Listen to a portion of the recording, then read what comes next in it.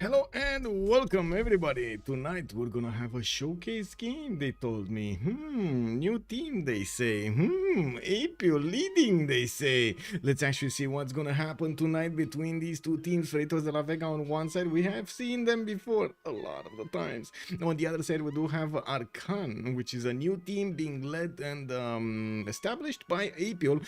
I did actually try to take a look if I can find anywhere the roster, but in the meantime, I do wanna put it up on the screen here, because we're going through the pick and ban phase. There we go. So what do we have?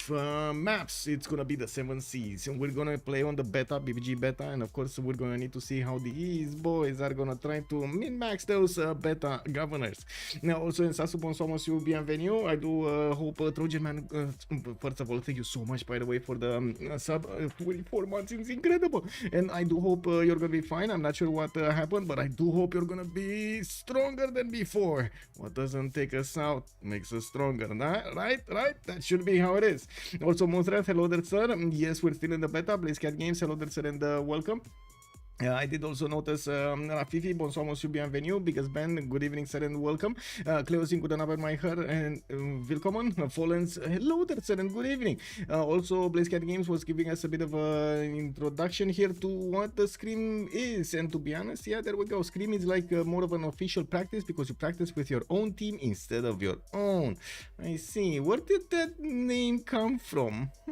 Why are they not calling them Scream games? Or I think there were other names as well during the like CS series or stuff like that. There were definitely another term. Kukura Kapu, good evening sir and welcome. Thank you so much for the follow sir. The Beasley, hello sir, good evening, and indeed we're here to watch a great game.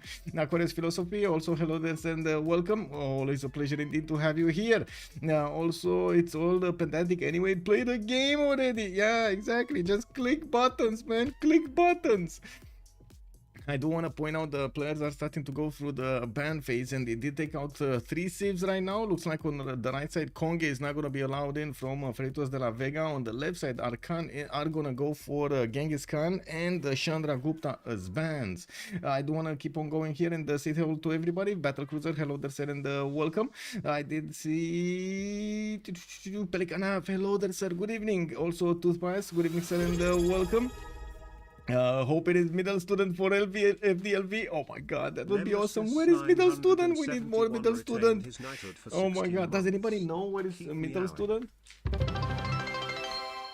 I'm sorry, I was taking a look after the cat. I don't know what happened. She's fine. She's fine. Also, give me a second. Impress 221. Thank you so much, sir, for the. Good evening sir, I mean, and wait a second, because I'm hearing a lot of notifications in my ear and I don't see them. Muzdra, thank you so much for the 100 biddies, much appreciated sir. And also Nemesis, much appreciated for the resub. Thank you sir, thank you. Getting going over there for the plus program. Let's go. We're getting to the plus program. Oh, slowly but surely. Rambling Man, also hello there sir and welcome. Hello sir, good evening. Thank you so much for picking up that first promotion and writing first in the channel over here. Thank you sir and good evening. Let me actually scroll down and put my chats in order so we can talk about them and you. And we do have the Beasley showing up with 100 biddies. Thank you so much sir, thank you so much. Why can't I take this out? Your Kids Hero, also good evening sir and welcome. I'm trying to actually get the windows. Oh, there we go. I don't know why it got stuck.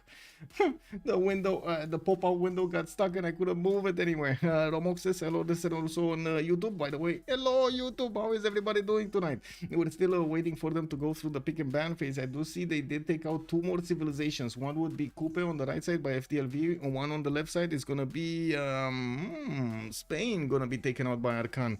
I'd also noticed Scythia has been ticked off by FDLV, which means we do have 4 more bans remaining for them in total, 2 on each side, and we're gonna see the first 4 picks. Let's actually wait for them to go for this. Middle student joined Discord 2 months ago. He told that he's doing IRL stuff, a sort of life coach, and that his own had his own YouTube channel. Sorry, but I forgot the name.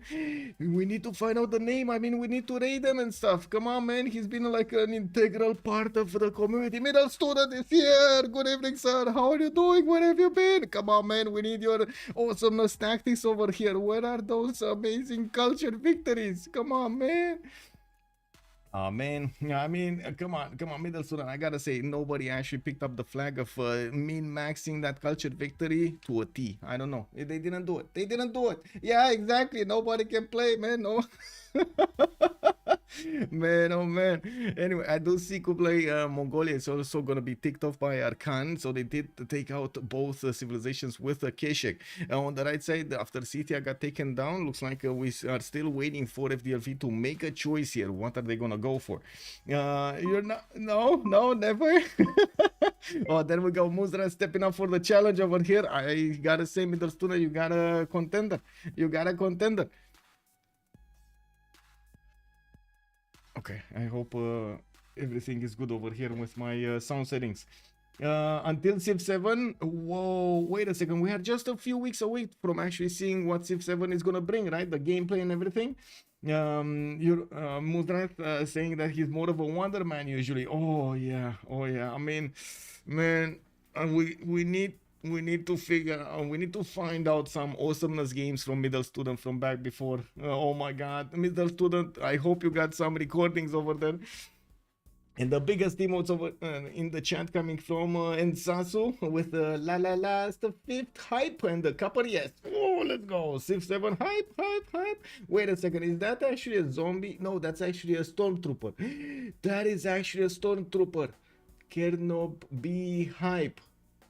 Why does the stormtrooper have a lot of glitter? Oh, I see. Okay. Oh, beer snowtrooper. I like that one. I definitely like that one. Hope we can see some Ibrahim today. Well, let's see if they're gonna go for Kanuni. I do also notice Japan has been taken out by Arcan, and this is before their first pick phase. While on the right side we do have Theodora Byzantium, and 8 more seconds to go until they need to pick something up. Let's go Maya. Why not? Maya BBG Beta. I heard a few stories about Maya. I'm not sure if they're true. We definitely need to see them in the games, right? And I don't think actually FFAs are quite of a benchmark for these 4v4s. We definitely need to see them in this particular format and see how they perform in the 4v4s. Tokugawa has also been taken out by FDLV. Thank you so much, Mudra, for the Hanabiri. Much appreciated. And Sasu is the emote king. Yes, sir. Yes, he is. I think he's actually how do you call it? Collecting. I think that's the correct word. Collecting emotes from all over Twitch and just using them at his discretion over here. Just you have an emote. They have an emote. They have an emote. You got an emote. Everybody has an emote. Animated ones, normal ones, glitter, no problem. He has them.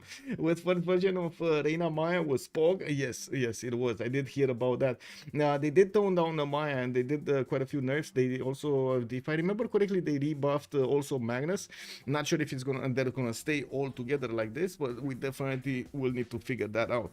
I'm probably gonna do a video with the update for the full BBG version when it comes down, so everybody gets to see the how to say the changes, and of course we're gonna need to also wait for them to actually get a file going over there. Oh yeah, there we go. The pew pew, he has the pew pew. And Sasu is throwing the pew pew in chat. Yeah, he's doing it. I do see the first civ of the game is gonna be Basil the second. Arcanes are definitely starting off strong with FDLV also picking up Sumeria and Dido. They will have challengers. Basil the second, we've seen him multiple times stomping his opponents with those tangmas. We might expect the same thing happening tonight. We do need to see if he's gonna manage to get that taxi straight going on him, and we definitely need to see who's gonna provide him the gold. He definitely doesn't have a lot of gold. Looks like Portugal is going to be picked up by Arcan, and we do need to see the last 4 bans. These are going to be the last 4 bans of the game. After this, there will be no more choice to come back. I think I need to swap, and I don't know who to swap. Who do I swap with? I click buttons. I really good robot. Yes, beep, boop, beep, beep. Work my toes off. Hello there, and welcome. Now he has the gold. Oh my god, if he plugs in Reina somewhere and gets that gold going. But wait, is it that enough gold right now? I wanna see. I wanna see. I do know they overall in the version there was a lot more gold available for them. We do definitely need to see what they're gonna use that gold for. Now I do see also Mapuche has been taken out by FDLV. On the left side, the Montezuma has been selected. Well, not yet actually. They just clicked on him but didn't select him, locked him in. We do have 2 more bans for them to go for, and I'm still waiting to see who do I swap. I think everybody's busy over here with the thing.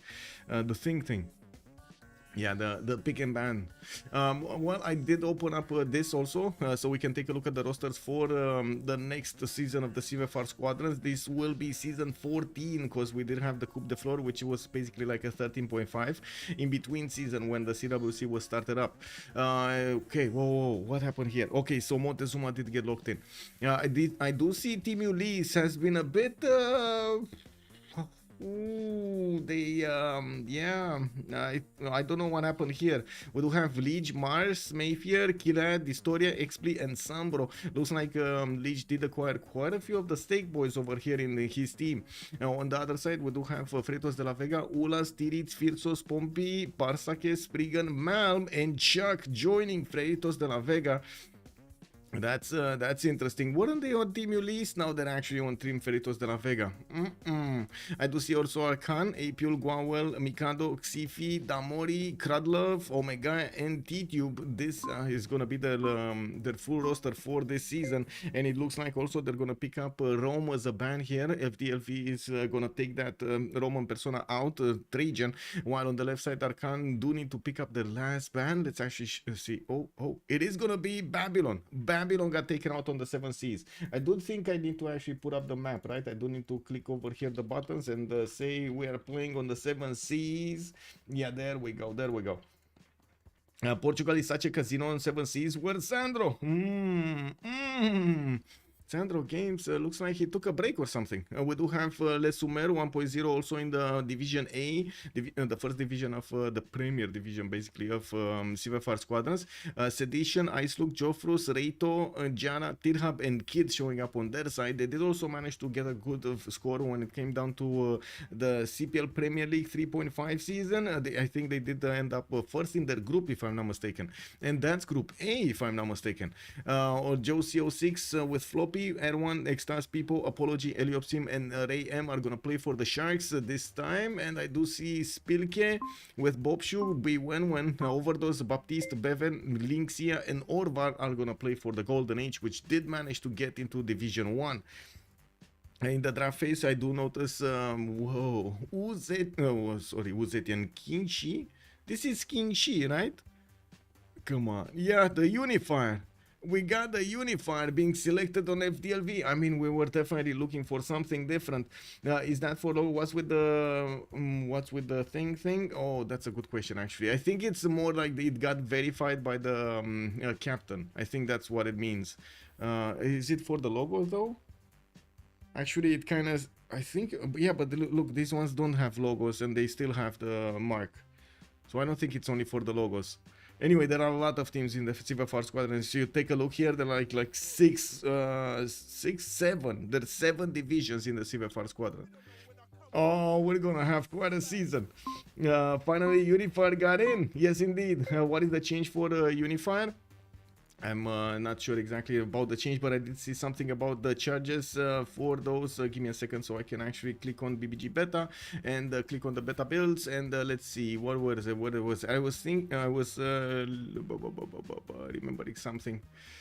Kingshi mandate. Percentage from charges on Wonder reduced back to 15. This is what happened to him. Do we have anything else that did happen before, or was this just the change, just the one change? Mansa Musa Suguba, Mali, Sundok, Sejong, Sewan, Victoria, Elizabeth, England, Yongle, Uzetian, Kingshi Unifier. Book now gives 1 food. We do have gets a Eureka inspiration when he recruits a general or a writer. Okay. So it looks like they also. Wait a second. Okay. Interesting. But this is Kingshi Mandate, the other one. So why did he say over here Kingshi something different? Whatever. I guess it is what it is. Because I'm pretty. Oh, Mandate. Only on Mandate, not on Unifier. Only on Mandate. So he gets the food basically. The food. He's gonna come out with the food. Well, I do see Arcane are not gonna sit around and play around, fool around with their food. They're gonna pick up Macedon over here to stomp their opponents, and also Age of Empire. A bit surprising that in this version they actually picked Age of Empire over Age of Steam. If I'm not mistaken, Age of Steam should be stronger.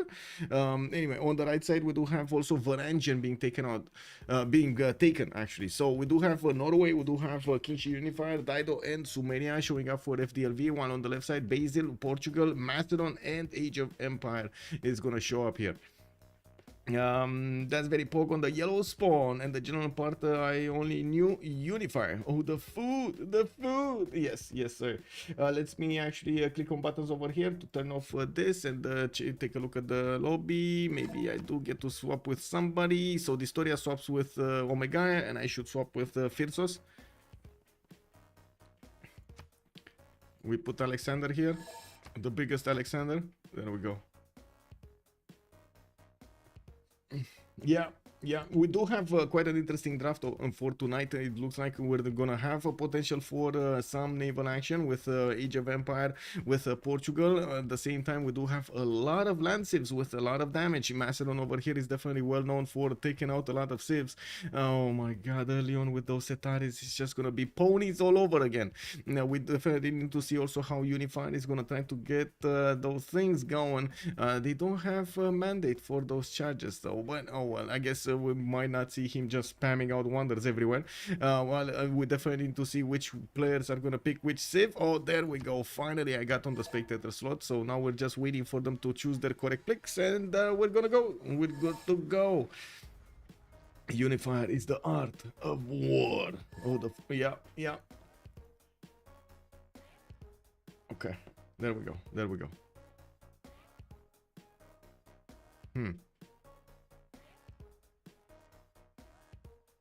Wow, I mean, don't get me wrong, I wouldn't mind a game with full Alexander everywhere. This is gonna be fun. Full Alexander everywhere. Yeah, what's new for FDLV roster? They got Malm and Chuck on their side. If I'm not mistaken, Malm and Chuck were on Last Day Company, right? So basically Last Day Company, except LDK, has split into two. Quite a big part of it did go for Ulysse, and some of them did go for Freritos de la Vega. Blazier Games is also saying, I think AoE is still good. The trader bonus was nice, but it wasn't consistent. But actually on average she's similar to before. The extra melee unit helps her be safer on land too, which is nice, and escorting civilians is a constant sim bonus. But yeah, she is definitely not able to get giga food continent split tempo anymore. Yes, exactly, that's a bit of a slowdown on it. And definitely on Age of Steam, I do have to say, with all of those bonuses on IZs, ooh, she's getting big, very big muscles over there. Oh my god. Okay, so Omega is gonna go first for Victoria Age of Empire. I do see Tirits is gonna go for Gilgamesh second. First on Hadrada Varangian. We do have Mikado still on Alexander. Malm is gonna go for Dido for the seafaring nation here. Dido also will definitely challenge both Age of Empire and probably Portugal. I'm not sure, but it should be Portugal, one of these three. I do also notice in the game we do have Omega with Mikado, with Xifi and Obali for Arcanes. While on the other side we do have Chuck, Malm, Firsos, and Tirits showing up tonight for Freritos de la Vega. Okay, Chuck gonna go for Unifier. So okay, so let's see how Unifier is gonna go. We've seen him at the beginning of the meta, like kind of like mid-season, I should say, in the season, in the previous season of the CPL Premier League. There were a few players that really enjoyed playing it, mostly on CPL, not on CVFR. And we're going to need to see how he's gonna get to use that production towards encampment buildings, if he's gonna manage to get going quickly to take out an opponent, or well, he's gonna take it slowly. Wow, okay, so Jao the Third, played by Obali. I don't think I know Obali. I don't think I actually know him at all. Does anybody have more information about Obali here? Work my teams off. Yes, this is a 4v4, sir. Yes. Where is Hazagi on Ulysse? There is no more Hazagi on Ulysse. I don't know where he went. Yeah. Unified was sick with previous drums. Exactly, right? Battle Cruiser. Yeah, I was thinking about that. It got nerfed. The adjacent on IZ was nerfed to only one. Oh, I see. Okay. So they nerfed her as well. Man, so many nerfs being done over here. Okay, we're just waiting for the mount to pick up, and we do need to put prediction on the screen for how many remaps are we gonna have. 0, 1, 2, submission period for 10 minutes, and there we go. I do wanna check if I double close. Okay, I close the screen. If scenes is down to 0, it should be fine. Should be fine. So just waiting here for mount to get going. We should be started up.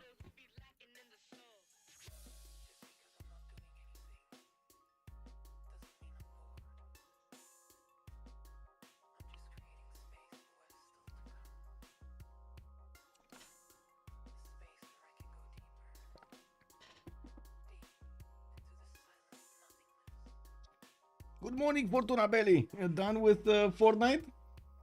Done. Oh my god, guys, I got into quite a discussion on a YouTube video about Intel. So there was somebody with a YouTube channel that did make a quick video, a new video about the Intel thing, and I was like, okay, I mean, sure, you know, I did already get the micro update and it worked out fine, like, but they were saying there was no micro code update, but on Gigabyte, on my motherboard manufacturer, the last update seems to be done the trick. I don't know if it's actually gonna stabilize, fully stabilize, but come on, I gotta admit that there were no more stability issues for like the past week and a half or something like that, or 2 weeks.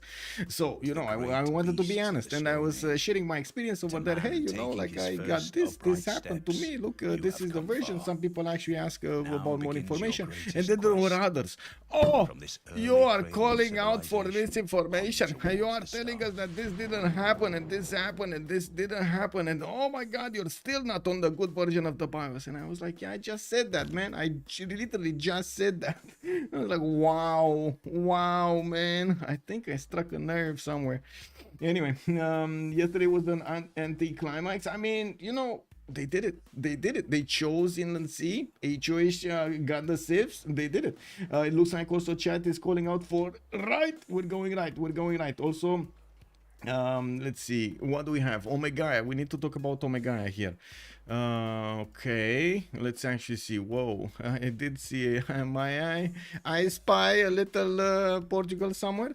No, I don't see him. Come on, man, where is, oh, there we go, London. We do have him with a scout coming up in 3 turns. Looks like he's gonna have a continent split to the northwest. Does it matter anymore? It doesn't matter, right? It needs to be at a certain distance. Age of Empire or something. City settlement. Okay. Neighbor cities. What is that? So there's no more extra. No more. Oh man, this is just gonna be bad. Okay, this is gonna be unfortunate. No. Baxter also, good evening, sir, and welcome. Nice thing to make the workday go faster, indeed, sir. Yeah, nice. We get Gilgamesh play, and we do also see some China, Chuck playing China King Unifier. Age of Empires, massive nerf. Yes, I remember how much of a nerf Daido actually suffered when it got that extra trade route taken away from it. I would expect the same thing happening here. I think we need to vote for bringing back that trader on Age of Empire. If not for the lobby sim, yesterday's game would have been less than an hour. It would have been fast, yes sir. But I think I gotta say, you gotta admit, we actually got to see the long ships in action. Since when we got to see long ships in action, right? Well, not as many hills as Rich Islands, and a lot more water. Well, we do have also London with quite a few coastal cities to place in the wash to the north and to the northwest. I do notice he's going to be quite far away from Mobali to the west side. He would have definitely wanted to trade with him. Unfortunately, it doesn't seem like it's going to happen this game until Portugal is going to get a city here on the right side, and that means he's going to put a city right in the face of Tirits. Oh, Tirits definitely not going to like that. We do need to move towards Joe the Third here. Obali going to get his free pantheon with the tobacco tile. That's going to give him 1 extra point of faith, and we'll definitely get there quickly. Has freshwater city to the east side. West side, no freshwater city, but he can place some cities to aqueduct them next to these mountains, and of course use the lakes. I'm pretty sure he will get some inlands, of course, making use of the lake and the freshwater from the rivers, although I would imagine he's going to want to stay on the coast for as much as possible, with as many cities as possible. Now we do have also the west side. It looks like Chuck is going to be past these mountains, and he will have the opportunity to keep Portugal from passing through this lake. We're going to need to take a look if he's also going to have the opportunity to actually get units through that one-tile choke towards Portugal. Portugal not being known for being too strong at the beginning of the game. It takes quite a bit of time to make use of everything. On Alexander, we did see a wild Alexander here. Oh my god. What do we want more from this spawn? An opponent, I think, right? Let's see. The city of Pella does have a 2-2 base. He does have his 1-3-3 Tuffle. And the Mount Rorema to the northeast side is going to get that extra faith and extra science going from an early state of the game.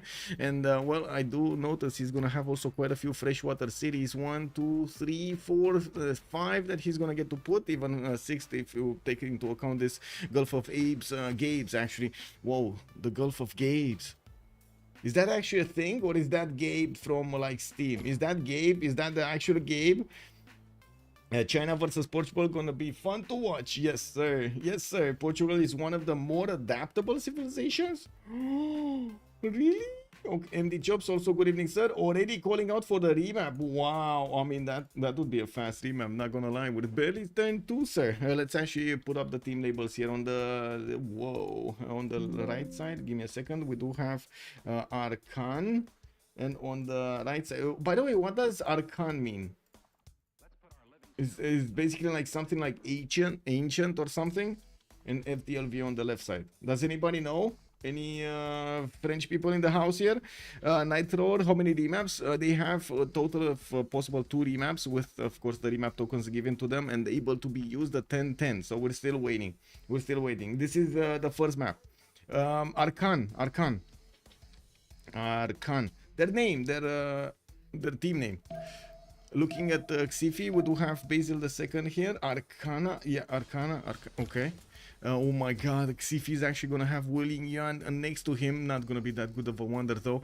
Not many extremely good tiles there, but still there's a bit of culture that can be gathered. He definitely has more fresh water to go for, the lake in the south, and I do see him able to actually settle the Mediterranean here. That's going to allow him to put cities in range of the coastal cities of Macedon, so they will be able to trade. He does have to the right side also Nidaros. That's going to be Fiersos with Varangian.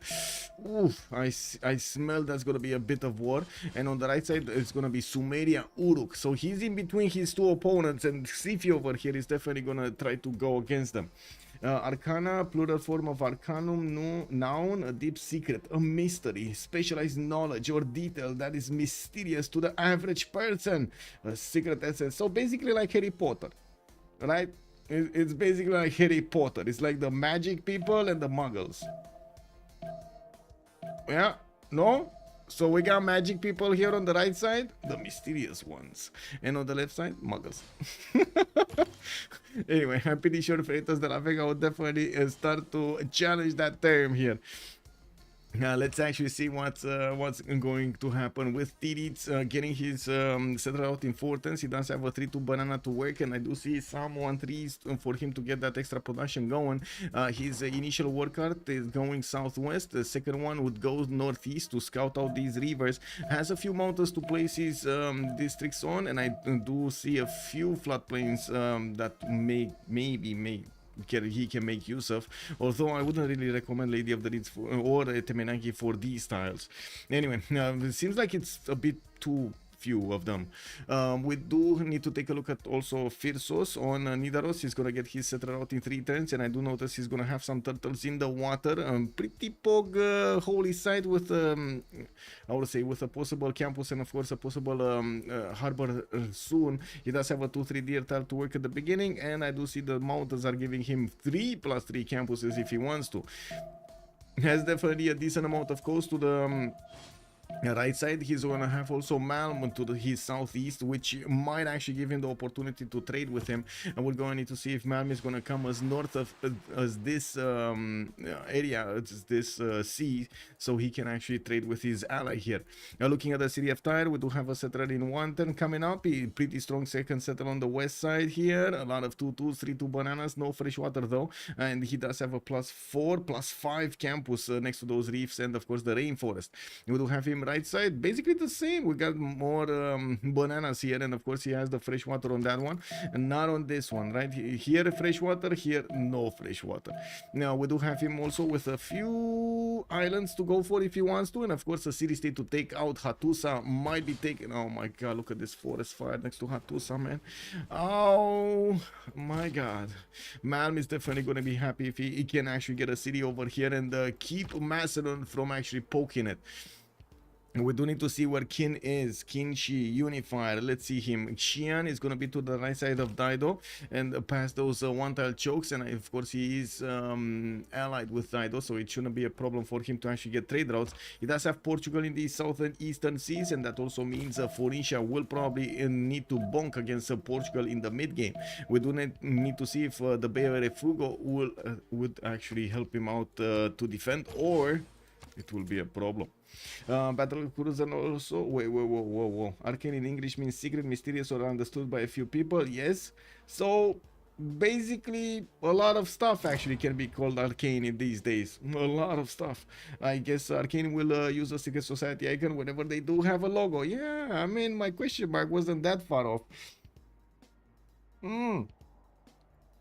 Guys, I don't know if you saw what they did with Photoshop. Oh my god, man, Photoshop just going ahead. I know there's quite a bit of hate for Adobe.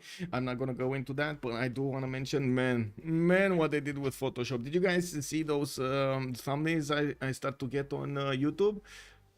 Amazing.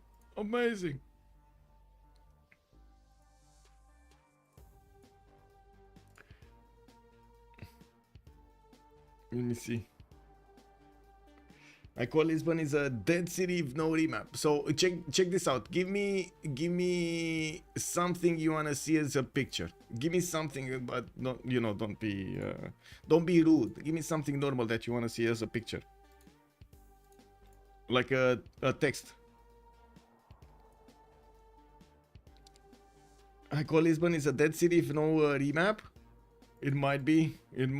Although I'm not sure of the power spike of China. I'm actually quite curious to see his timings over here, how quickly he's actually going to get going against Portugal. We do have a remap chosen by Arcane. They're actually not going to want to sit in this place with Xifi in between two opponents over here. It looks like he wasn't feeling happy. Mikado was on his own little island, and he didn't want to play Tropico this game around. Furry against Cockroach. Okay. Wait. Let's take it from the first one. Harry Potter plays Civilization. Okay, let's see. What do we have here?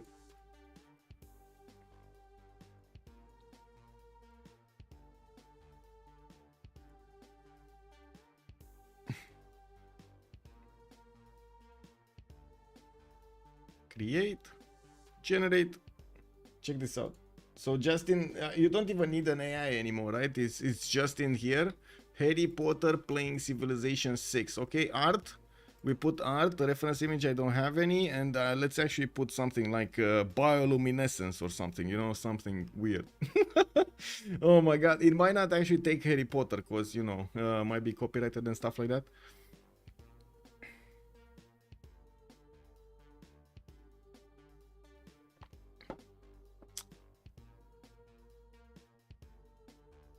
Thumbs up, thumbs down. What do I do? Thumbs up, thumbs down. I even get like 3 options for this. No, thumbs down, thumbs up, no. Kyosum doesn't compile, no. Out of subject. Oh my god. Harry Potter turned into a... Okay. Okay. Wow. This is what the Civ part is missing. Yeah, there's no Civ part. I don't know, man. Let's see. What was the second one? Second title. What was the second title? The Harry Potter part is missing also. Wait, a furry against a cockroach. Okay, let's see. Furry against cockroach. Oh man, yeah. Monkey Wazaru, good evening, sir, and welcome. This is the future of AI. Yes, this is how it looks. Oh my god, bioluminous cockroach over here showing up. I mean, it's not a back picture, but I don't think where is the fight going on? Where is the actual fight? Oh my god, look at the bit. This is like a beetle bug or something? Oh my god. Yeah, no, but there's no fight. There's no furry fighting. There's no furry fighting. It's a, yeah, it's a furry cockroach. I think they kind of made love or something. Yeah, they combined. They combined their powers. Yeah. Mm-hmm. This one, furry cockroach. Yeah, didn't know this one. Easy, easy. You can also the big thing that I have to point out, you can actually output it at what pixel you want, right? At what dimensions you want, which is very, very different than the other ones I've seen. Let's actually take a look. That insect has too many legs. Flying Wilhelmina. Okay. Oh, I like that one. Let me actually see. Flying Wilhelmina. I think I wrote properly. Oh, there's an extra well. Wilhelmina, like this, right? Wilhelmina. Okay, there we go. Let's see if he knows. If he knows. Maybe he doesn't know what Wilhelmina is. Furry cockroach. Oh no, this is definitely not Wilhelmina. This is definitely not Wilhelmina. I think I actually need to put like a reference picture so it actually takes Wilhelmina. Oh man, oh wait. Boats fighting on seas like in the movie 300. Does it know? Does it know? Let's come back to the game over here because we gotta ask the big question. Are we going left or are we going right? Bordanian, good evening, sir. You're saying left, we're going left. Let's actually take a quick pick. The city of Tyre does have his scout coming up in 2 turns, has fresh water from a lake, and I do notice reef fish tile. 2 reef fish tiles are going to give him the food with a banana. Has another freshwater city towards the north and actually 2 towards the north, none towards the west side. He's going to get later on to maybe aqueduct, but not immediately. And I do want to... Oh. Okay. I mean, they're not really fighting, are they? They're not really fighting.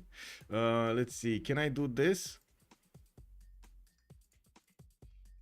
Cannon fire from one ship to the other. Let's see. Does it know? Does it know? Books of Magic by Neil Game. Yeah. Oh, it doesn't let me. No, it doesn't let me actually add some fire over there. Let's see. Cannon firing to the right.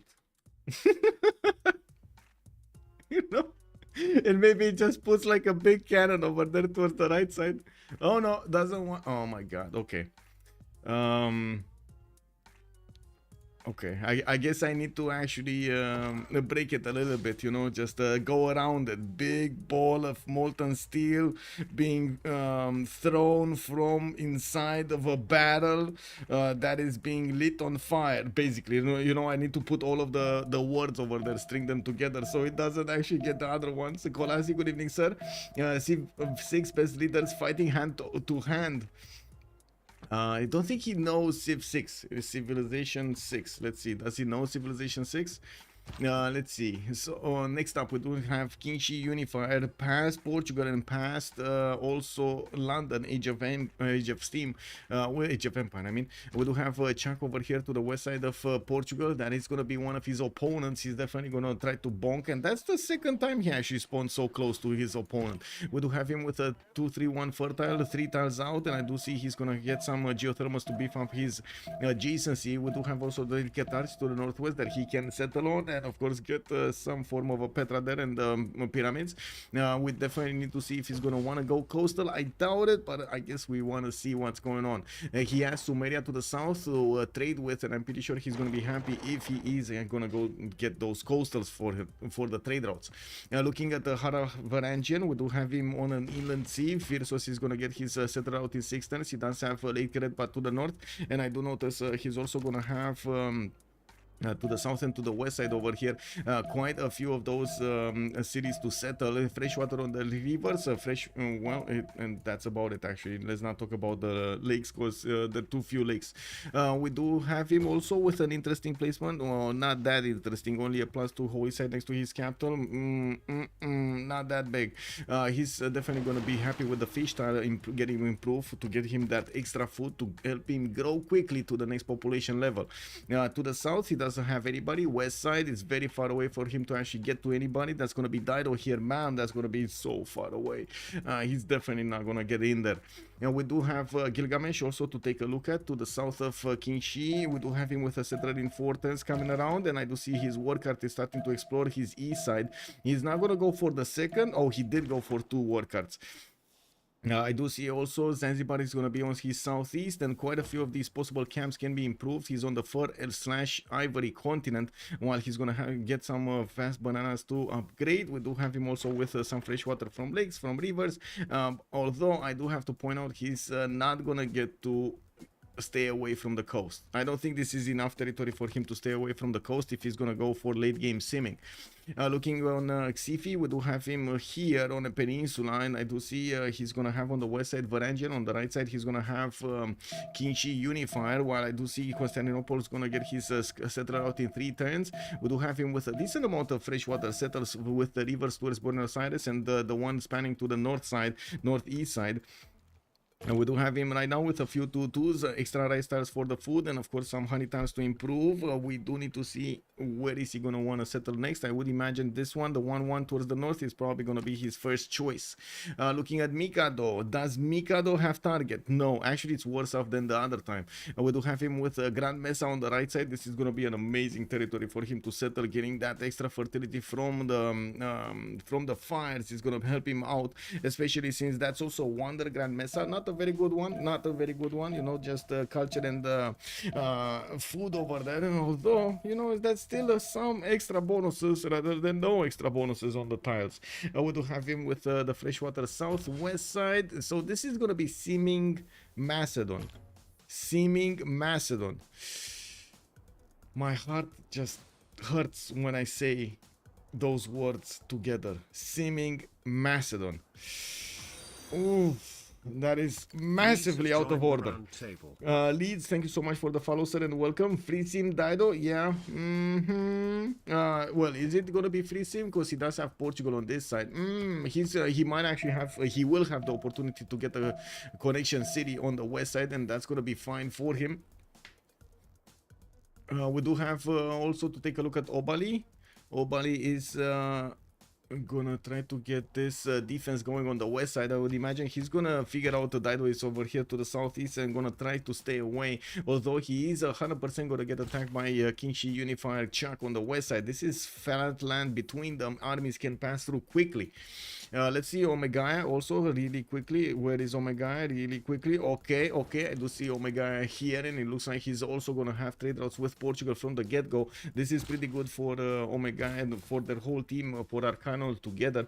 Has some turtles to improve, and his first settler is moving east side. Interesting. He's probably gonna go on the northeastern coast.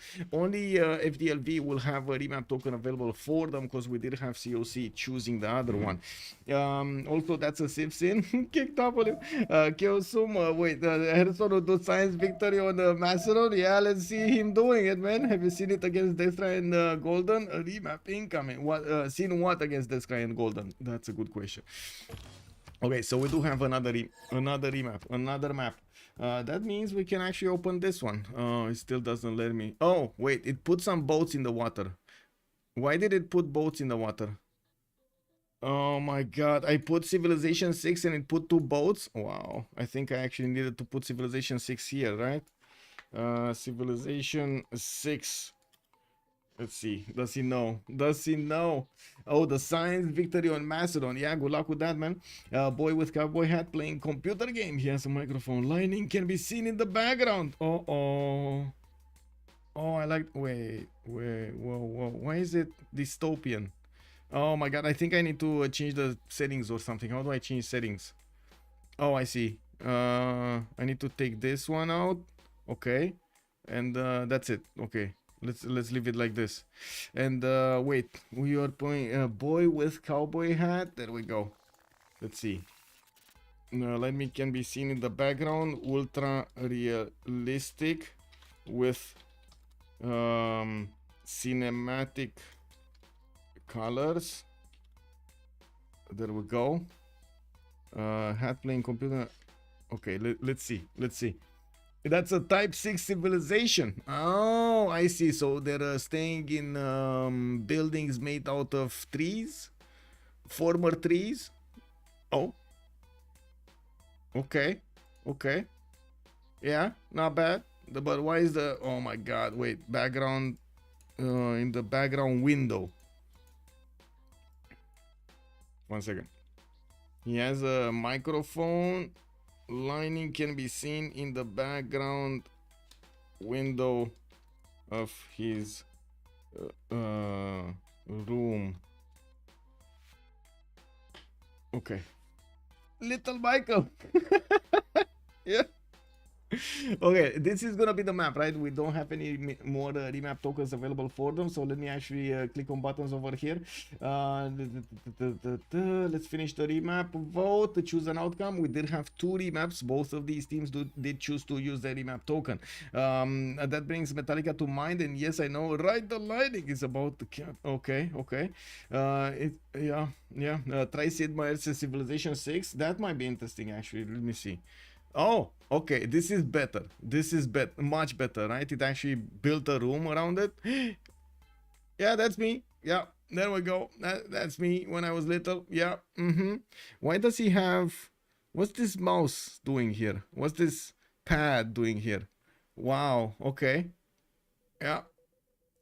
Not bad. Not bad. I gotta say, not bad. Not bad. For something that isn't drawn, not bad. Let's try... Sid Meier's Civilization 6. Let's see what it pumps out. Okay, coming back to the game here. We do need to ask chat left or right. Left or right, sir. The drawing reminds me of this funny meme. Blazecat Games, can you send it to me in how to say in a whisper, please? The keyboard is hard. Yes, Rafifi, yes. Wait, chat is still not telling me. Are we going left or are we going right? Sirs, come on, right this time? We go right this time? Okay, we go right this time. And I also want to double check here on YouTube. Everything is good. Everything is good. YouTube, everything is fine over there. We're good. We're good. Just not great spawns for some of the players on M1 and M2. I see. Interesting. Okay, so let's go right. We need to take a look at Omega this time around, and I do see him with the city of London benefiting from a continent split. Not that it matters anymore. Ha, gotcha. We do have a scout coming up in 2 turns, and yes, we do have him with a cattle tile there for some extra food to get going from the beginning. He has some also bananas, truffle tiles to get the gold, and I do notice some places for his campuses. The 2 reefs over here to the southeast, giving him the +4s, and of course we'll get the opportunity to take out Arbak, which is quite close to his capital.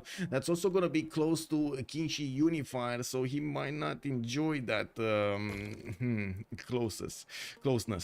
We do have also London benefiting from 2 of these ivory tiles, and he does have a horse tile in the second ring here from London in the north. While I do notice he's gonna need to make a choice. Is he going right or is he going left? We're gonna need to wait for him to make a decision. First off, the capital city has been placed on the left side. Blazecat Games, YouTube Shorts, map of all Steam users. Oh, I see. I don't know how to turn this. Oh, I see. So this is what Blazecat Games wanted to show us. What's this? Wow, Steam users, and there's somebody in the middle somewhere over there. Oh, that one guy, that one octopus, man, that's just poggy woggy. Yeah. Wait, what did I? Oh, kick W. I just figured out that in the USA there are states where you can go to them for cheating your wife. Oh, wait, is it true? Is it true? Where? Does that also come the other way around? Is that both? It goes both ways, or is just one way? Portugal has a possible trade partner this time. Yes, it does. So let's actually keep on going and take a look at Portugal this time. Joe the Third, Obali is gonna have already an exploding volcano, and I do notice to the west side he's also gonna have Sumeria on his back. We do need to see how quickly Sumeria is gonna figure this out and how aggressive will he want to be against Portugal. In the south, I do see Constantinople. That's gonna be a possible trading partner. To the right side, also Chuck is gonna be here, so I'm pretty sure he's not gonna be that easy. He's not gonna find it that easy to actually expand here or here, and for that matter, west or south. Now, could go for the gypsum tile. That's also the Phoenicia's puddle. Again, a bit of a problem here. Obali is being surrounded from all sides. This is the problem, big problem. He has access to horses in the second ring, a geothermal to give him some extra adjacency, a +4 campus there, and I do notice reef tiles for the extra food. 2 of these iron tiles to the northwest in the second and in the third ring. Macedon, he has target this time around. He has target. No, he doesn't. That's just Norway. Oh, it is a target. We do have Norway here that is going to need to withstand the power of the Macedonian city of Pella. We do have 3-2 bananas already feeding these warriors here, and even a flood came in to give more fertility to these lands. Mikado does have a Cocotile to settle next to, and I do notice he's going to pump out that settler in 4 turns. Has quite a bit of fresh water from these rivers, access to a horse tile in the second ring, and also an iron tile in the first. Taking a look next, let's actually see where Basil II is. South of Portugal. He's gonna be that man that's gonna try to save Portugal from well, the grasp of China. Constantinople will have his fresh water, northwest and south. Ooh, Mount Sinai to the south. Wait, does he know about this? He doesn't know. Watch him actually go right side over here. He's gonna go for that lake. He definitely doesn't want to go for this, right? He doesn't know about this yet. Yeah, he does have quite a bit of extra fertility because of the forest fires, and I do notice the tiles are starting to get those bonuses on them. We do have also Xifi with a few 2-2s, horses in the second ring, an iron tile also in the second ring. He just bought a scout so he can escort his settler, and I would imagine he's gonna be just 1 or 2 turns away from figuring out where China is. Also, Chocolate Hills volcano in Portugal's cap. Yeah, that volcano exploding is amazing. What is this? Oh, this is Sid Meier's Civilization 6.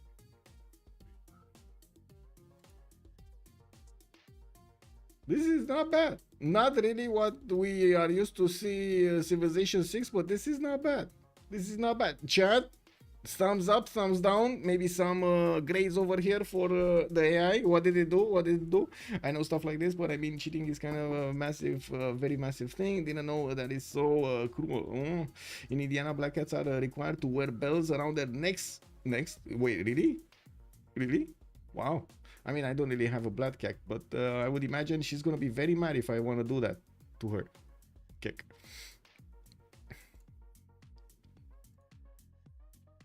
So no, okay, it looks like we don't have grades. No more grades for that one.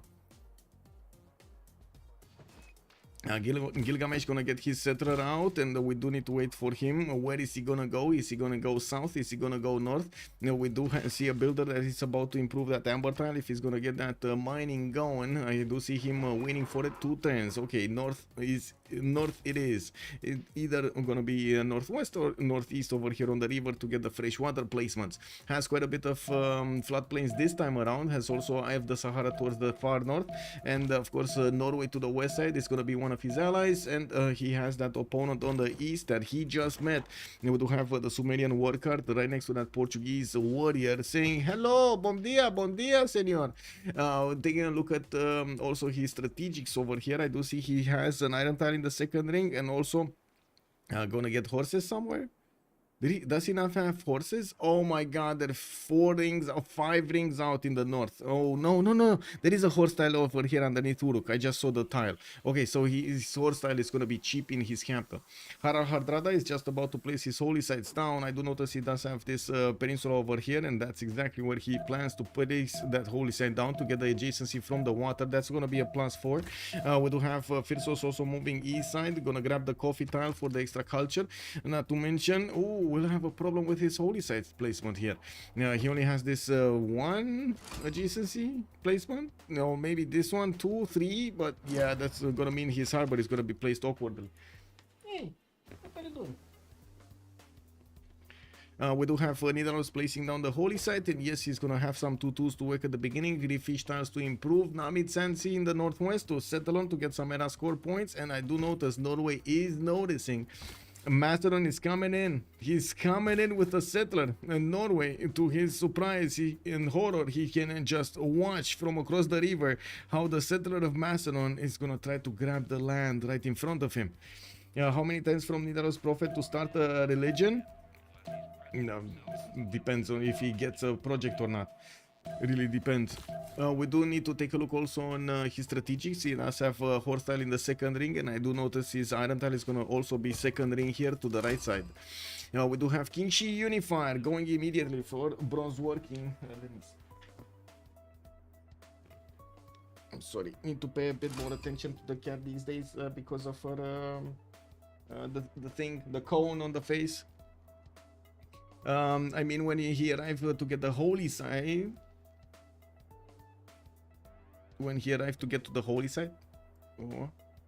anyway, maybe I misunderstand the question, Battle Cruiser. I'm sorry. Okay, strictly for him, the Middle East. Yeah. Okay, I didn't know. Let's see, what do we have here? We do have Chuck coming up with his scouts. I do see a settler in 3 turns, and from Shiana, second one, while Xifi Byzantium is gonna come from the south to start looking at his cities here. And I do notice Xifi did actually settle in the face of China.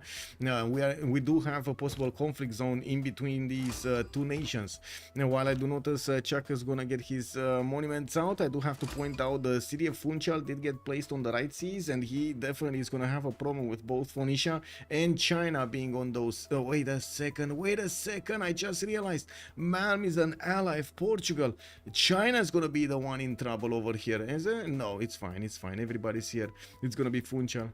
I'm sorry, I got these mixed up. It's Chuck with Malm against Funchal. Okay, there we go. First time around I was having them correctly, and then I thought, did I make a mistake? Why did he actually put that city on the coast there? But no, I did not make a mistake. It was actually exactly like that. We do have the world declaration being sent, and I do notice Xian does benefit from both horse tiles in the capital, while he's gonna get an iron tile here in the second ring of his capital. Hey, what are you doing? We do have also a free recon unit just delivered to Phoenicia, city of Sidon, while I do see the city of Tyre gonna get that third settler going. We do have him benefiting from quite a bit of food, some reef tiles in the water, while he's gonna get his scouting around this territory here. I do notice the fresh water is gonna be at luxury. We did have him also settle on geothermal. No, that's a mercury tile. That's an extra amenity that he's getting going over here, a luxury resource that he just acquired. Quite a few cities to settle to the northwest, and I'm pretty sure Sumeria is discovering this territory for him to give him a heads up of what's going on here in Portuguese lands. Also, let's see, wait, I mean, when he arrived to get to the holy site, just moving, not projecting. Okay. Well, Stavager is here. He's not putting down the holy site yet. Code Monkey G1, thank you so much for the follow, sir, and welcome. Does Portugal know he's dead? He probably doesn't know it yet, sir. He doesn't know it yet. And I do have to point out Byzantium here putting down his holy site, so getting a third city. Sifi is definitely going to try to do something against China. We do need to see if they will triple team Portugal here, or it's going to be something else. Wait, cat. Okay, there we go. Slow, okay? Slow. Chill. Fine. Yeah. No.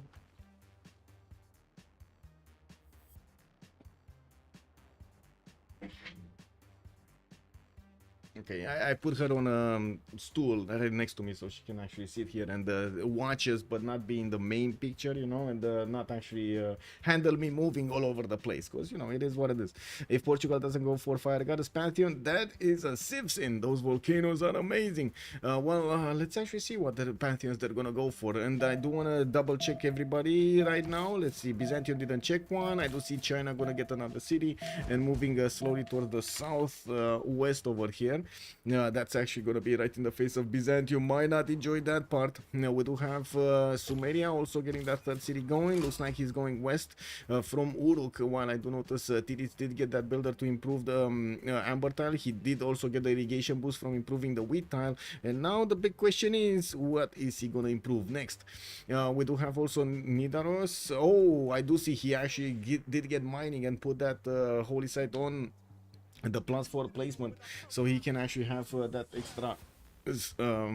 extra faith there.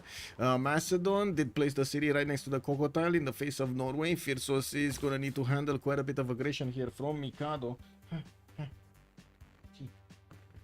I'm sorry, the cat really wants attention. If Portugal, oh yes, okay. Let's see, what do we have here? Dido, still no Pantheon yet. We do have the first Byrim coming around, and yes, that is a 30 strength city. The galley of Portugal is actually moving towards the city of Taiwan, and Byzantium has a scout next to it. Oh, Bali might actually get a kill over here on the city of Taiwan. Do we have boats? Do we actually have boats? We definitely don't have boats on King Shi Unifier. He doesn't have boats.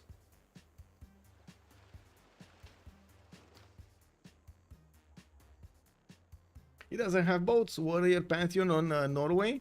No, I didn't think he picked up a Pantheon, but let's see. Yes, he did. He did. Initiationites. You're correct, sir.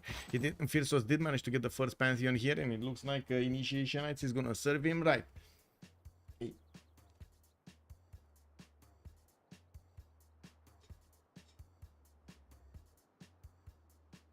One second. My boy.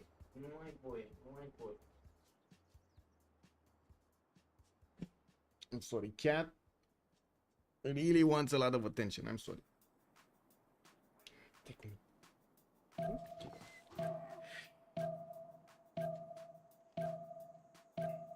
I gotta admit, I have a bit of a hard time sleeping these days because I want to keep her from actually, how to say, doing damage to the surgery.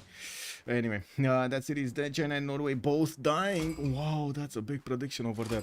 Let me actually take a look. We do have Byzantium getting that phase generation going. Looks like also the Chinese settle is going to be blocked here for a few seconds. The Byzantium scout is going to need to actually, how to say, defend against the slinger and the warrior. Well, I do notice Portugal is moving in towards the city of Taiwan. We do have the first Phoenician boats coming in to help. Might not be sufficient enough. These boats are 30 strength. The city of Taiwan is only 10, and I'm pretty sure it's gonna be a lot of damage done. And there we go. We actually got a build a warrior in that city center. Did he just buy one? I think they bought one, right?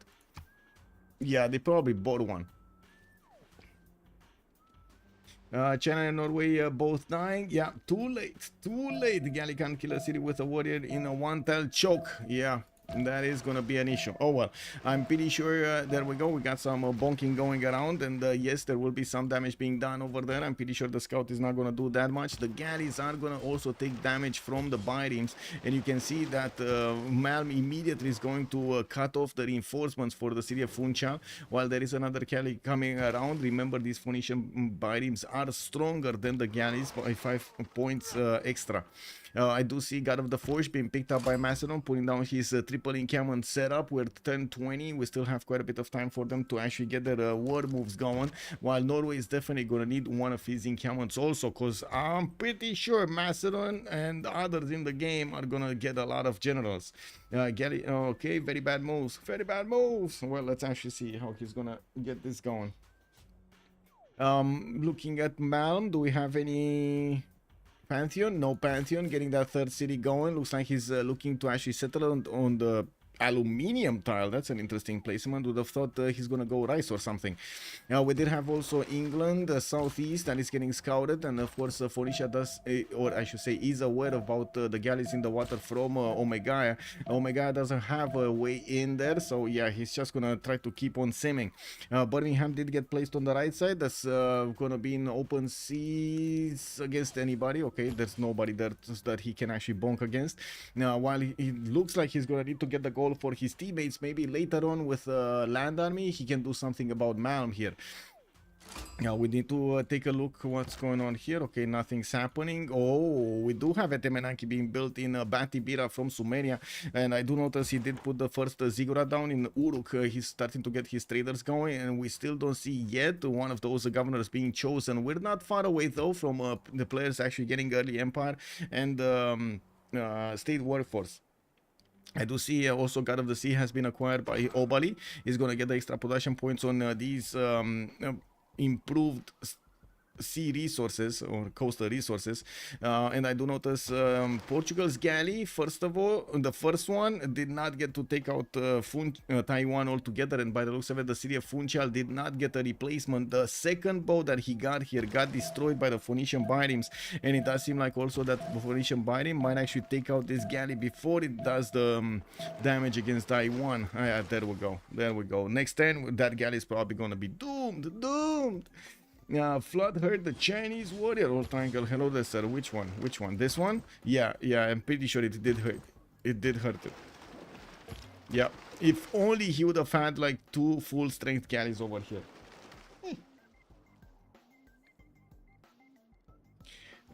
Yeah. Oh well. Let me see if I can put up the remap with one. The vote with one. Who will win? I'm sorry. I'm only writing with one hand, so give me a second. FTLV, and on the right side Arcan. Okay, submission period for 30 minutes. Let's go. Put the points in. Gesundheit. Thank you so much, MS Doll. Much appreciated. That's how you say bless you, right? In German, if I remember correctly. Thank you so much, sir. Much appreciated.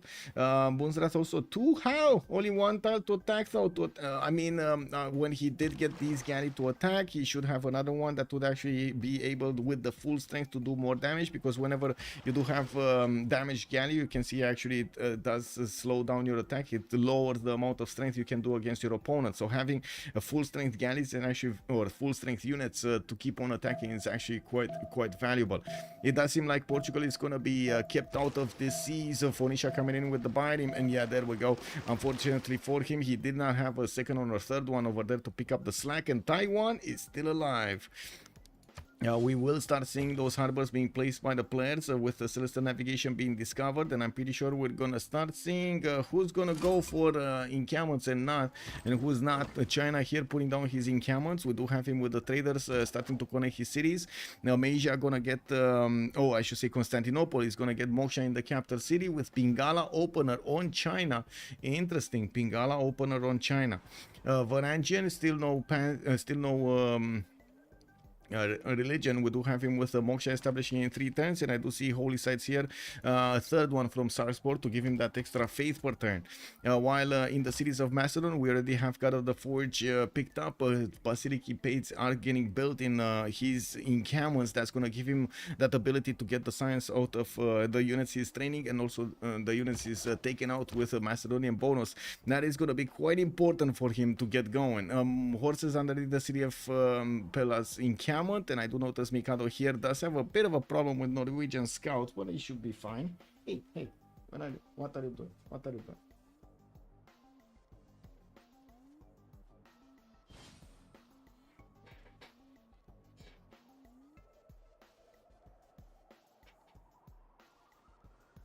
I kept on thinking all day today if I should go and take one of those colors that is much easier, but I'm so afraid because I had another cat before that actually ripped apart her surgery, and it was kind of bad. I don't want her to do the same. You know, cats are kind of weird sometimes. You need to protect them from themselves, basically. Anyway, now what do you say in Romanian when someone sneezes? Sănătate sau... Sănătate basically means good health. Or we say să trăiești, basically live long, or may you live, basically. I guess it came down from throughout the centuries. So a lot of people had problems, and whenever they started sneezing or something, oh, that's a big problem. I mean, you don't have any medication for this? Oh, I don't know what to say, man. I don't know what to say. Yeah, it is in the hands of the above beings. Yeah. Okay, let's actually see more pantheons. Do we have more being chosen here? I do see a pantheon. God of Open Sky for Byzantium. He's gonna start getting that extra culture from his improved pastures, and I do see he's getting invaded by his neighbor with Byzantium only having a scout defending that holy site. It does seem like Chuck is gonna do some damage there. God of Craftsman also acquired by China as a pantheon, while his neighbor Malm is going against Funchal, keeping away the Portuguese navy from his borders. We do need to see if Sumerian is gonna manage to do something there. We do have the Sumerian war cards passing through the city of Lisbon to see what's going on, and of course I did notice that horse tile still did not get acquired. That is a 4-3 tile that is not getting used right now. Yeah, we do have the Birim starting to actually attack into the city of Funchal. You do see they do enough damage to get over that repair health, and we definitely need to see if new Birims are going to come out to take these guys' places so they can keep on smashing. Okay, Dido did go for Goddess of Tides, gonna get that extra culture from his improved coastal resources. He's gonna choose to go for Moksha first, a bit of a surprise, and I do see, well, I guess Moksha internals are gonna be a thing this game, right? We're gonna definitely see quite a bit of culture coming out from those. Yes, that's where bless you came from during the Black Death. If you sneezed, it meant you were likely going to die. Yeah, basically, they said bless you to hope you go to heaven. Yeah, basically, yeah. I was thinking, you know, that might be the case over here. Portugal between 4 enemies. Oh my, Portugal is not gonna have a good time. Definitely not gonna have a good time here with Sumeria west side, China to the southeast, and also Phoenicia to the east side. I don't know where you see the fourth one, because this is an opponent, right? Byzantium is an opponent of, is first of all an ally of Zhao III and an opponent of China. And this might actually slow down the takeover of Portuguese cities because Byzantium is over there. And we also need to see how Norway is going to try to defend against Macedon. With Macedon getting his buildings going, he's starting to get a few builders, and I would imagine his horseback riding is not going to be far off. Mikado Eastern turns away from getting his horseback riding. I don't think he made a pasture to boost it, so you know it's going to take a while until he actually discovers that technology. The builder, does he have a pasture to improve? No. Wait, there's no pasture? Not even, come on, he has a cattle tile over here. He must get a pasture. Or at least somebody else should boost him towards horseback riding. It's such a bad day when you actually need to hard take all of these, right? Back in the day, even a simple cold would kill you. Yes, yes. And a simple cut could kill you. Yeah, yeah, it was kind of bad. But I do have to say the human defensive system is incredible. It is an incredible machine, an incredibly complicated machine that if you don't feed it, doesn't work properly. You actually need to feed it. Doctor said to me that I will die somewhere in the next 80 years. Oh, battle cruiser, yeah, man. I mean, live long, bro. Live long and prosper. Well, back in the 2020s.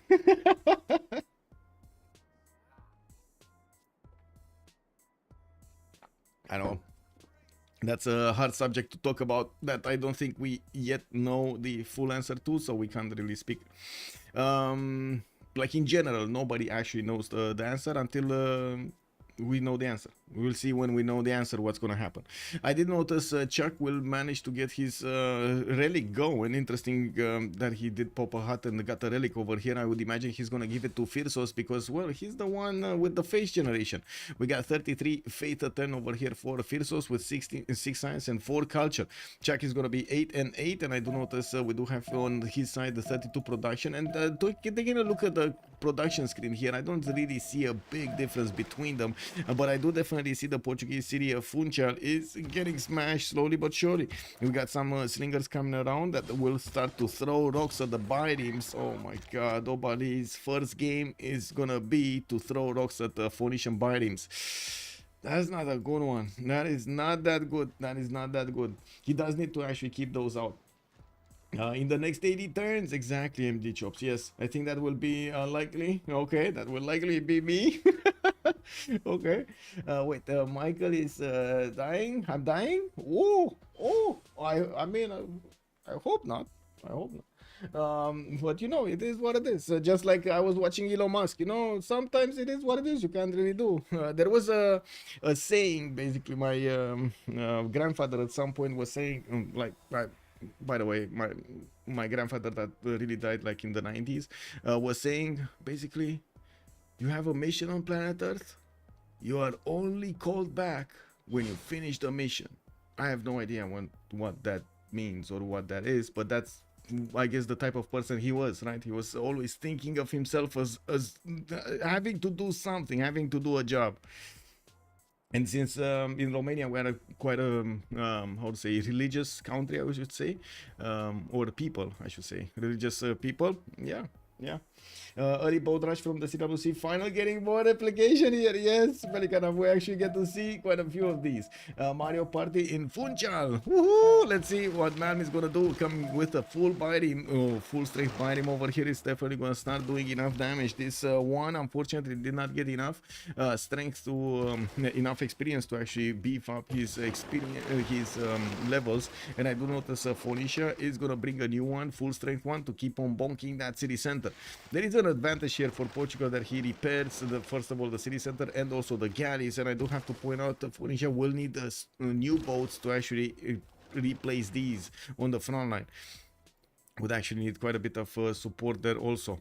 Okay, first units coming around, some archers moving towards the front line from Mikado. He's gonna need to push back the Norwegian defenders. It's only a single warrior and one of these slingers. While I do notice Freritos did manage to get a religion, it will be Shinto with choral music for the extra culture on the shrines and the temples, and a defender of the faith with +3 combat strength. We do have Byzantium, work ethic, shrines and temples provide the production equal and to the intrinsic faith output, and also Crusade over here. Constantinople, Basil II is gonna have Crusade against China, and I gotta say, one of the biggest defenses against Crusade is to fight against your opponent in his land, not your land. You know, we do need to see how much faith Civ6 is gonna manage to acquire here per turn. Right now I do see him on 16 faith a turn with 38 points of production, getting that first encampment from Omasia. While I definitely see China did manage to get a lot of these encampments down and starts to work on his buildings, getting those barracks going. We do have Macedon on 4 points a 10 for the Great General. I do see China is going to be on 3, and nobody else yet in the game is making them. I do also notice China is starting to get those great writers because of the encampments. Not bad, not bad. And let's see, Funchal got hit again. Remember, it's only like 5% that is getting lowered by the difference every time the city gets hit. And I do have to mention, this galley should not be allowed to get in there. Wait, does he even have this galley should not be allowed to finish. Anyway, China is going to have a hard time. Yes, one, he does. Good evening, sir. They just want to trade with him like it's a popular meme with yeah, KW, man. Isn't it 5-5? Yeah, why is he not healing in China's territory? That's a good question. That's a very good question. I don't know. Man just likes his own territory. He likes his own cuisine, right? He wants to actually get his boys back. Now we do have the archers starting to move on the front line, and I do see Norway did want to smash against one of the Macedonian scouts, pushing him out, while the archer is going to take its place and going to start shooting. We're going to need to see if he's going to start popping out and also chopping out Hetaris. I do hope Mikado did actually finish his horseback riding, because he did improve that cattle tile next to Eye Guy, and I would imagine he's gonna start putting the card in after he's gonna get military tradition to start getting those Hetaris as quickly as possible. These encampments are actually in a placement that in the place that they could move quickly. The units popping out from them would move quickly towards the Norwegian borders. We are turn 29. We do need to take a look at the city-states here in the game, with Armagh, Yerevan coming out for the religious bonuses. I do see Hunza, Bandar Brunei and Muscat for the trade bonuses.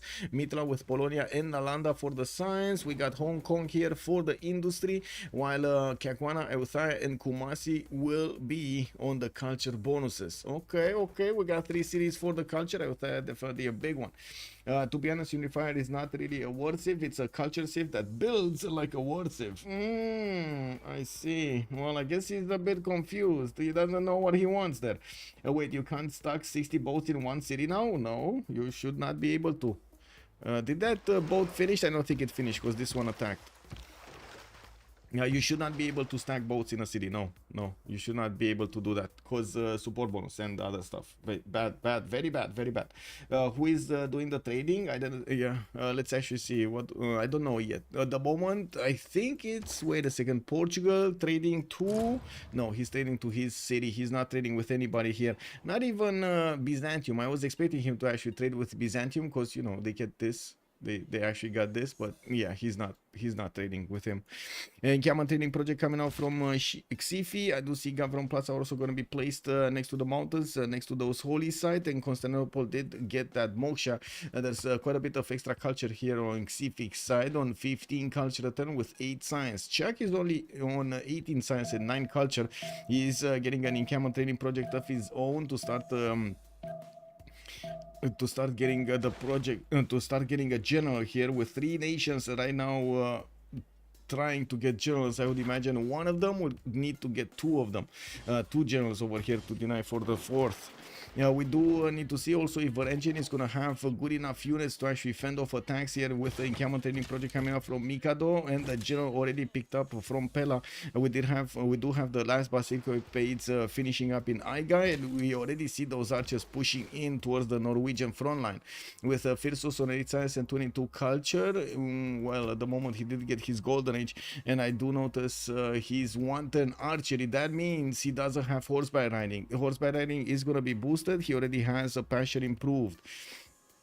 We do need to take a look at the Phoenicia here with 3 cities going, 3 cities strong, getting his Gavron Plaza, and I do see he is going for Pembrash and Voice, getting that extra culture, 8 science, 14 culture, 26 gold a turn here on 25 points of production only, and he is still attacking into the city of Portugal, Funchal, with those bireams. I mean, that's what you kind of need to do here. Just keep on attacking until the city goes down. Chuck to the south of him, 18 science and 11 culture, getting a campus from Taiwan, and of course getting one of his encampment training projects here. We're going to need to see. He's probably going to get this, right? He will probably going to get this. Did the Byzantium get one? No. Oh, he does have enough points, so it's just a matter of time until we actually see him picking up a general here. I do see also China did manage to pillage one of the holy sites of Byzantium, which is kind of a meh, but you know, it is what it is. 20 science and 21 culture on Qingxi Unifier because of the pen, brush and voice golden age. Firsos Monumentality, 7 science and 22 culture with 3 cities strong. He's starting to get the builders with the faith, and of course starting to build a few archers of his own, while he will not be able to actually get the general. He will have a problem with Macedon to the west of him having 2 generals. I do see also Gilgamesh, 19 science with 13 culture, Pembrash and Voice golden age. She did get a Temenanki in Batibira, plugged in Liang for the extra production, and you do see all of these juicy tiles for the Temenanki. I do see also he's gonna get another settler, 4th one, actually a 5th one, because the city of Kish did get placed in the north, and at the moment I don't see him actually going for the war units that fast. He's getting masonry, he's getting games of wreck. Definitely wants to chop these stone tiles. Yeah, Xifi, 8 science and 19 culture with 19 faith a turn, getting a 4th settler going, and has a few archers of his own to fend off attacks and or push back the Chinese units. And while I do notice he did start off with Moksha, he's going to follow up with Pingala. Baxter is asking us on YouTube, does he need to be allies to heal in China's territory? No, you are basically allied from the get-go, right, in the game. Or in the 4v4s, that's how it should be. In the FFAs, it's different. You actually need to be allied. I got your joke. Oh, Obali is Damori? Andiro, thank you so much. I don't even know Obali is Damori. I mean, I think we're actually how to say, we're missing some information over here. So wait a second, Damori is not Australian anymore? He's back to French? Okay, because he was French, he turned into Australian, and now he's back to French. Okay. I like these games when there isn't a clear favorite and anything can happen. I like them too, DBC. All Civs are squeezed in a small part of the map, Mekonzilla is calling out. Yes, sir. Also, FDLV won last year, so they have a history, but we haven't seen Arcanes, so can't say how it will go. That's true. Which is better than whoever has the best spawn wins. We don't know. Well, I guess we'll see if the best spawn will win here. I do see Ancient Walls are going to finish in Funchal, and nobody is going to keep that city center. Even Mal with the stronger items could not push through that city to take it down in time. I heard COC chat that they didn't know about the wonder, so they didn't realize Rage was in so much danger from the Oli timing. Oh, yeah, the oligarchy timing over there was quite bad, quite bad. You're talking about POP Otahi on the right side, or I think it was POP Otahi. Anyway. We do have a general, 2 generals on China. Chuck did manage to get both of them, Hannibal Barca and Trung Trac. That means, wait, Byzantium didn't get a general? Byzantium had the points and didn't get a general? Man, talk about not clicking buttons, bro. He had the points, right? I'm pretty sure I opened up the screen and he had like 33 out of 30. He just didn't click the buttons. He can click the city even with walls if the promo boat slams. Well, let's see how many times he can actually do that. Okay, so we did have Mikado to take a look at. Drops of war coming out from him, and I do see Hetaris getting 2 turns here. We do have Warlords thrown in 4 turns from Pella, and at the moment he doesn't have builders to chop, or not that many. He only 1 in the city of Pella. And I do notice he's starting to move his general towards the front line. He also has 2 of these generals. That means no general for Norway. Looking at Obali, he's gonna get horseback riding next turn with 12 science and 24 culture. He's not yet that disturbed about Sumeria to his west side, and of course we do see him getting his ancestral hall going in the city of Lisbon. We'll try to put out a lot of these settles out. I want to check the cat. Cat, Athena, where are you? What did you do? Give me a second, because I can't find cat.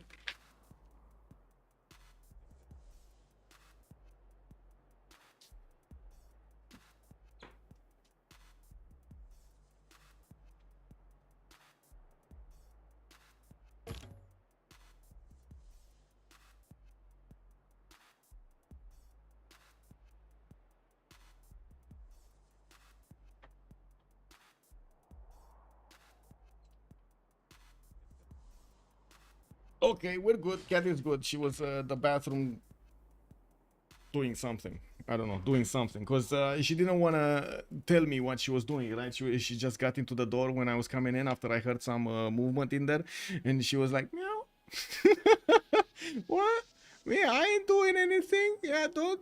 Yeah, no, not me, not me. It's them, it's them. You heard from the neighbors. Norway can afford this. Wait, what can Norway afford? Getting a tank like this? I'm not sure. I'm not convinced if he can afford this.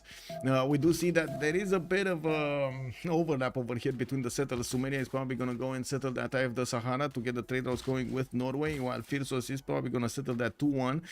We do have also a watermill coming up in Batibira for the extra production. Already 361 tiles over here for him to use, and another one getting upgraded with the first Hetaris making their way towards the front line. We do have them with promotions available. We do need to see also how strong and how fast Norway can actually get his defenses going.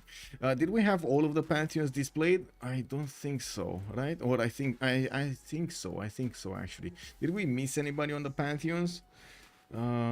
Here, this God of War and Plunder on England, on Omega. This is what we missed. Omega is gonna get his campuses, gonna get a holy site also in Liverpool. I do have to mention he's kind of far away from Xifi to give him the taxi straight, but I'm pretty sure they're gonna try. Ancestral Hall in 2 turns from London. We do have him improving his plantations and getting his truffles going. He's definitely gonna give some of those pigs to his allies, and I do notice, well, he does have Hong Kong to take out if he wants to in the water, while he does have quite a bit of territory to keep on settling. He's trying to take out Armagh. Armagh is refusing to go, making these fortresses everywhere and putting warriors in the city. Does look like the galley is still gonna bonk against the city's defenses and gonna take it out in the next 3 turns or 2 turns. We do have the first horses also coming around here from Byzantium, pushing back the Chinese warriors. The horse did go to the south. Is this horse actually... Where is this horse going? Where is he going to the south? Oh my god, this horse actually is confused also. They told him to go north and he thought north is south. I gotta say, guys, more and more I feel like I'm in a game. I'm in that movie Dictator. Did you guys see the movie Dictator? Aladdin, bro. Aladdin. You can get General Norway in this game. Yeah. Taido is still working with 3 cities. Our first horses of Macedon did arrive.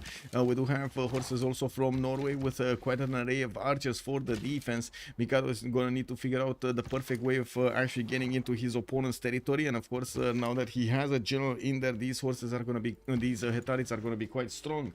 Arcane enjoyers, take my points. You're welcome. Woohoo! Arcane is a good show. Yeah. Okay. Here are the horses. Yes, sir. Yes, sir. We got the horses coming in. And we do have more archers also getting chopped. He's getting his builders out so he can put as much production quickly as possible from this forest and rainforest.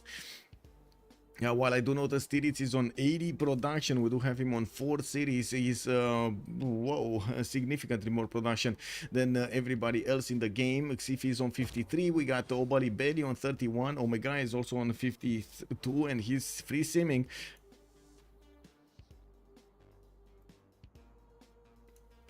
Did the volcano explode, take out the walls, and the biomes took out the city? How did this happen? Chat, how did this happen? Machiavelli, hello there, sir, and welcome. Cyberpunk Edge Runners is not a masterpiece. The second half of the show is rushed. Cyberpunk Edge Runner. Is that like a new update for like a DLC for Cyberpunk 2077 or whatever it was called? I didn't actually get to play that one, and I don't think I'm actually gonna get to play ever that one. Oh, it's the animated series. I see. Weather screen here. Yeah. Event history. What do we have? So these are from. We need to see this one. Catastrophic eruption. Furnas volcano. Nova Pangea. Damage tiles 1. This is Furnas volcano. It did explode. It did take out the walls. It did die to the biomes. Yeah, Dido did the job. Yes, it's really cool, but yeah, it feels a little rushed at the end. Oh, I see. Well, if Jill can sim a bit, it will be good. Yes, sir. Yeah, we do have another wave of settlers coming out from Portugal with 1 coming around towards the north with another 2 on the way. I would imagine Sumeria is going to want to get some knights going against his opponent. Tiris does have the extra science advantage, and he does have also a good amount of production. We do see he's trying to go for Colosseum in between his cities. He's building the arena with an entertainment complex from Batibira, which is a very, very good productive city. 40 points of production with also some available chops here for them.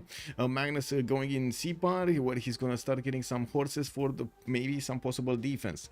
Looking also here, Byzantium is gonna start seeing the Chinese horses well in their eyes here, and I do notice another horse is actually, oh, I see, he's actually gonna bring it around and try to pillage one of the mines. That is big brain. That is big brain. Be right back. Good evening, sir, and welcome. Who plays God? Kolasi is asking. That's a good question. Who does play God? Hello, Mike. What does Freritos mean? Basically, brothers. We are watching them most of the time, but I don't recall you mentioning the meaning. Freritos is basically brothers. Brothers of the brothers of Vega. Basically, it's if I remember correctly, it was how to say. It's a show in France that we don't really know about, and they made a pun around it. Like, to deny taxes, maybe. I think this can backfire. Basil can easily flip the holy city here. Did he get a religion? No, that's actually the religion of Byzantium. Yeah, that is the religion of Byzantium. I don't think China got the religion. Yeah, he didn't. It's just Byzantium. Byzantium putting crusade into that city center, basically. Yeah. Chuck is it... What? Chuck is in anarchy? No, he's not. Or he was in anarchy last time. Anyway, yeah, we do have him on 32 science and 30 culture. Looks like King Unifier is getting a holy site from Guangzhou.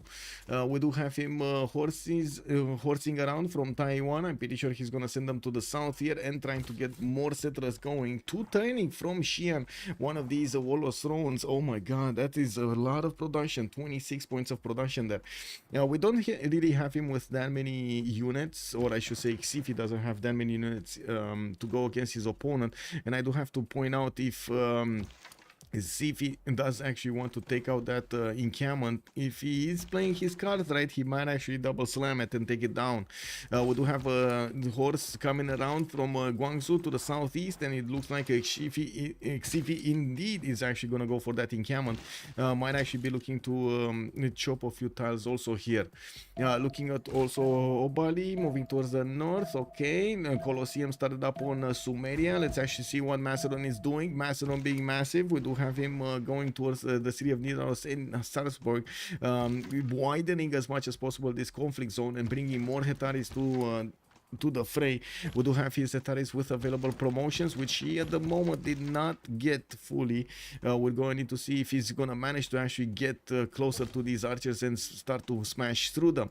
Of course, we can see that Freritos is trying to build a line of defense, not allowing these units of Macedon to attack his units from 3 tiles. With stave churches coming around from Norway, definitely a lot more, what was it, coral? A lot more coral, yeah, a lot more culture, and of course quite a bit of faith coming around from those. In some of his cities he's gonna get production on the coastal tiles, not all of them, because he doesn't really have a lot of coastal resources improved, like maybe 3 in Nidaros and then another 2 maybe in Salzburg. These ones are not even improved.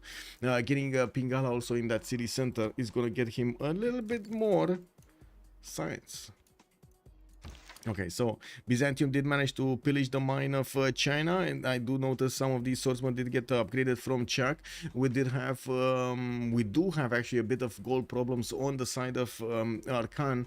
I do see Xifi is on -2, Mikado is on 4, Obali is on 21, and then we do have Age of Steam on 24. And I do also notice the first Macedonian unit, I think it died. Did it die, or was this one the one that moved away? Maybe it was that one that moved away. Anyway, Tibo Guy Biku, good evening, sir, and welcome. How Gilga got so much production in those tiles? It's Temenanki, sir. So Batibira, first of all, he has Lady of the Ridge Marshes. That's one production for each of these floodplains. Second, Etemenanki, giving more production when it pulls down the farm, and also science. Boom, you got 2 production, 1 science. And then Liang goes in and adds another point of production on all of these tiles. And I'm pretty sure actually at least once this flooded to get that extra food. Norway, I think it's top 10 defenders. Good evening, Eddie Coffin. Hello there, sir, and welcome. Wait a second. What did he pardon? What did he pardon? Okay, well that's a warrior that just came out of the holy side. I mean, he was, you know, taking a poop over there on the holy side. He was just quite happy sitting next to the fish and the feasting on all of those. And then a wild Macedonian archer just came through the forest and disturbed his peace. Yeah, he couldn't have it, man. He couldn't have it. You're not correcting for the presence or lack of skill. Macedon is very, very strong. Yeah. It is very strong, and the thing is, Mikado's only mission here will be to just keep on pumping units against Norway, slowing him down as much as possible. We barely see Mikado getting the stats, right? 18 science with 16 culture, while he's on 51 points of production, and he's just building units to go against Norway here. We might even start to see him slam against Norwegian archers here. Sacrificing some of his Taris. Anyway, now we do need to see also if Chuck is going to manage to get to use that extra science and culture against his opponent. While Byzantium doesn't have a lot of units, he does have the extra strength on his horses from the Crusade belief deployed in Guangzhou. I would imagine also Wuhan is going to also get converted because it's so close to the Byzantium territory. With 4th city and a 5th one coming around here from Byzantium, not to mention new libraries getting into his tiles and trying to build a Temple of Artemis. He is gonna try to keep on simming. Archer, can it delete the swordsman? It should, right? Just move on the aluminium, pew, pew, pew, pew, and take out swordsman. There we go, there we go. Bam, another unit dies. You have that archer dying also. Oh well, I guess it is what it is. An archer for a swordsman, it's good. It's good, why not? I can't see if it is a fail if you read the last pick Civ for her enemy team at least. Okay, Alex fails because everyone anticipates the early word, so they pump out range units like crazy. Well, to be fair, I don't think he actually failed altogether right now. I do have to point out the River came out clutch here for Norway and did do quite a bit of damage against the Macedonian Hetaris. No more ranged units to actually help out Mikado push through this, but he does have a lot of strength against the horses defending Norway. And he just took out that warrior in the north. He just needs to keep on moving these to the front line and keep on attacking, right? Another 3 units coming in, forcing over here Norway to actually do something, react somehow. I do have to point out the Macedonian units are in the forest while Norway is defending not in the forest. And you can see how much damage these units are doing against the horses. Okay. Let's see. England did manage to get the galley out. It got to bonk. Wasn't this city in the bag? What happened to this city? How is it still alive? Oh my god, he couldn't take that city, man. Corndog 521. Oh, brother. Yeah. Ranger also, hello there, sir. I didn't hear something on notification over here. Hey, Corndog 521, thank you so much for the follow, sir, and welcome. I don't know what happened to the notification in chat, but yeah, it didn't pop. That sucks. He just waited 2 turns of production on a holy site prayer. He just wasted, I guess you want to say. Yeah. Well, there goes the religious plan. Any thoughts on whether this Macedonian invasion is just culture farming? You mean science farming? I mean, it might be. I'm not discounting anything. I'm not saying anything here. Yeah, it might be. It might be what you're saying. Okay, let's see what is Mikado's target gonna be like. Okay, I see he's attacking a Hetari over here. That's fine, that's fine. That's way stronger than the horse anyway, especially when he's in a rainforest hill.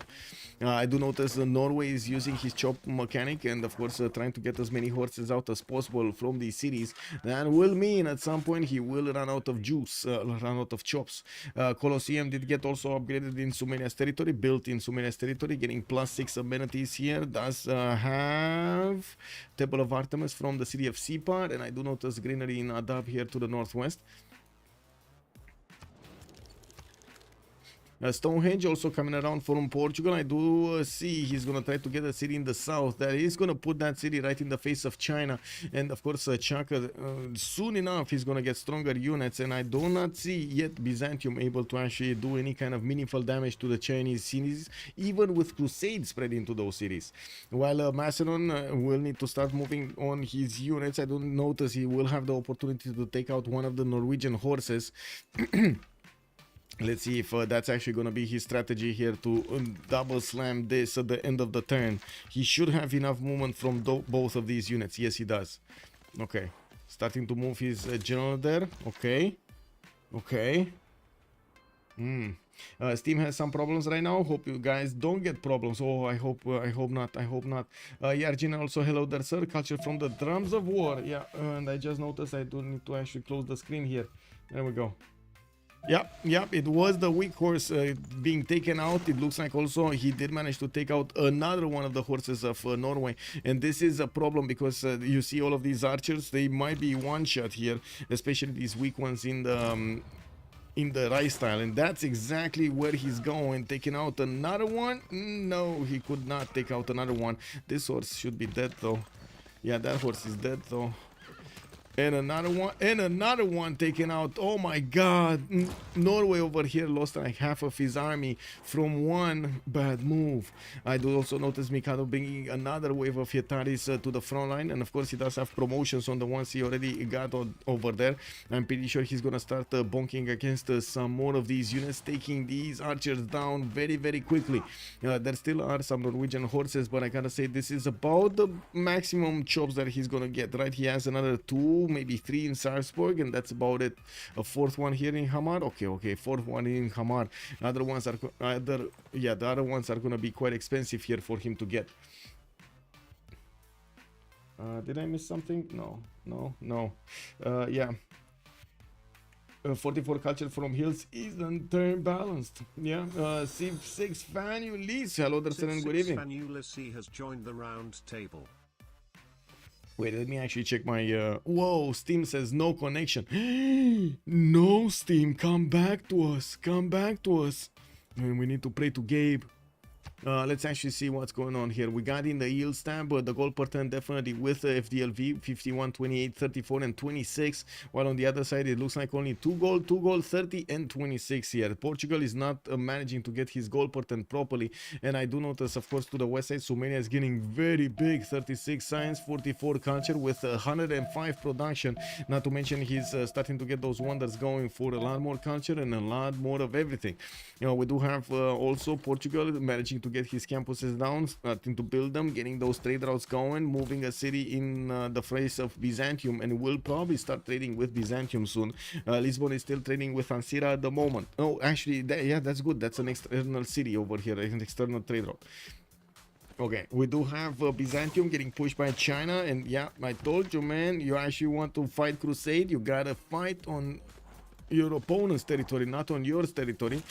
Chuck does have 2 of these generals, 3 of these generals, and I do see he's getting pushed back here by Byzantium. We don't have that many units, and we don't have Tagmas yet for Byzantium. He's going to need to actually get the population for those hippodromes, and we will probably going to start seeing quite a few of them pop off. It looks like machinery in 4 turns, civil service in also 4 turns. On Macedonian side, it looks like he got pushed back by the units of Norway. Still, there are a few very low HP horses. Unfortunately, these Ataris need to spend a bit too much health to take them down. Oh, one of his generals got pushed back in Shalkidiki. With, of course, you can see how many new Hetaris are coming in with an extra promotion on them. These are gonna do massive amounts of damage here. Yeah, they're gonna keep on damaging his opponent. And Freritos does need to repair his archer line, does need to actually get some stronger units to fend off attacks from the Macedonian Hetaris. England, 5 cities, 2, 4, 5, soon to be 6 and 7. I do notice he's getting closer to Phoenicia. Phoenicia being an opponent.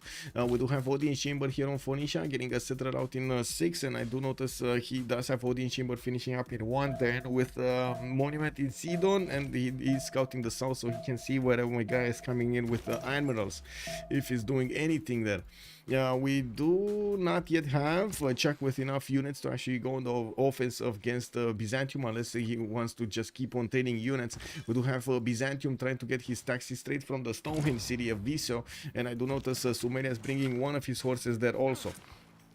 Macedon on Prinik already? Yeah, he's trying. I mean, he's 14 turns, but I mean, you know, it's gonna take a while. That's a problem. We do see Norway pushing out these Hetaris, and it doesn't seem like the Hetaris did manage to actually get a position against the city center. I was thinking if it would be an interesting idea to actually give up on this defensive line, and offensive line, I should say, and go behind enemy lines, shift under your units into the borders of your opponent. It looks like Mikado did choose to go for the safe path and not actually go that deep into his opponent's territory. Okay, I'm gonna need to do a cat check again in just a few minutes. I'm very worried she's actually gonna pull off that thing and try to scratch and get her wires out. The Crow remake ads. What is that? The Crow remake. I don't know what this is. 16 times by production units faster. Okay. Now preemptive escape center would be amusing. How did they kill that city? Lucan, good evening, sir. Which one? Which one? This one? Volcano exploded. If you're asking about the city next to the volcano, that's volcano exploded. That's why. Norway doesn't have an alliance. I don't think yet. Let me check. He does. Actually, it's not Norway that doesn't have an alliance, it's Macedon that doesn't have an alliance. He's 6 turns out from an alliance, and I do see the first one that's gonna get one is actually Obali here with 3 turns to go for it also. Czech is gonna get mercenaries. We got Malmo feudalism, Firsoso feudalism, and 10 more turns until the next World Congress. With Sumerian starting to want 10 commercials here, more trade routes and gold will be acquired. He's also gonna get hanging gardens in the next 2 turns and still has quite a few chops to go. We do have him sending some scouts, or I should say in the form of horses and workers towards the city of Braga to see what's going on there. While I would imagine he's actually gonna want to send the city towards the front line also. We do need to see if he's gonna start to actually make Portugal uncomfortable so he doesn't get to do his free sim here. Macedon keeps on attacking into Byzantium's territory and gets a position next to Amasia. We do have Chuck managing to get those horses with some promotions. While I do see a wave of archers are coming in, they can't actually shoot behind the or I should say over the forest against the city center. It's a bit too far away. I would imagine also in the next few seconds this horse of Byzantium is also going to be taken out. Doesn't seem like he has enough strength to withstand, but he probably is worried about the counterattack. Yeah, we do need to see also how quickly he's going to get those tagmas. Ooh, Freritos just got another relic. Wow, another one. Okay, I think the question is, can he punch through this anymore? I think it's last move, first move, maybe? Last move, first move. That's the only way, right? The last move, first move.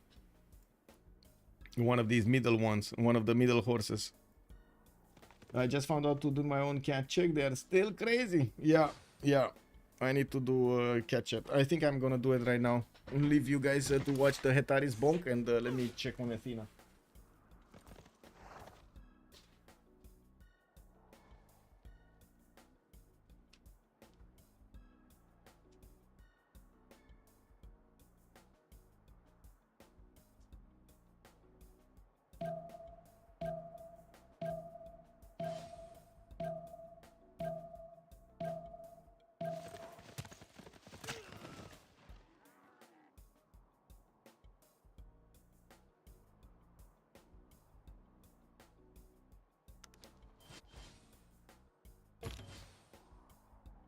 Okay, she's fine. We're good. She's probably just sitting far away, so she doesn't hear me actually scream while talking, kick W.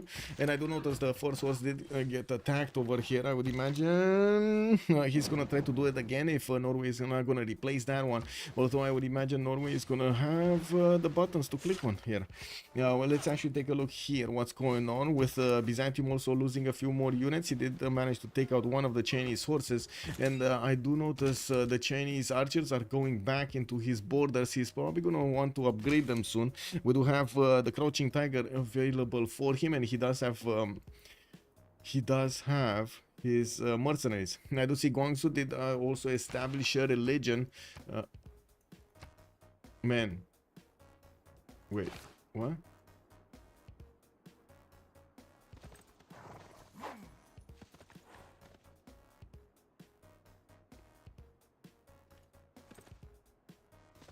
I don't think this...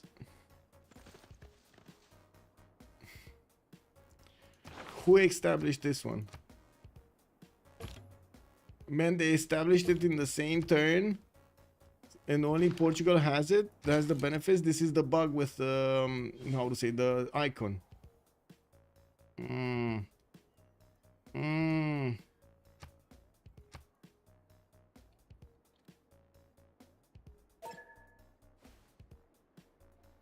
Stonehenge and Portugal, that's why they have to restart. Can't believe they chose the same icon. Yeah.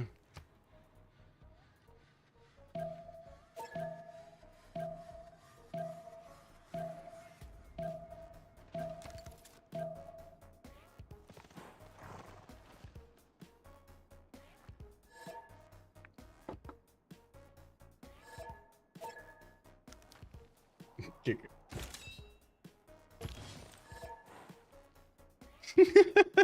Yeah, that buddy has two religions. Kick.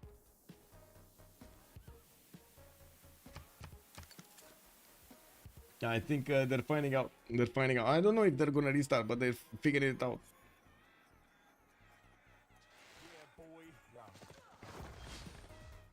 I guess he doesn't care. Okay.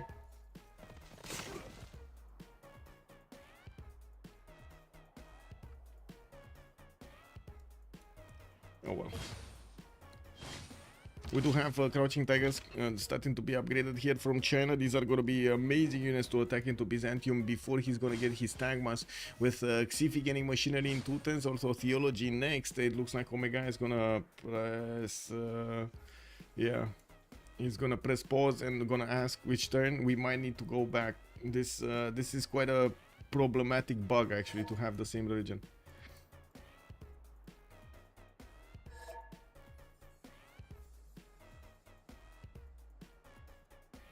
Okay, we cannot see if he actually has.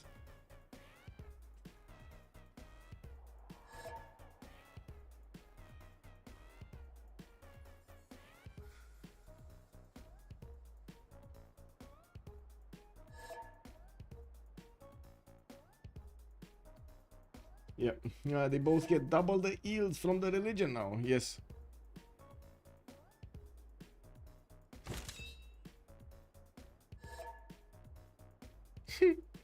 Yeah, they're gonna need to keep on going, I guess.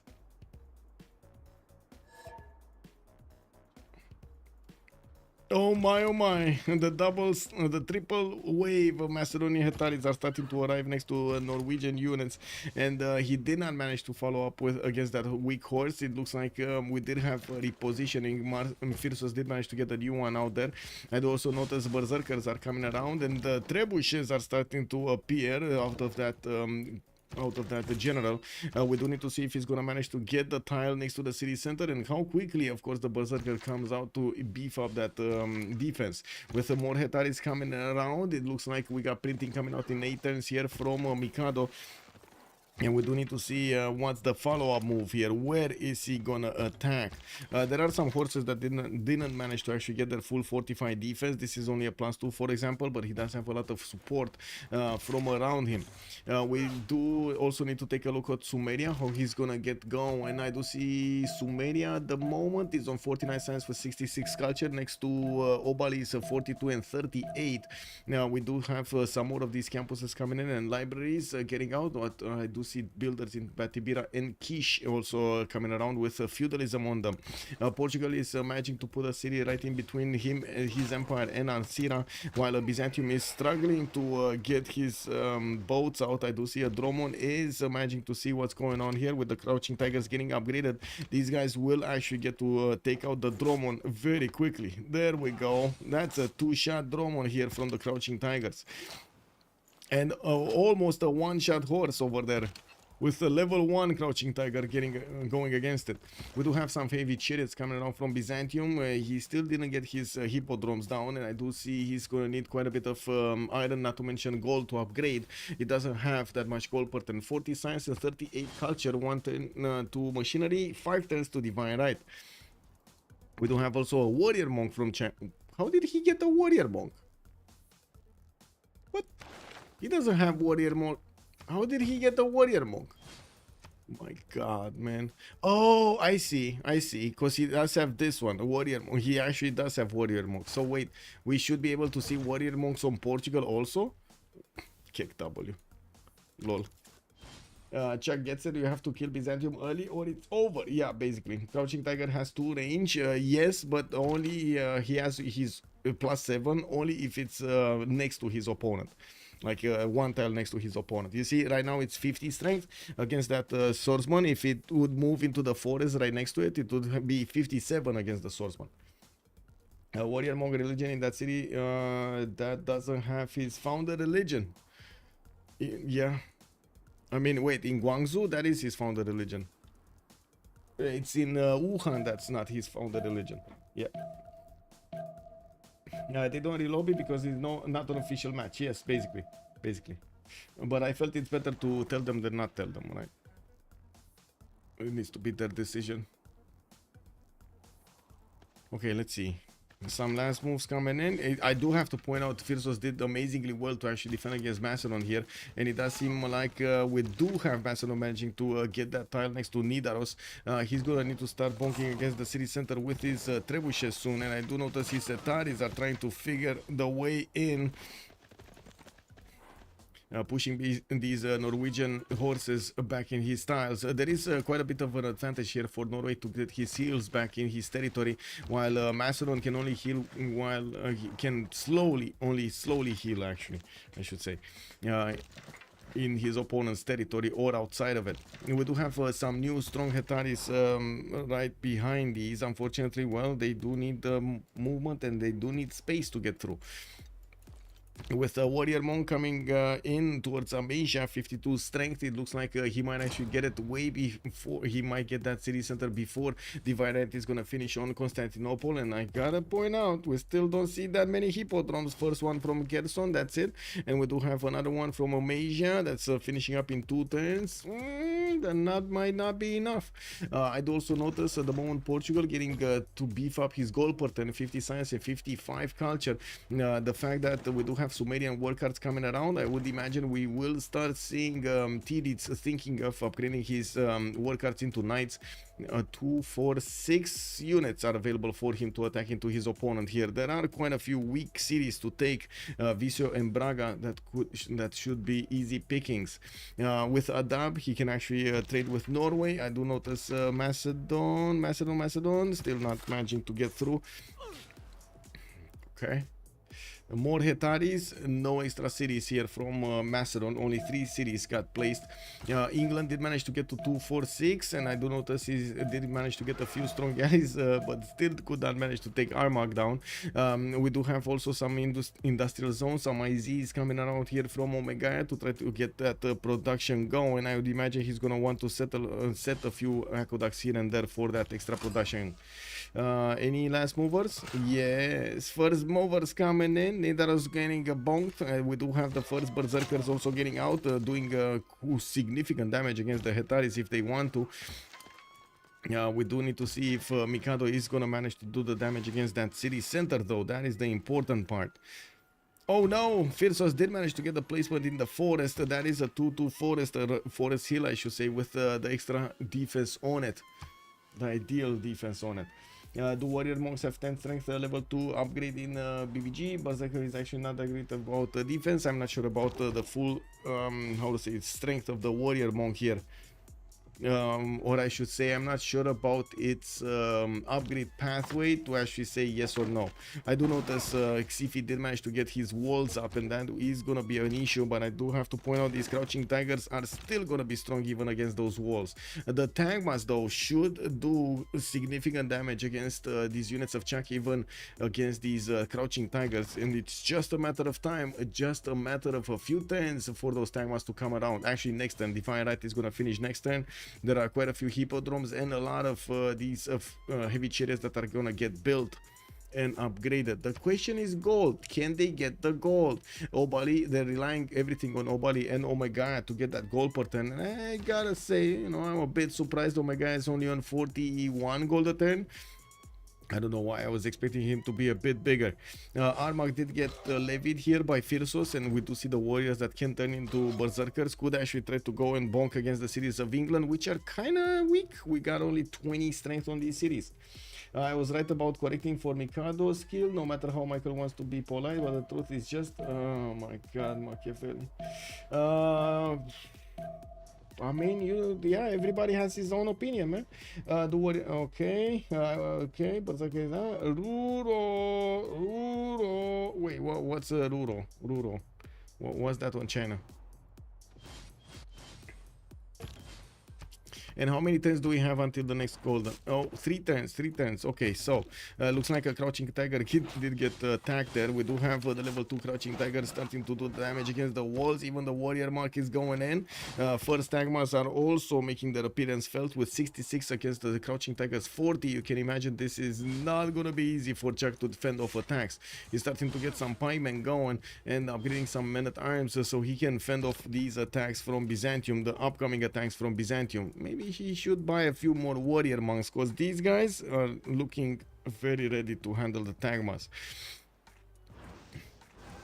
Looking at the era score, we do have Malmon 49. He does need 60, so he's going to need 11 more points. We do have him getting his campuses out, and that should be a +3 over here, even though I do believe he already has one. Yeah, he already has this +4 here in between the mountains. We do have also Moksha establishing the city of Tyre, with Reina in Sidon and Pingala in the city of LPQI. Did manage to get MTW to the southwest, and he is trading with the Chinese settlers. You can see how much gold he's making. He's on 108 gold a turn. And we got also Chuck with 57 out of 49 to get a golden age. That's fine. Freritos is 64.59. That's also fine. Tidits is 74.58. He's fine. Xifi 61.50. He's fine. Mikado does need 7 more points, and by the looks of it, he did manage to get close up in person with Nidaros. While I do notice Norway is fighting for dear life over here, it looks like Macedon is pushing strongly against that capital city. The walls are getting out in 3 turns, and I do notice Mikado does have 2 units that could attack it and might actually take it down. Wait, is this gonna go down next turn? That's gonna be Gavron Plaza being taken out here.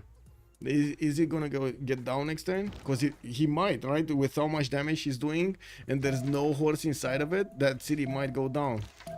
It's all about the first moves. Can we zoom in on the warrior monk? Yes, sir. There we go. We got these bad boys over here. Yeah, look at the bad boys with the big sticks. Okay, I want to see this. I want to see if Nidaros is going to be taken, because there's a significant probability that this is going to happen. Not happening anymore. Okay, never mind. It's not happening anymore. Could have happened, but it didn't. Oh, this is... Oh, wait a second. Did you just... Okay, it's fine.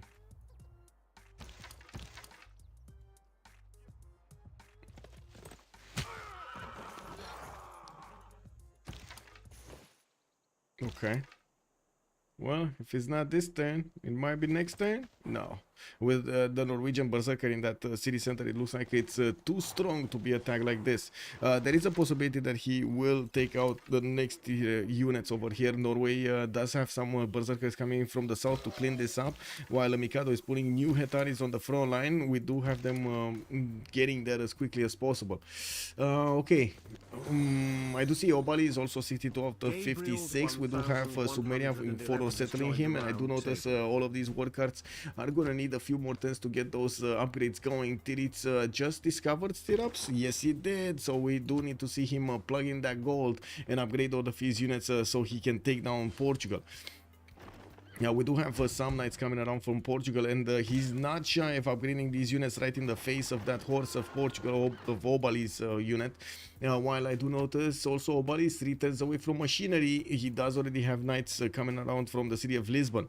With Amasia almost taken down, but not there yet. We do have Xifi with the ability to actually push back his opponent and deny the takeover of that city center, while he has quite a massive army starting to get around Ansira and around the mountains to try to pincer move these Chinese units.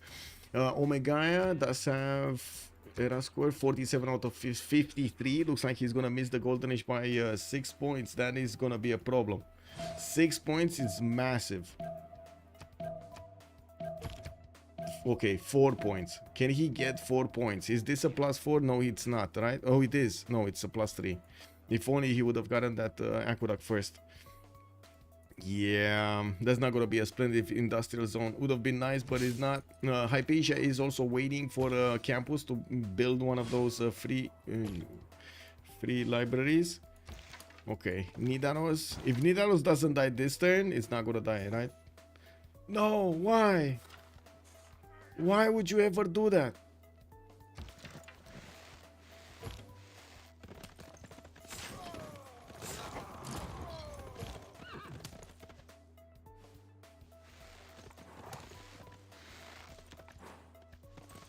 I'm calling it misclick. I'm calling it misclick. But I do see that they keep on trading, and of course Macedon is getting quite a few extra yields from these trades. The culture and the science you can see popping off. It is helping him out quite a bit, keep up with Firsos's needs. I would imagine also we're gonna see Stirrup soon showing up on his side. Now we do have Xifi getting his printing for the extra +3, and I do see China only has a single pikeman right next to Amasia, while he's putting back his crouching tigers. The tag must have arrived, and they can easily two-shot these units. Yeah, we do need to see also if how fast and how strong Xifi will attack into the Chinese territory. Not to mention, see if China is going to manage to take down one of the Portuguese cities from the northwest. With the first knight of Tirits also arriving next to the city of Visio, we're going to need gold for Obali to upgrade, and that is one resource they barely have. Obali here with 51 gold a turn, Omega is on 50, Xifi is losing 20 gold a turn, while on the other side we do have Freritos de la Vega making more than 200. Catapults coming out from Ur. Tirits is gonna need to cross the river here. Well, first of all, yeah, there we go. He just upgraded most of his units and moving forward. It's fine. No general. There was no encampment upgrade here for Sumeria, unfortunately. We do have him getting his campuses with 83 science and 78 culture. Definitely he's teaming ahead of Joe the Third on 60 and 47. Malm also 60 and 50. We do have him settling more cities. 2, 4, 6, 7. No, he kind of stayed on 7.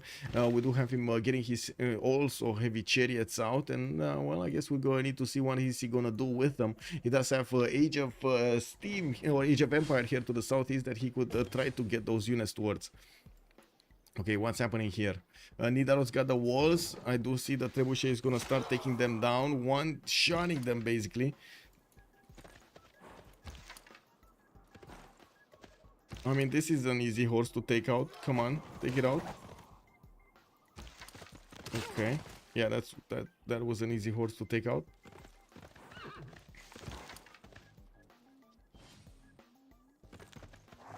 Wow. Okay, there we go. There we go. He might actually take the city of Salzburg. There we go. Finally, it happens. He actually went around the defense. But, I mean, to be honest, they traded so many units that Norway kind of ran out of steam. Even if it had 5 cities, he still couldn't keep up with the necessary production that Macedon was outputting. I do see the Gavron Plaza and that Warlord's Throne got pillaged in the city of Pella. I would imagine Mikado is not happy about that. He's going to need to repair it and keep on pumping units to replace the ones he's losing on the front line. We do have also, I do see Byzantium managing to save the city of Asia, and at the moment China is actually keeping him in check here. He sent his pikemen on the front line, and of course with the crouching tigers right behind them, he's doing a significant amount of damage against these Byzantine units. Gilga running away with this slowly but surely, yeah. Hey Gabriel D, thank you so much for the follow, sir. And why did I not hear that notification? What happened here? Oh, I have the voice meter properly. I don't know how I didn't hear it. Anyway, I'm sorry. I'm sorry.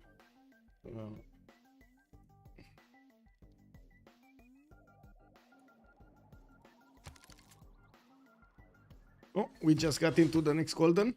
We got the normal age on Malm, golden on Chuck, golden on Firsos, golden and Tirits. Xifi is gonna have a golden Mikado normal age, unfortunately, Obali golden age, and then Omega golden age.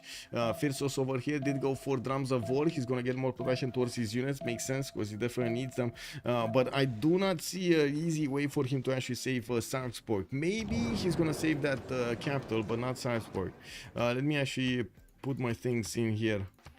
Digital diplomacy, Shinto, and let's get this to okay.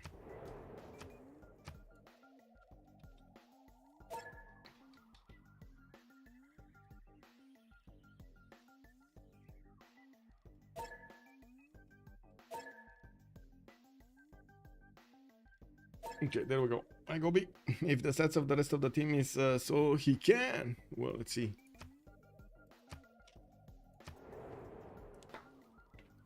Okay, so be right back 2 minutes.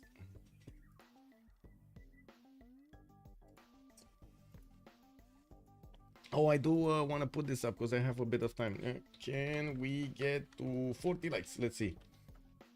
Yay or a nay on YouTube, of course. Thank you.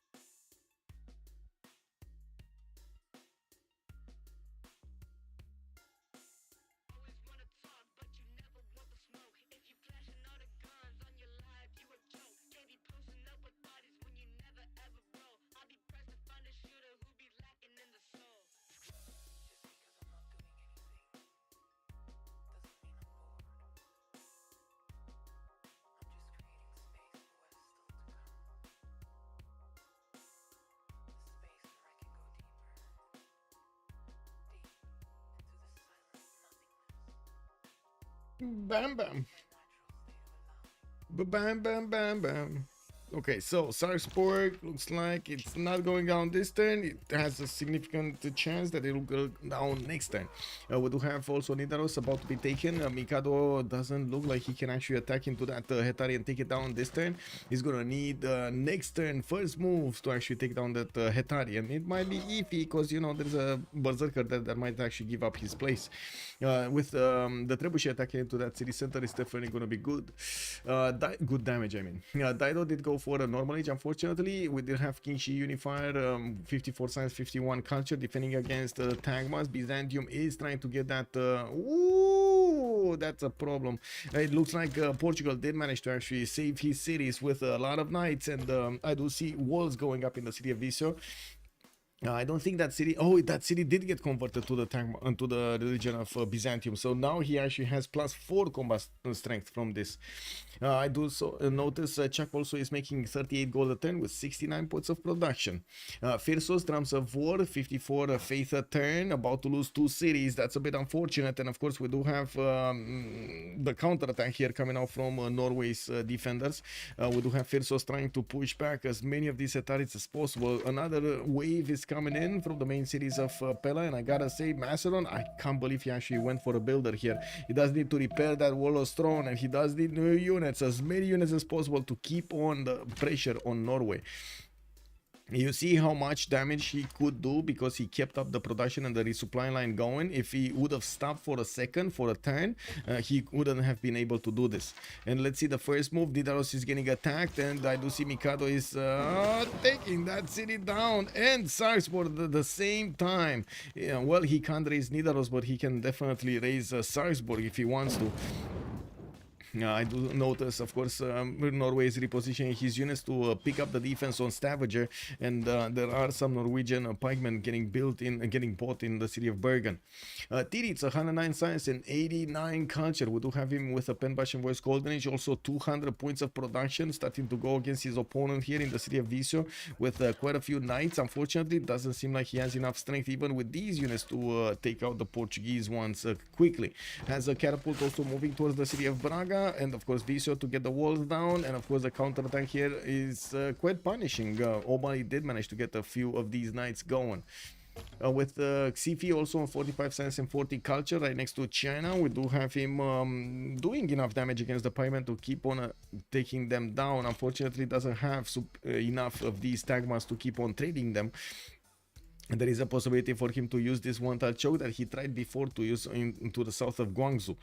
5 turns from Grandmaster Chapel. I can't really say if he's making a lot of faith for buying units. He's only on 55, and I do notice 94 points of production. Did get Temple of Artemis in Kherson. While he's starting to build crossbows. Evoria is going to be a city taken down. By the looks of it, the Crouching Tiger is going to keep on bouncing, and of course the Menatam can keep on taking damage, doing damage against the city of Evora. Obali on 54 science and 57 science and 41 culture. We do have him on 64 points of production. Lost a city at the beginning, has 5 cities right now, with one that might be taken down by China.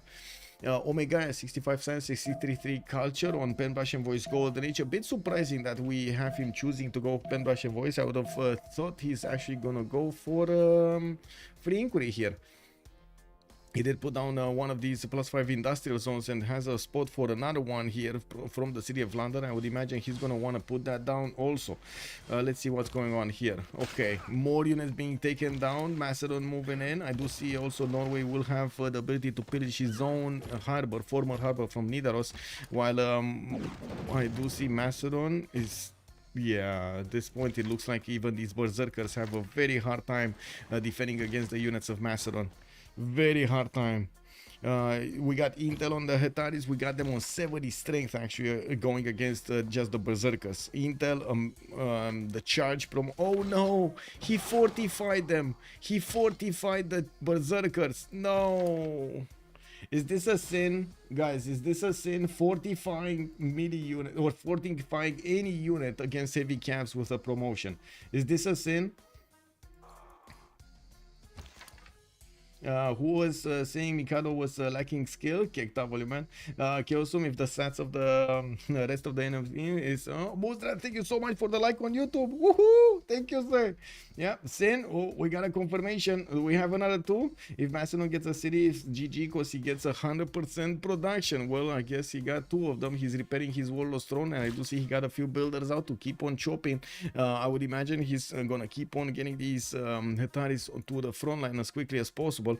I do see Sarpsborg is unfortunately losing loyalty, and of course the holy site is getting pillaged. Not much happening over here, just Chuck putting his units in line so he can keep away the Tangmas from his territory. Also, the attack of Sumeria is over. We don't have him with enough strength to actually go against these Portuguese cities to take them down. We do have an encampment coming up from Sipan. I would imagine also he's going to try to get much more science than his opponent. He's already he's already doubled the amount of points of production. No, actually, wait a second. He's tripled the amount of points of production. He's doubled the amount of science and more than doubled the amount of culture, with a bit more gold sprinkled in. That sounds like a strong empire. D-Fire Sim, D-Fire. What? Eddie Coffin? What? I've been calling it out since the beginning. He was constantly 45 versus Provolt. Yeah. Yeah, man. I mean, there's no surprise this Setaris could actually do that much damage.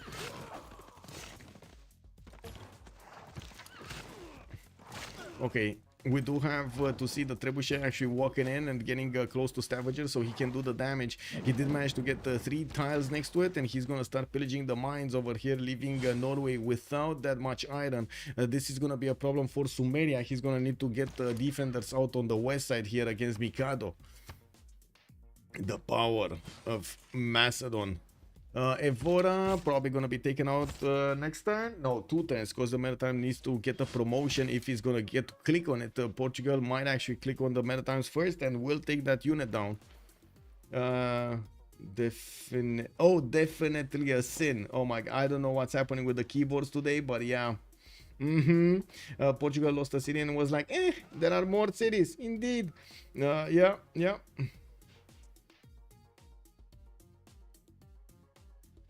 Okay, so I see, yeah, we got a confirmation here. We got a confirmation.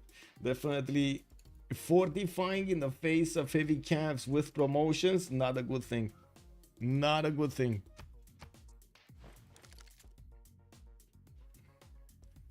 Okay, do we have Mikado with knights anytime soon? When is he getting knights, and why is he not getting knights? I do see him with more Hetaris, a wave of feudalism builders coming around, new trader from Alexandria, and I do notice since he did put that city on the west side, he's gonna start being able to trade with Omegaya.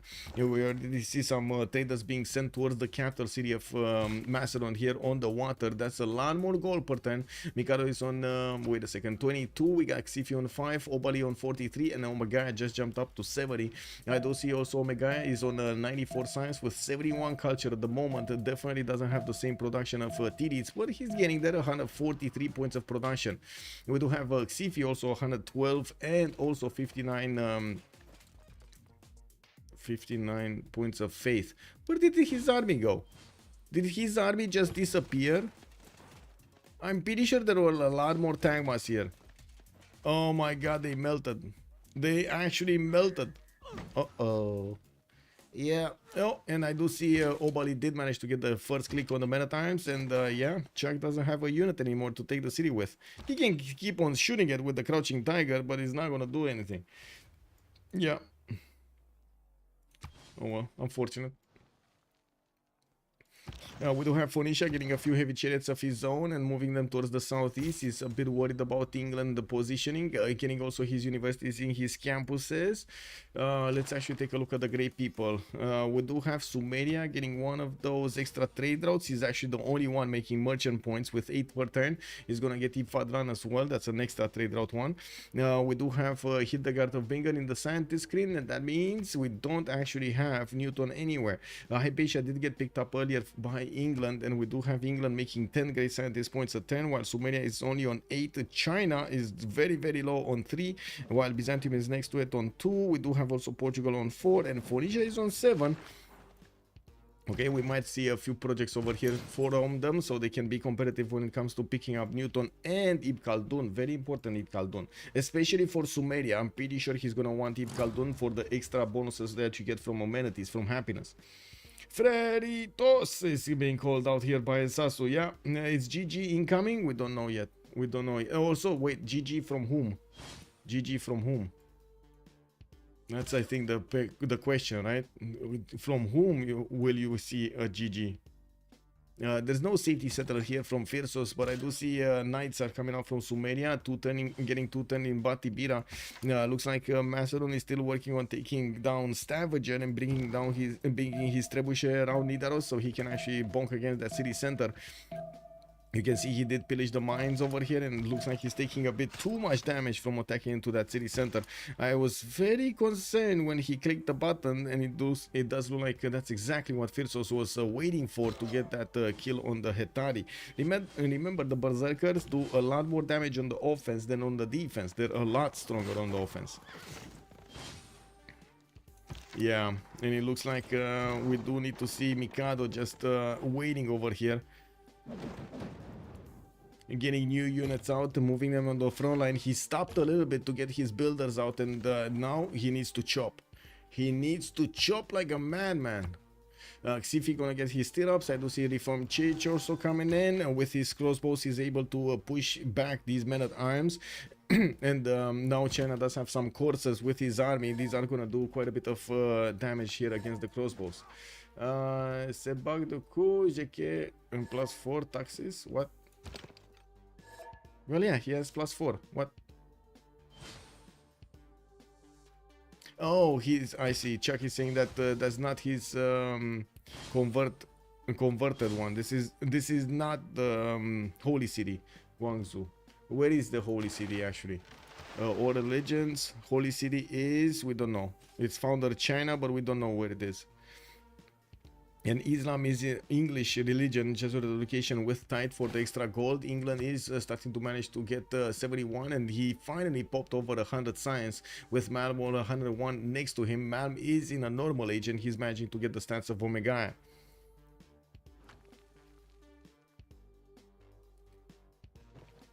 Yeah, the holy city must be the capital.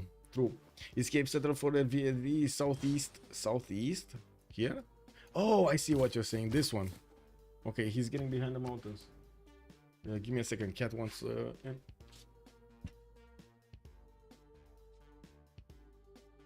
Yes. Yes.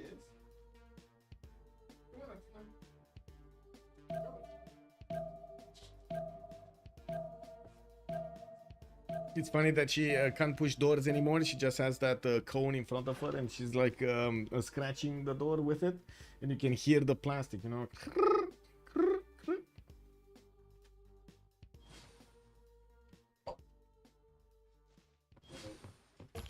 Okay. Each. Okay. No, fine.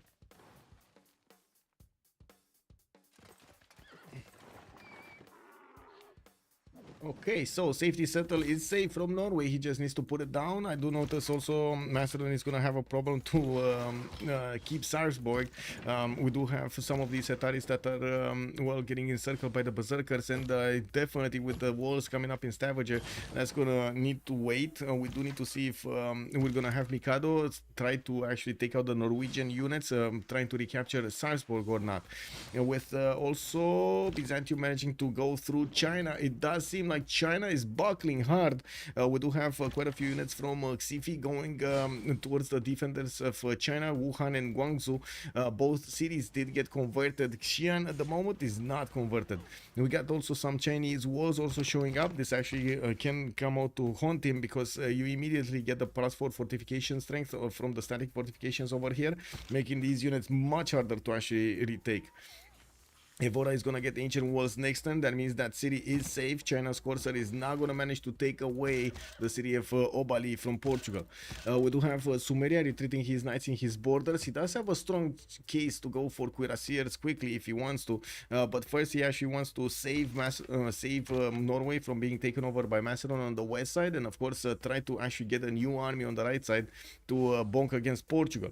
With England free simming, we do have quite a few universities coming around from his cities. He did get Reina in the city of Bradford for that extra goal per turn, but he's not even coming close to the GPT of Dido. We do have 209 points per turn here from Dido.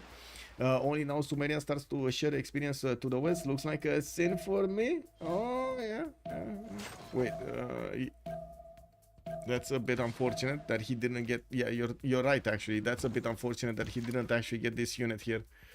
Would have been so cool to get the unit next to Chuck to give him the experience. I think it's very important what the moves are for Xifi next turn. It looks like he's going to go immediately for the walls, getting that gold away from them, while Evora did get the walls up also. China's Corsair could not do anything there. And we do have the Tagmas just trying to take out the encampments, and they did manage to take down one from Guangzhou, including a pikeman from inside of it. There's very little that we can actually see from China to counterattack. He's trying to get the pikemen going and trying to save these cities, while I do notice new Tagmas are coming out in droves here from Xifi. That extra production he has is coming out for the clutch here. 133 versus the 91 of Chuck. Chuck does have a few more extra points of science and culture though, and not to mention a lot more gold. Now we do need to take a look here what's going on. Sarksborg is still alive, okay. Not for long though. With the knight, okay, I see Sumeria is gonna try to liberate that city, okay. Well, Mikado is gonna keep on working on Stavager, and I do see the first knight did get upgraded here, making that city a lot harder to take. Significantly harder to take, and of course these units will have quite a bit more strength going against the berserkers, going against the Norwegian cities also. He does need to get more of them though, and I do see he's chopping commercials for the markets. He's also improving some campuses in his cities for the extra science, while he stopped building replacement units.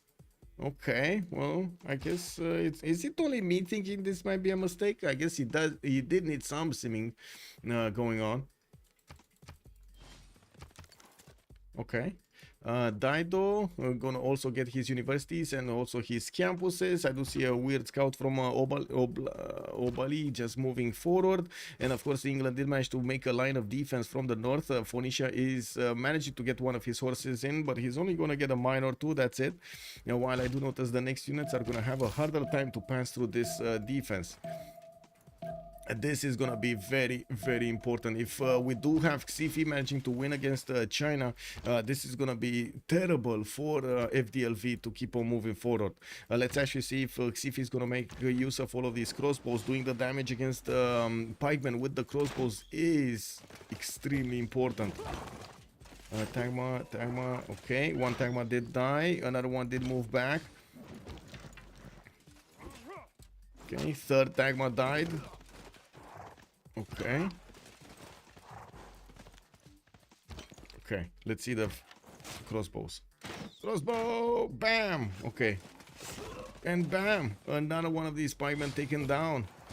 Coming from the north, Chuck is bringing back his Corsair to take back that builder. And, well, yeah, he's gonna get it back, but that Corsair does seem like he's gonna die next time.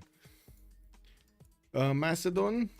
Okay, he's still keeping his knight in Sarpsborg. He's moving around to actually upgrade some more and put them right next to Stavager while the walls are down in that city center.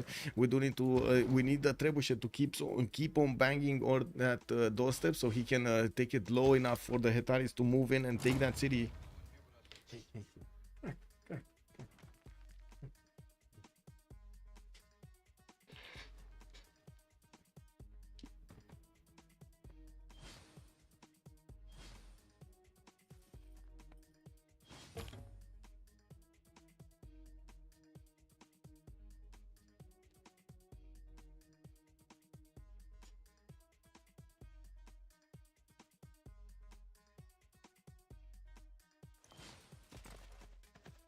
Sorry about that. Stupid as it sounds, Dido shouldn't have raised the Funchal. This one city? Yeah. I mean, I guess he didn't really want to take a chance with it being how to say liberated, right? That's the problem. Or retaken, because it was so close to Portugal. It was so close to his capital. I'm pretty sure the loyalty would have been insane here. It would have been very strong. I do have to point out these Byzantine crossbows are actually quite strong on the defense as well, and it does look like if he's using them on the front line here with a crusade, with a great general bonus, they can do so much damage against the pikemen.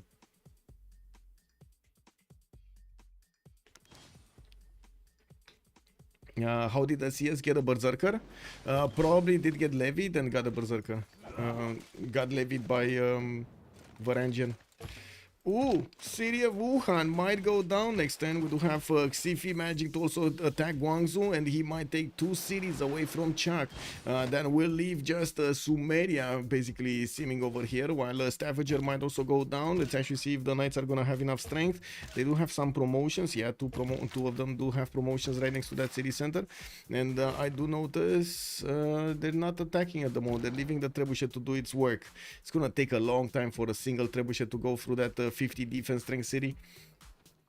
We do have England over here also fending off attacks from Phoenicia. Phoenicia trying to get in with his knights here to do some damage, do some pillages. Omega is plugging that choke with a Corsair and a Man-at-Arm, trying to get more campuses in behind all of this, and of course getting more these traders in the water. Okay, Colossus has also been placed down from somebody. Probably that's Dido somewhere, or no? Yeah, that is Dido in MTW. Okay, so this is a problem. This is a major problem. But I do have to point out Tirits and Malm are way ahead. 150 science, 134 science from Malm. While on this side we do have Obali only on 73 and the Omega is on 127.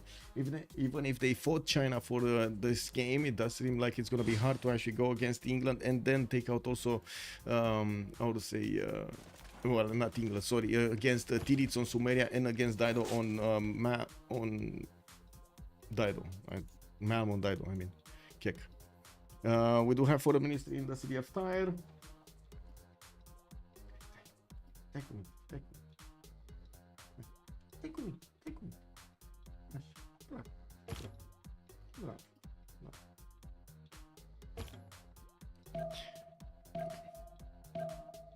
Trying to keep the cat as, I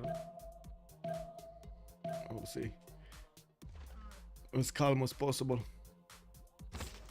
And let's see if Byzantium is going to manage to get the cities. He does need to get the first move against Zhuangzi. That city doesn't seem like he's going to finish the walls next turn. And yeah, there we go. The Tagma should have enough strength to take it down. Why is he not attacking? No, Xifi moved another unit. Moved the wrong unit. And now it does look like he's going to need to work a little bit harder for Guangzhou. And he just lost 2 of his Tagmas. Oh no! Another encampment goes down. Xifi does have the ability to take down Wuhan. Guangzhou did get the walls up, and oh my god, that one mistake over there. He didn't click the correct Tagma. He didn't click the correct Tagma.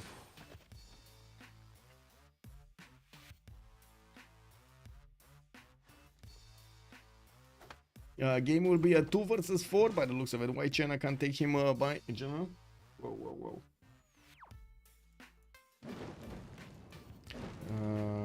Huh? I don't know what you're asking there, Ranger. Cause of Basil passive, heavy calf deals full damage against the walls. Yes, it does. Yes, it does. That is gonna be quite a bit of damage there. Okay. So, city in the south did get raised to the ground. Tirits, I think, did manage to get his 100 Diplo favor points. Yes, he did. He has 185. We didn't really have anything big here. Monarchy lost a card. We do have 10 strength for something, Ninkle Volcano. And then Gilgamesh did gain 2 Diplo points. So that means he's ahead right now with 4 out of 20. He's still going to need a lot more to actually do this. But anyway, we do have Norway here that is about to lose his city of Stavanger. He already lost 2 cities. That would be a third one, and well, he's down to a total of 4 here. Harrison, hello there, sir, and welcome. Oh, welcome everybody. Welcome to the show match between these, I guess, new roster teams. Freritos de la Vega did actually recruit Chuck and Malm on their side, and this is them training against each other for the FR squadrons next season. We also have on the right side a new team, Arcane, it's called. They are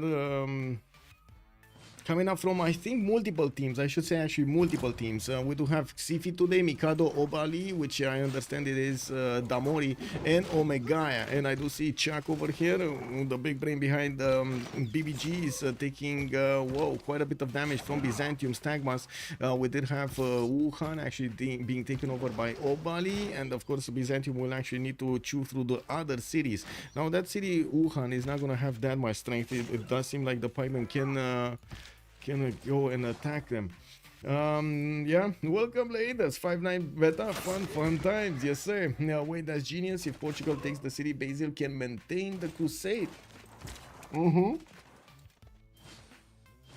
But he needs to go around the city, and China, well, does seem like he has a significant problem with the units getting musketmen, which are going to be a bit harder to take down, even though I do have to say Xifi's crusade with a lot of these crossbows are going to chew through that defense also. The remaining pikemen are probably not going to be able to withstand the firepower, the sheer number of arrows coming against them. We do have Tiris managing to get Visio and Braga, and I do notice Obali over here with his crossbows is just sitting still on the hills, while Stavager is about to go down. We do have the Trebuchet managing to get the city down low enough, not to mention the Knights did the damage. He should be able to raise this city also.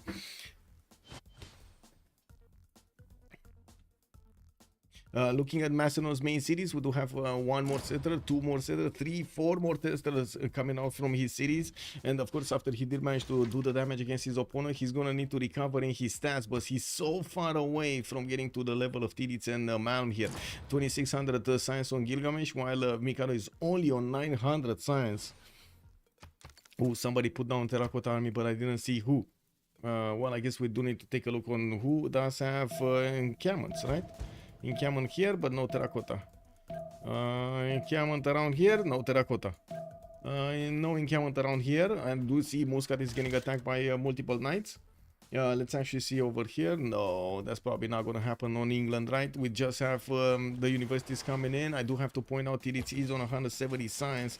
I do also want to see what's going on here with crossbows moving in. They're starting to take down these pikemen very quickly, and we do need to see the Tagma starting to start to take down the walls there. Okay, well, Tagma is just getting to spread that religion everywhere, getting to spread crusade everywhere. It does seem like Chuck is gonna lose the city of Guangzhou, and that would mean a second city being taken out. He's trying to get to safety here with one of his settlers. Might actually need to stop for well, a hamburger somewhere. Sandorios also hello there, sir, and welcome. Curious to see how Alexander's science bonus has affected his tech count versus FDLV. Yeah. Shouldn't terracotta on Sumeria? Let's actually see. Is it on Sumeria? Yes, it is on Sumeria. Yeah, he actually finished it on Sumeria. Wait, he finished it without that many units? Okay, at least did he get a spy somewhere? There is a spy here that did get a promotion, at least that. Okay, now we do have Stavager actually on 0 HP right now, and I do notice the next units are gonna start taking that city down. There are a few Sumerian knights that are starting to wrap around, and they might actually do the damage against the Macedonian knights good enough to keep them from taking Stavager and keeping that city.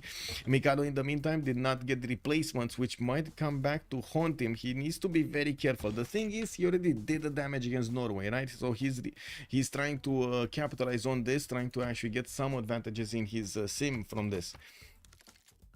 Okay, Guangzhou, okay. I do see China will defend those cities for a few turns longer. We got new arenas starting to pop off here in the Byzantium cities, and I do see Xifi is 53 science with 48 culture. Not that big. 149 production is about the number that Malm has, but definitely different stats. And with 200 points of gold per 10 for Malm, they can afford almost everything. I do see Obali and Omega are starting to make 104 each, and that will help out their teammates get their upgrade upgrades going, not to mention buy out some units if they need to. Well, could you please check tech count? Yes, sir. I can check tech count. Does it matter though? It's 30 techs on T-Reads. Malm is on 27 techs. On I guess I can check it out over here so you can see it easier. What is it here? Science? No. Wait. No. Here. Yeah, there we go. So 29 on Omega, 27 on Jao the Third. On the other side is 30.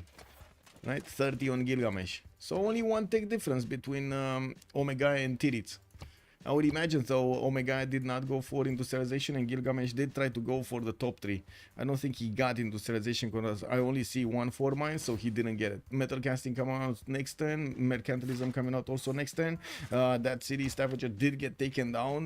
Norway did get that city taken away from him and getting it raised. It does seem like Mikado is not going to be interested to push through the one-tile chokes to the remaining cities of Norway until he's going to get stronger units and a stronger empire to actually attack with. Yeah, well, he still built the wall. Yeah, he did. And Alexander is on 25 with only 900 account size. Yeah.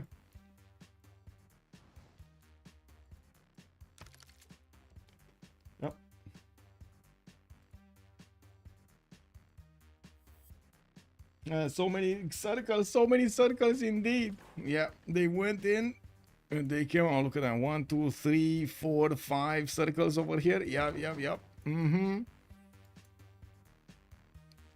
Spy coming up in 2 turns here from Norway. I didn't see a spy yet from Macedon, and he's just busy getting as many traders out as possible right now.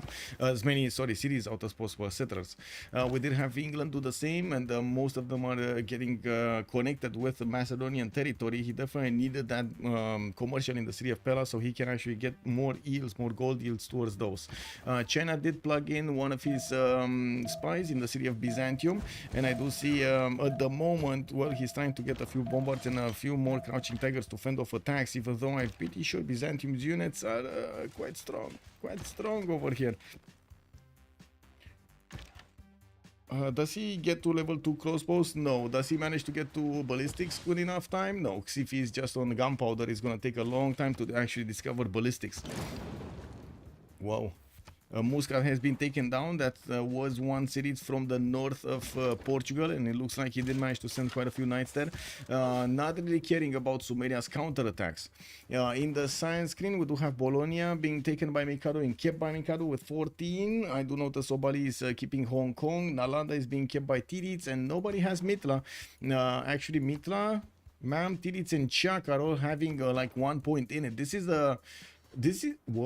is actually a pocket CS. I can't believe they actually have a pocket CS. Wow. Okay, interesting. Okay, what's going on here?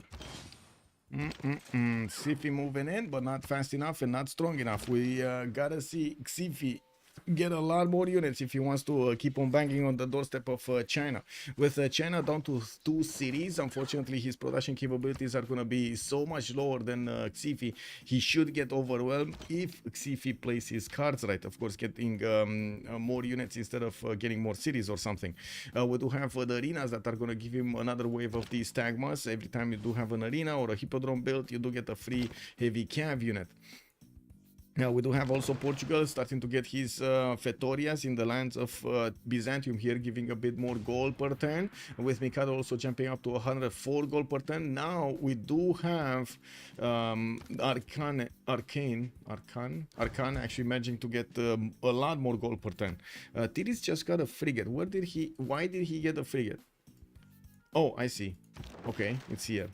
And he might actually go against Nidaros. Okay, I see. Do we have a tech from Mikado? He's trying to go towards caravels. He's getting butters next turn and he's trying to get to caravels. So probably try to defend the city of Nidaros from his opponent. If Sumeria did actually get to caravels right now, that is going to mean he's going to need to hard build those caravels and of course the frigates, which is going to cause quite a bit of a problem. That's a lot of production that he needs to do. At the moment he's more concerned about getting pyramids to finish in the city of Adab than anything else. Hello Urek, good evening sir on YouTube. FDLV is getting practice playing from way behind. Yeah, doesn't FDLV run into gold issues if China does? If China dies, you mean? Yeah. Let's see. Yes and no. As in, Norway is still trading with Sumeria, but they're not trading on the coast. And Malm is trading with China, right? So yeah, he's gonna suffer a lot of gold problems. I do see also Colossus is gonna finish here in Phoenicia's territory for an extra trade route, and we do have a Dromon that is actually doing damage against the city of Xi'an. Very little damage, you know, it's just doing the pokey. He's not actually taking that city down. And we do have Byzantine Tagmas starting to get into the borders of the capital city of China. That capital is not converted to his religion. He doesn't have his crusade activated yet. And I do see these crossbows are chipping away at the musketman's strength. They are 2 shots though to the musketman, counter attack.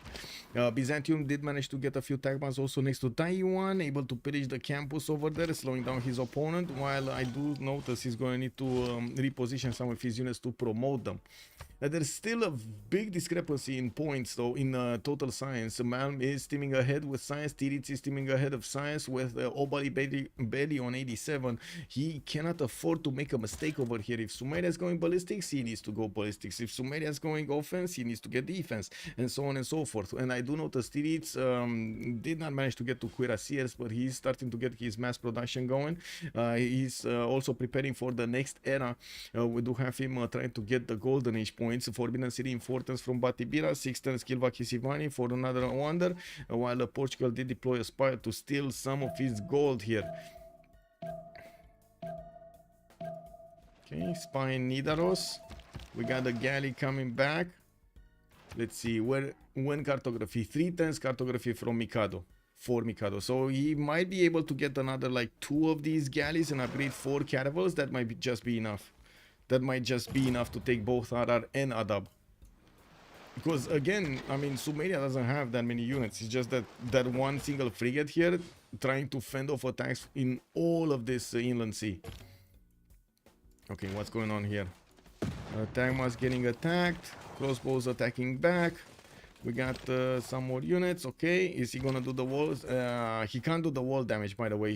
That city is not converted to his religion, so he doesn't get the full damage from the Tagmas against the walls. That's unfortunate. China still building wall? Where is China building? Oh, I mean, again, if you don't have the dominant religion of Byzantium in your cities, you don't have to worry. If you do have it, you should be getting ready to push it back, and that's why he has missionaries here to try to reconvert his cities as quickly as possible. Oh man, that's a dead Dromon. Man, that boat didn't know what hit him, man. It got this big of a hole in it. This big. I don't know what another Dromon is doing here. Maybe we might actually see Xifi go for some frigates or something. No, he's going gunpowder, he's going nationalism, he's going a different tree. While Czech is trying to get the metal casting that will allow his pikemen to turn into pikemen shots, making them significantly stronger. Not to mention boosting his garrison defense strength also. China, yeah.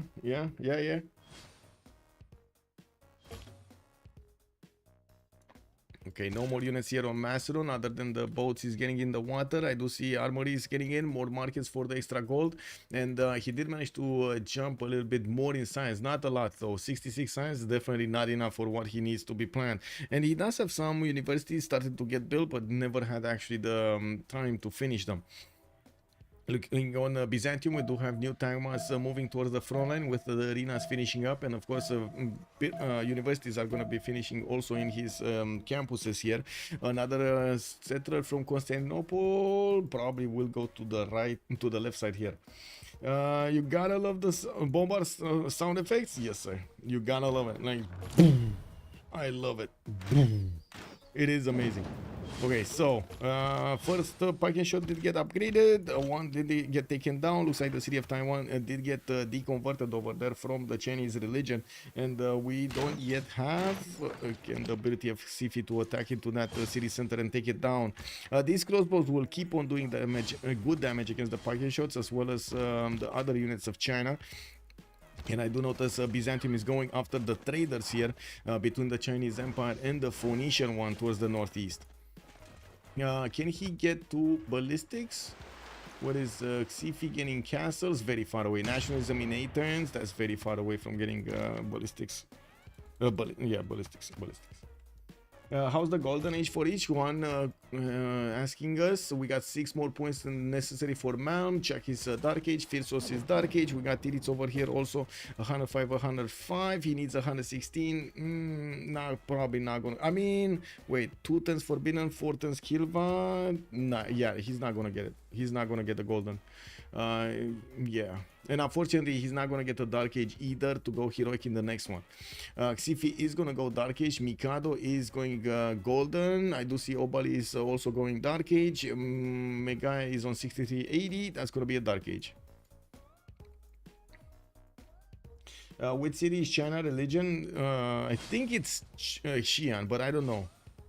We can't actually see. That's unfortunate. We cannot see. It should be his capital. It should be Xi'an. When he established his religion, he did it at the same time as Portugal, and unfortunately the bonuses overlapped over here. Both of them are getting both bonuses, and yeah, it is what it is. What can I say?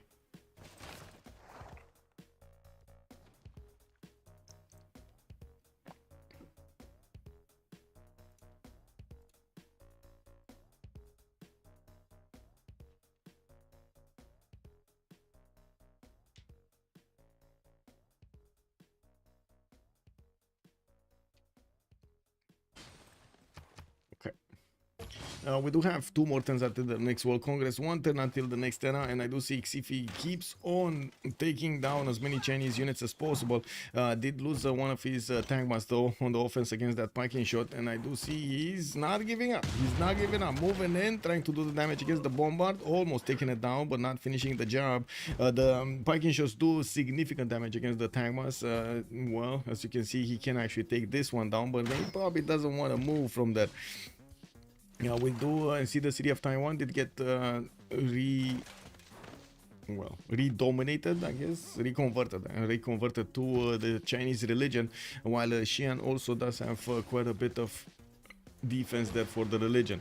Let's actually take a look what's going on here. Nothing much. We do have Macedon upgrading 4 of these caravels. Okay, that's gonna be enough enough to go against Sumeria, at least take out his initial units, and we're going to need to see if it's gonna be enough for the next ones. He's getting privateers for the range shots, and that will help him take down walls here in Adab and Harar. Hey Greg, thank you so much for the prime. Greg 242. Thank you, sir. Thank you. China needs more units, yeah. Okay, Macedon did get to 2, 4, 6, 8, 9 cities. Let me actually take a look here. He's on 10 cities, maybe I'm missing one. We do have Obali on 6, Omega is on 9, Xifi is on 6, while on the other side Tirits is on 7, and Malm is on 7. We're gonna need to see what's gonna happen with the loss of the Free Inquiry Golden Age and or Penbrush and Voice. What is gonna happen on the stats with Tirits still in a Penbrush and Voice. You can see the 244 science. Victoria has Penbrush and Voice and only has 209 science points. Tirits at the moment with Gilgamesh did not manage to actually get a technology that would secure his dominance against a neighbor here, and it does seem like he still has problems actually fending off attacks from Macedon. We might see that frigate being taken out immediately next turn. This should be enough damage to double shoot it. And let's see what's going on here. Okay, Tagma getting attacked. Why is he not taking the traders? These are not actually defended, right? The traders are not defended. Ooh, field cannons from Phoenicia are gonna cause the rockets. I'm pretty sure if they do appear in the south, they're gonna do significant damage even against the Tagmas. Even though I gotta say, China is losing strength. The city of Taiwan did get converted to the religion of Byzantium, and immediately one shot from the Tagma did take out those walls. Although the map is the 7 Seas, it has been a land war. Yes, it is. Yes, it has. We got a small but nice naval war over here, you know, in the puddle.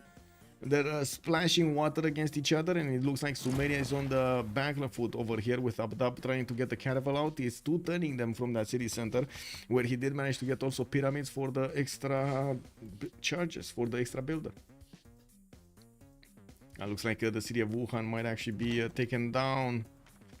That might be a problem. Does he have enough strength to take this city? Oh, no. No, I would say that would be a clear no.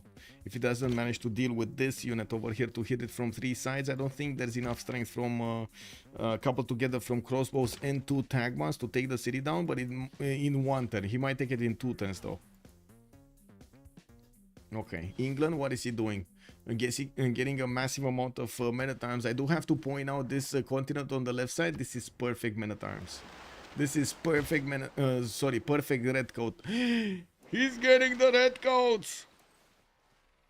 Oh my god, that's so many red coats. We got 1, 2, 3, 4, 5, 6, 7, 8, 9 over here, and I do see Monarch getting hard built. Musketmen are coming around. He does need military science, and he shouldn't be that far away from getting it. Squaring in 2 turns. I don't see the upgrade button, right? No, it's just Musketman upgrade button.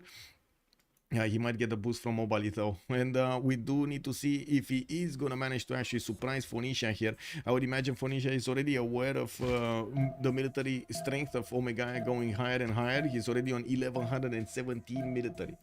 Red coat, yes sir, red coat. God save our noble queen, God save the queen, the army of Vicky. Yeah. Okay, let's go for the things over here. Nothing really extremely impactful.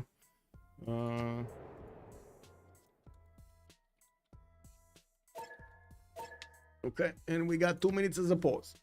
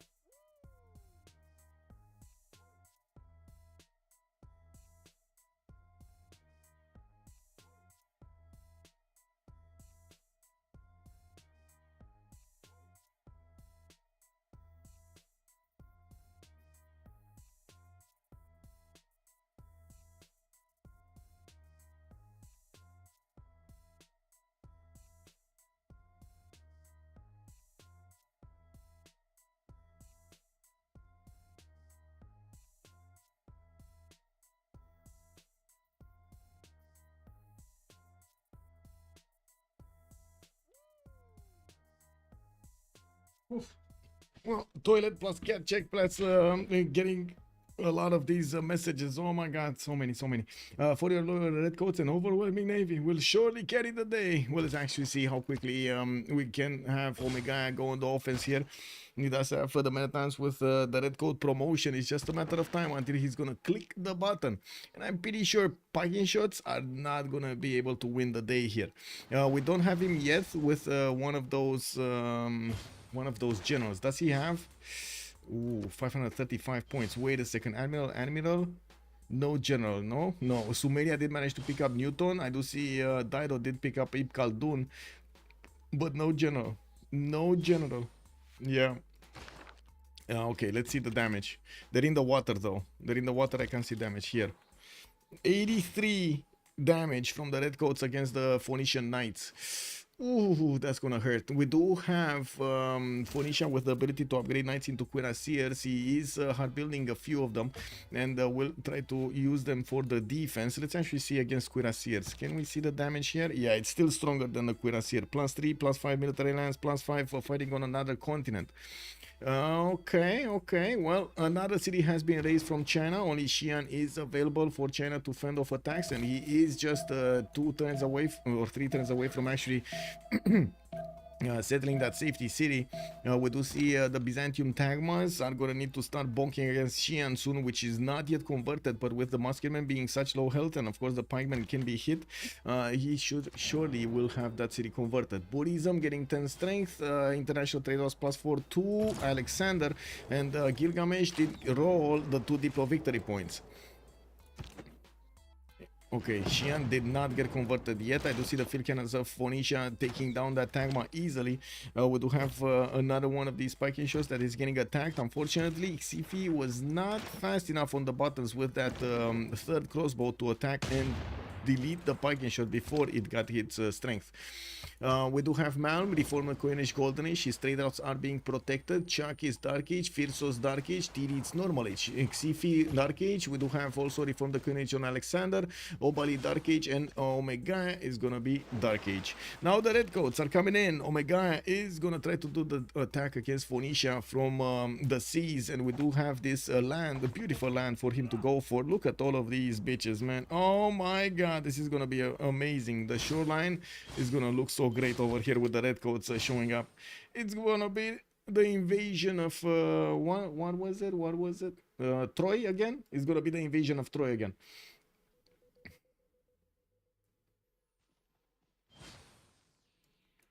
Okay, we do have Norway actually putting a few boats in the water. It does seem like Macedon did not manage to actually attack properly against Sumeria, and doesn't have enough units to actually fend off attacks. I do also notice the Sumerian frigate fleet is managing to take down the caravels of Macedon quickly, and with Norway's berserkers, he's just grabbing tiles over here, keeping away these Macedonian units from doing too much damage.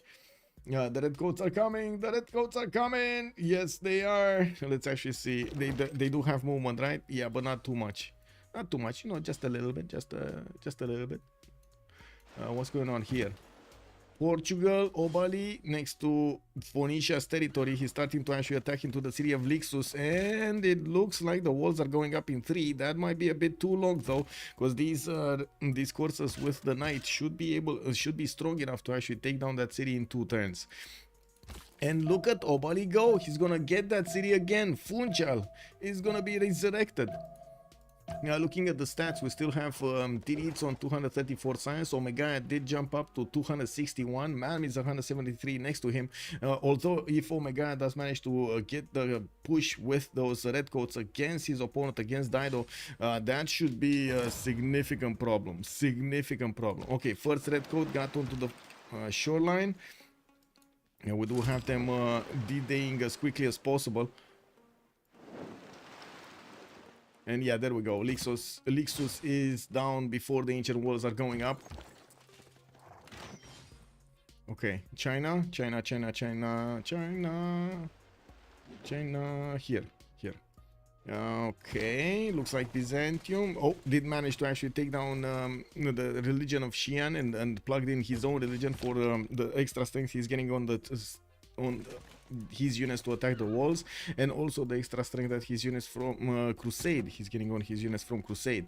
We do need to see Xifi. Yeah, there we go. He's getting a few more Tagmas, and he should be close to getting his own ballistics to upgrade them into cuirassiers. While I do notice he's starting to get a few new cities out and still coupling his economy together with his ally here in the north. Now this is a total change in economy here. Malm is the one with 248. He's the economy of FDLV, and at the moment he's gonna get heavily pushed by these redcoats.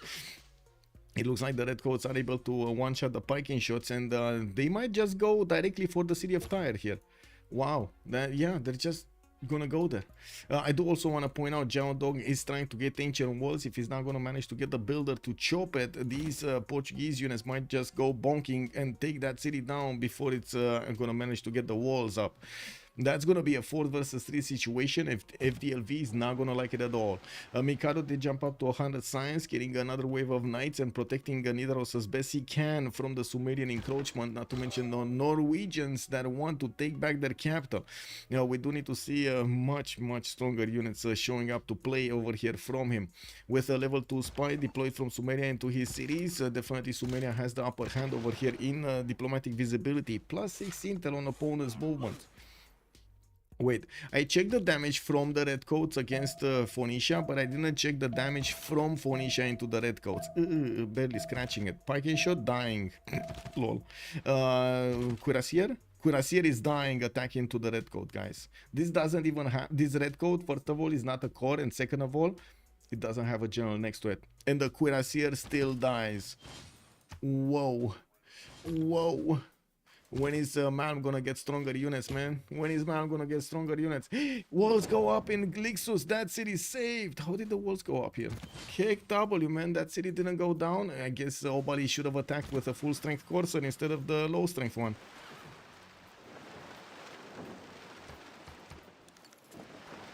Basil taxes. Basil taxes. Basil, he's on +6 taxes. He's on +6 taxes because he took Xi'an down. I do see the walls are still up there. They're not being taken out. A bit surprising that these Tagmas did not actually move and take those down. But anyway, they did get. He did manage to get U1s on the front line. Oh, one second. Let me get my stool back in order over here. Okay, Firso still on 3 cities. If we take a look at Sumeria, he's starting to get his industrialization going. Also trying to build the Statue of Liberty in the city of Adab. We do have factories coming in with coal power plants in his capital. Definitely has the production capabilities to 359, while Omega is 312. Malm, if he's gonna start losing cities, it's gonna be quite a problem. I do have to point out he just saved the Lixus, and of course Portugal is gonna keep on moving towards Jiaodong this time to try to take the last Chinese city down, the safety settle actually of China, because he does still have Xi'an up. We don't have any bombard, any trebuchet here from Xifi to attack into his opponent's defenses, and of course with the Tagmas he's gonna do the damage against the walls, but he's also gonna expend some health against those walls.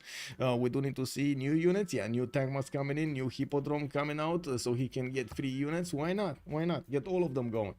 Basil have a +6 force by 3 holy side. He has +6 force because he did manage to take out 2 of his opponents and allies religions. He took out the holy city. He converted the holy city to his own religion, right? Xi'an, and I believe Visio was the one from his ally from Portugal.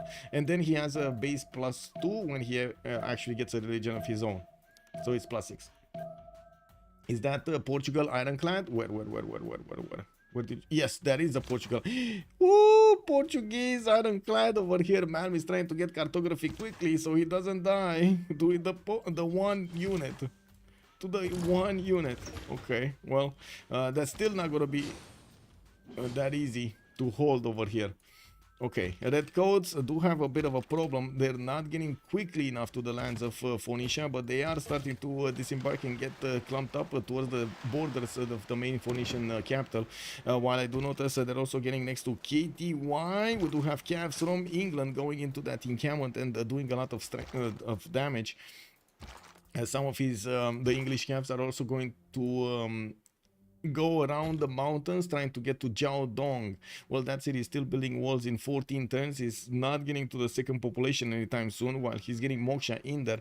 I don't want to see what's going on here. So Byzantium did push strongly against the Phoenician units that were being sent to defend Xi'an, and it looks like he did manage to push the majority of them back. Now we're going to need to see him use the next units, the next tagmas that he has on his way to start to doing the damage against the walls of Xi'an and keep on pushing his opponents to MTW. Not watching his stream, just have that Funchal is haunting man. Yeah, he's probably being haunted over here. Faro is starting to get pre-built frigates out, and you do see the quadrims coming around, and I do have to point out Obali over here, or I should say Damori did manage to make a very good game, right? Unless you take into account that city that got raised, which yeah, it happens sometimes. But at the time he actually put that city down, he didn't know about either of his opponents, so you know, we could shave that mistake off. Daido can have a 1 versus 3. Daido will have a 1 versus 3, yes. After China is gonna die or his capital city is gonna be taken, it's just a matter of when, not if. We will need to see also what England is going to do here, but it looks like he already did manage to get into the borders of his opponent. He's going through these cuirassiers so quickly, it's not even funny. Red Coat Corps coming in, 103 strength. I would imagine we might actually see a few more units. Nah, he's going to finish up his encampments and get new stables in them, trying to go for military science also, more I should say military academies also.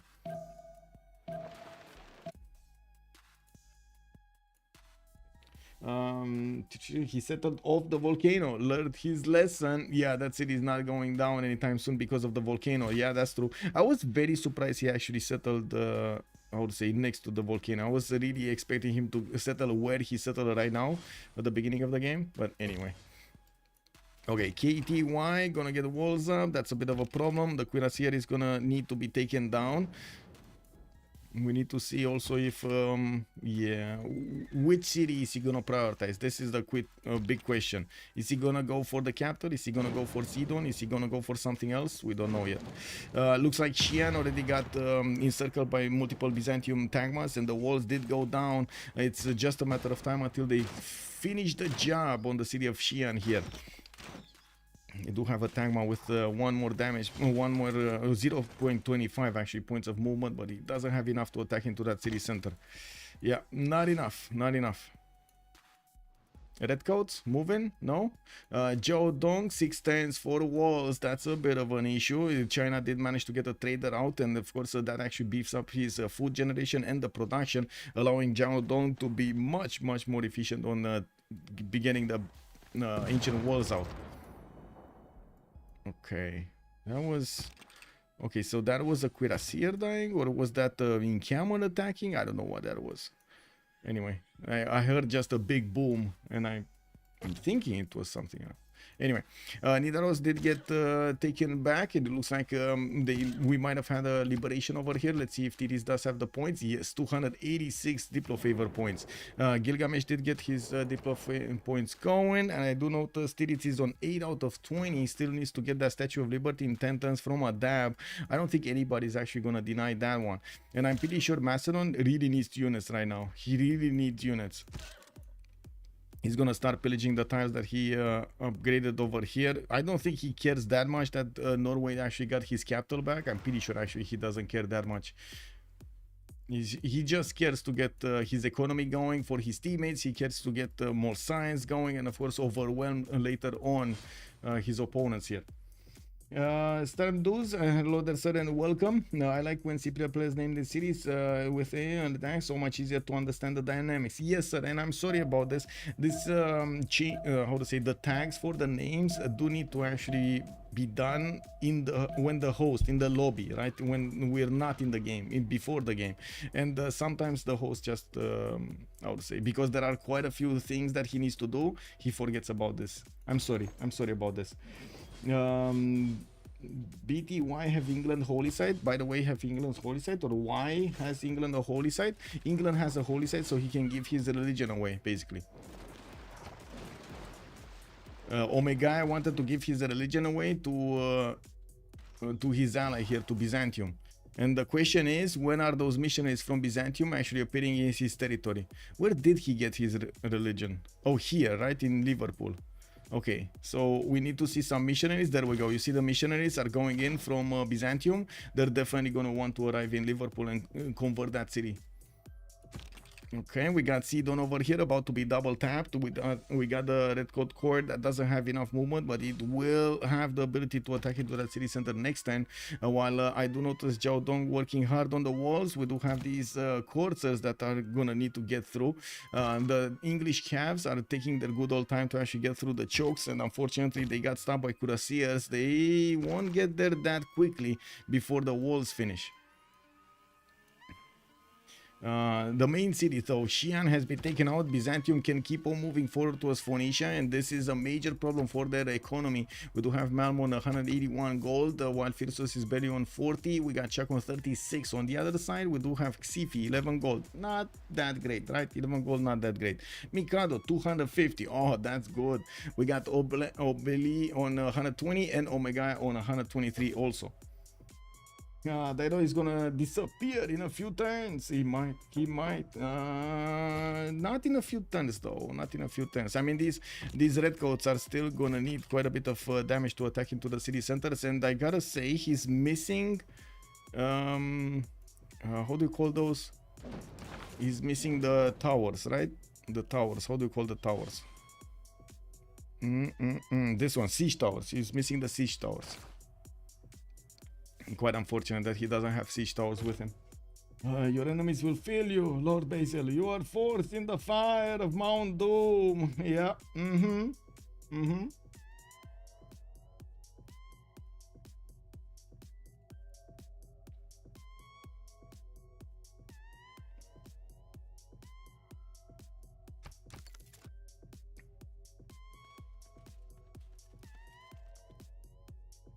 Give me a second. Whoa. Did I? Give me a sec. Kick W. Okay.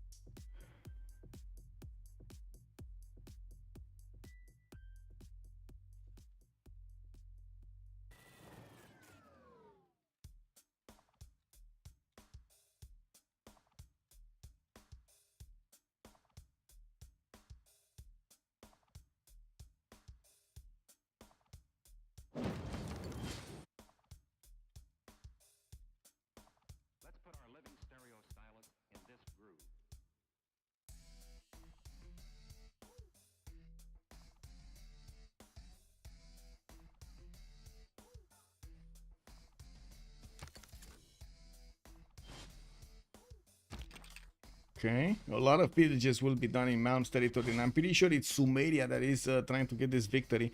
We do have Norway coming in with quite an army to actually try to help out keep Nidaros. Sumeria is holding his frigate fleets over there, and of course Macedon is trying to get bigger. Macedon is getting his military science going in 4 turns. He does have the upgrade button to cuirassiers on his knights, and I do notice he's getting some cuirassiers, some more cuirassiers out, finishing up his encampments. Ooh! And he's gonna get pillaged by Norway's berserkers. He doesn't have a unit to defend the city of Vega, and all of these juicy tiles over here will get milked. Freritos trying to get back on his opponent over here.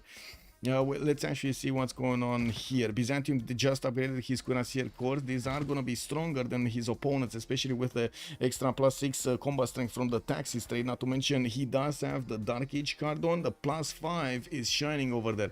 Omega was in a Dark Age? Yes. Does he have the Dark Age card on? That's a good question. Let's see. Oligarchy, Military Alliance, +3 intel on opponent's movements. And yes, he does have the card in. He does have the card in. That's a 106 strength unit against Phoenicia's cuirassiers. And I gotta point out, England did actually choose to go against the Diplo Quarter instead of 2-tapping the city of Sidon and taking it out completely. Okay. I mean, walls are going up in 1 anyway, so, you know, might be that problem.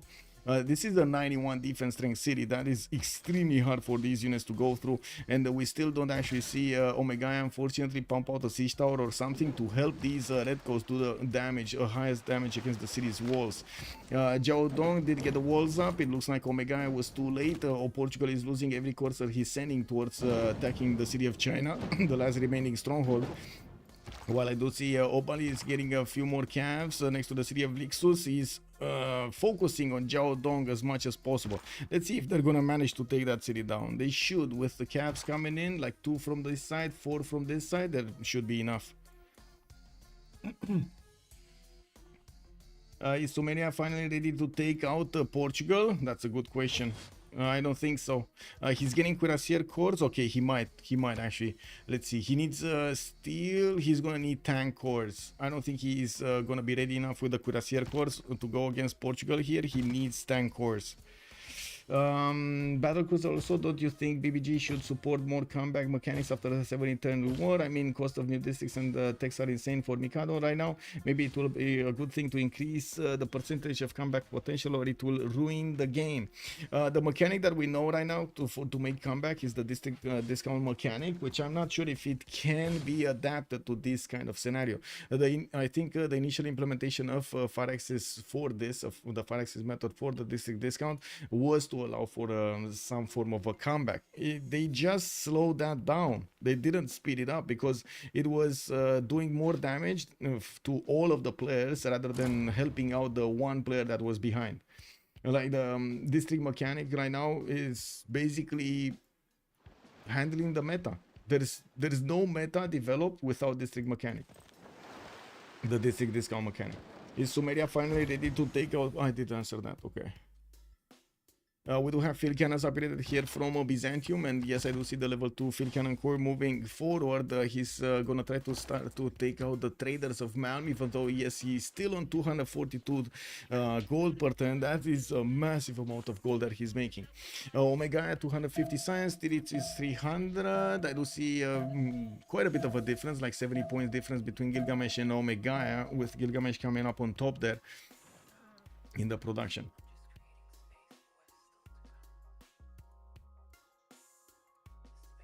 Byzantium is getting stronger and stronger. Yeah, it looks like Sifi over here will keep on going towards Malm. Malm is already in big trouble, right? With all of the red coats that he cannot do anything about next to his cities and pillaging his tiles and so on. He's having massive issues. We do also see him in the north having trouble to deploy units to help the city of Jiaodong hold. We'll see. Oh my god, just milking everything he can from Dido. So basically Dido is not only getting gold for his teammates, he's also getting gold for all of his opponents, right? He's feeding everybody in this game, in one sense or another. In C5 there are huge discounts for techs if you are behind, and Spy could actually steal the tech. Yeah, and not the boost, I guess. We do have Potala Palace in 2 turns for Uruk, and I do see 7 turns for Statue of Liberty to finish an dab. There was another one being placed, right? The 9 turns from Sheffield to get going, and it seems like Filippo Brunelleschi is actually going to help Sheffield snatch that Statue of Liberty away from his opponent. With Omega's battleship fleet able to attack into the city of KTY, looks like that's going to be the first victim of this war. He cannot easily get it to Sidon, to attack Sidon, because it's only, well, Battleship Armada level 1, it's not level 4. And I do see MTW is also going to be taken down. Byzantium will take down another city here, this time from Phoenicia. And the Cavs of Portugal are riding towards the city of Jiaodong as quickly as they can be carried by their hoofs here.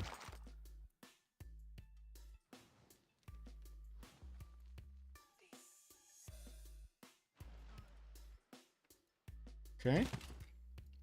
More Byzantium cuirassiers. I mean, if this was survivable, this coupled with this is not survivable. And that's gonna be like 2 players taken out, right? Phoenicia and China. Sumeria, Norway is kind of irrel. 41 science and 21 culture doesn't really give Freritos any kind of edge here against his opponent, and he's gonna get outtaken really quickly. He did manage to get a lot of pillages though in the city of Vega, and we do have some defenders here showing up from Macedon to help the pain, help numb the pain. Although, well, I guess Norway is gonna keep on pillaging. It's not gonna take cities, but he's gonna keep on pillaging. And we got some more cuirassiers showing up next turn. That should be actually 2 units taken down every turn here from Macedon. Or 3 units. 3 units. He might actually have enough for 3 units. Okay, that's one. He should have another one, right? Come on. Shoot it with the warrior. What is that warrior doing? Come on, Macedon. Okay, never mind. He just upgraded it in light infantry. And that's 2 units down, and it should be 3 units down. No. Okay. Not yet, though. Wow. That warrior gave his majority of his health for the builder to keep on being there. Okay.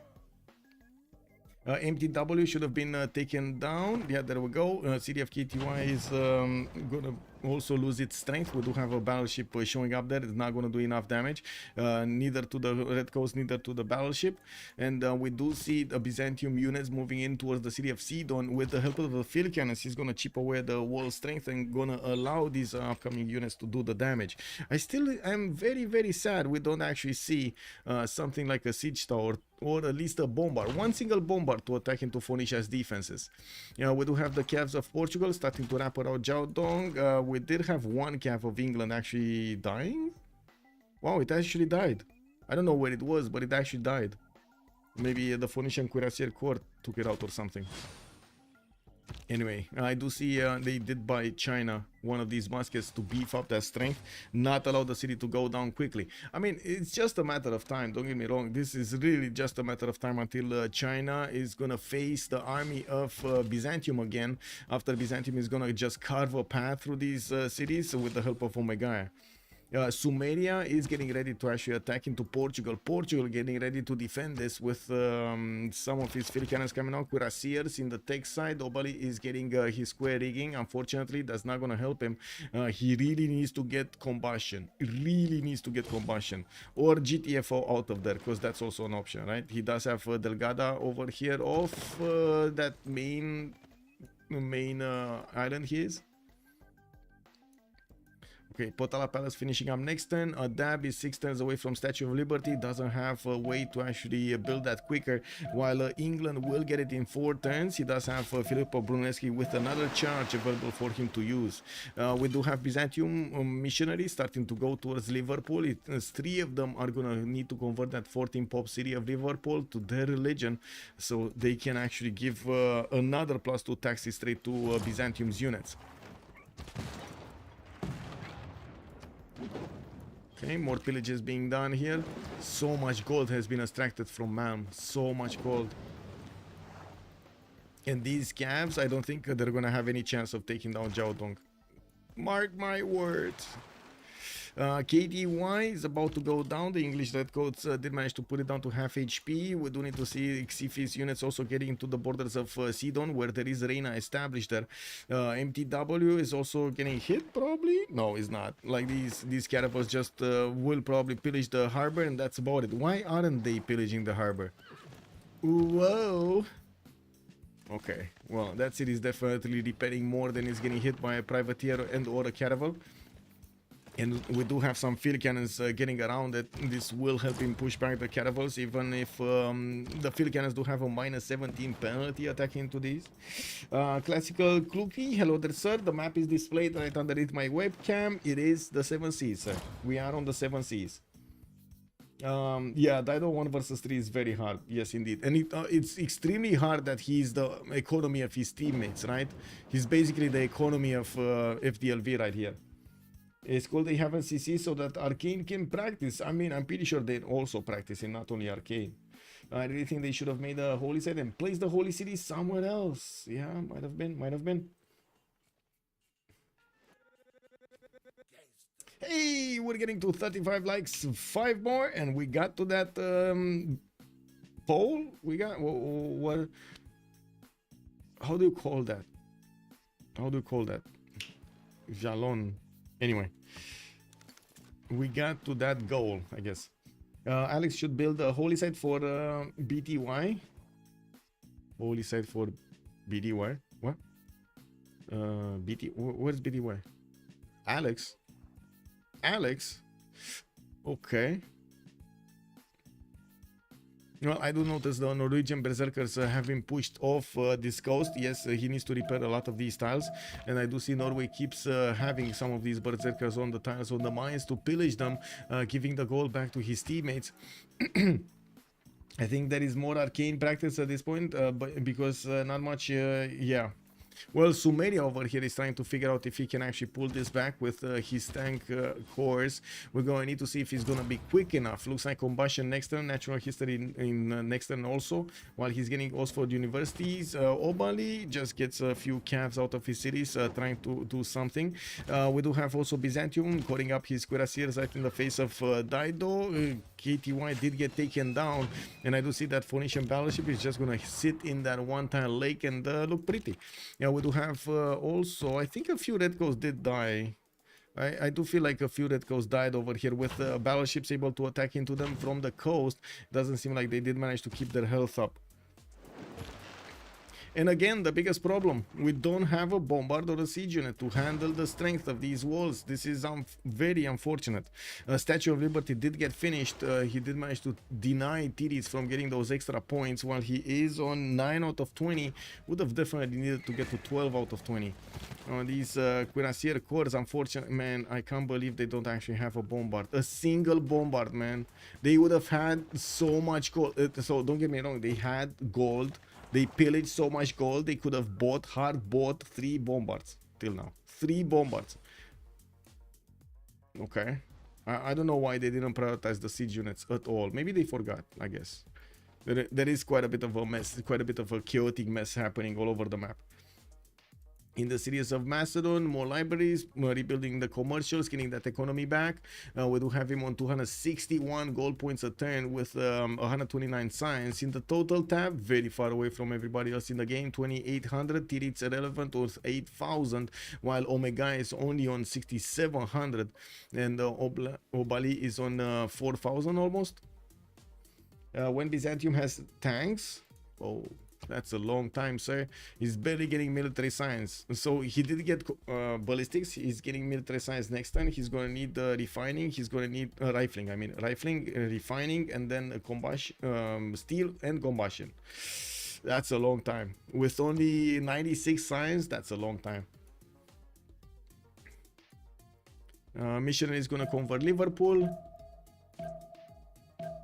Oh well, we'll see. Did Basil? No, he didn't. No, he didn't. Not yet. He's still missing out on a +2. I don't think it. I mean, by the looks of it, the damage that is being outputted by Malm, he does manage to do enough damage against these cuirassiers to put them back to shame here. The field cannon corps does have 90 strength against the Byzantium cuirassiers, and of course, coupled with multiple battleships that he has running around, he can do the damage against Xifi without that big of an issue. There we go. Another cuirassier taken out. Major problem is the lack of bombards. That's the only problem, lack of bombards. And or artilleries, or you know, yeah, you know what I mean. Okay, multiple cuirassier corps coming through. I do see missionaries also moving towards the front line, so he can convert the city of Sidon. It's not like Phoenicia does have fast units to actually stop this from happening. And I do notice the city of Jiaodong is getting defended. Phoenicia did manage to send a few cuirassiers. Chuck does have the musketmen coming around. He's defending that. Gilgabro either nukes Arcan or runs them with GDRs at this point. Let's see if he gets there. Is Basil taxi threat unstoppable? No. You just need to get the religion, basically. Or reconvert your cities, yeah. Or raise the holy city, yeah. You can stop it or deny it. As in, wait, you don't make a religion, you just get the prophet. That's what I meant. Not make a religion, you just deny the prophet. It's enough. Wait, who's upgrading what? I heard a lot of upgrades. Where are, oh, I see the tanks. Sumeria getting the tank cores, and we will see the march towards the city of Visio. You have to cover the city or raise the whole city. Yeah. Vicky is going labs. We're going to need to see if he's going to be successful with that strategy. 327 science. Did manage to do the major damage against Malm here, and will probably leave Xifi to finish the job on Phoenicia. While I'm pretty sure Omega will need to keep on simming, getting his shipyards out for the more production. He's already 466. He does have enough science as Tirits here, 327 versus 342, and with with his economy actually booming, this will be an advantage against his opponents later on in the game. I mean, one team will get to buy GDRs, the other team will need to hard build them. And I'm not that convinced Sumeria can actually hard build that many of them. Let's see, City of Dion might be... No, it's just damaged. There shouldn't be enough damage from these berserkers, even if they take out all of the health. Yeah, there we go. It's not enough. Might be enough next turn. It's all about Mikado chopping those walls. Yeah, it might be enough next turn. Anyway, that's kind of a bad city. It doesn't even have a single district in it. Okay, missionaries from Byzantium did get into the borders of Sidon. I do see MTW is gonna get attacked by multiple battleships. Might be retaken here with field cannons showing up. It doesn't look like he has enough damage to take out those caravels from afar. While Xifi is getting his units to the northwest. Looks like he's gonna be looking to stop the full takeover of the Empire of Portugal. Even though it does seem like this might be a dream. It might be a dream. Sumeria did get artillery, so he's gonna be much more efficient and taking down the walls, even if they are medieval walls. Portugal will just not have a chance to withstand the damage there.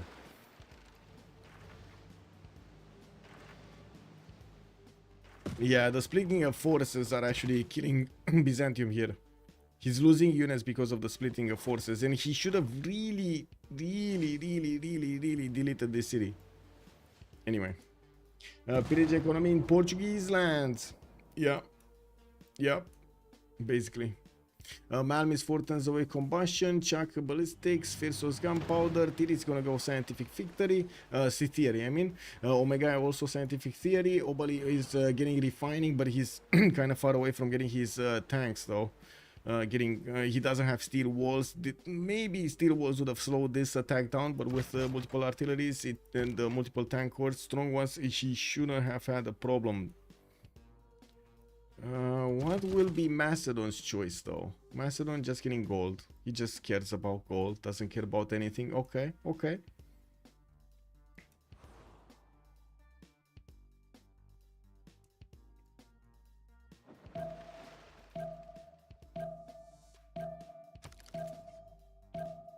You have to convert the city. I did read that. Okay, it's fine.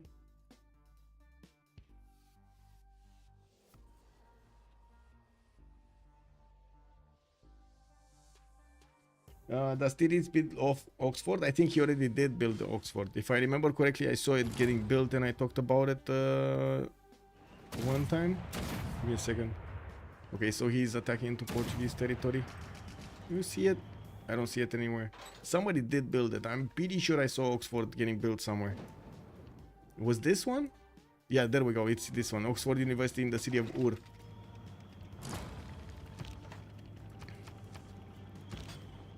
Looks like Sumeria is wrapping around the city of Viseu, and I do notice the artillery corps is gonna start shooting soon. We're gonna need to see another one showing up on the front line, while the tanks are also able to do damage and not take that much on return. We do need to see in Malm's territory if he's managing to keep up with the necessary defense. Looks like the Red Coast did get together. And Firsos is telling Mikado that he had a good game. KW. KW, man. Okay, what's happening here with the production? 487 points between Omega and Tiri. It's 460, and it does seem like we do have them really tied together. Norway is trying to push back Macedon, or trying to go against the city of Alexandria in Aria. Now we do have new cuirassiers showing up, and we definitely need to see how close he is to combustion. We do have Mikado getting steel walls in 2 turns, so I don't know why he's building ancient walls when he's gonna get steel walls anyway.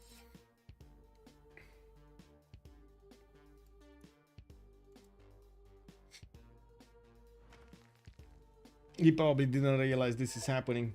Can Gilgar roll the map? That's a good question. That is a good question. We don't know.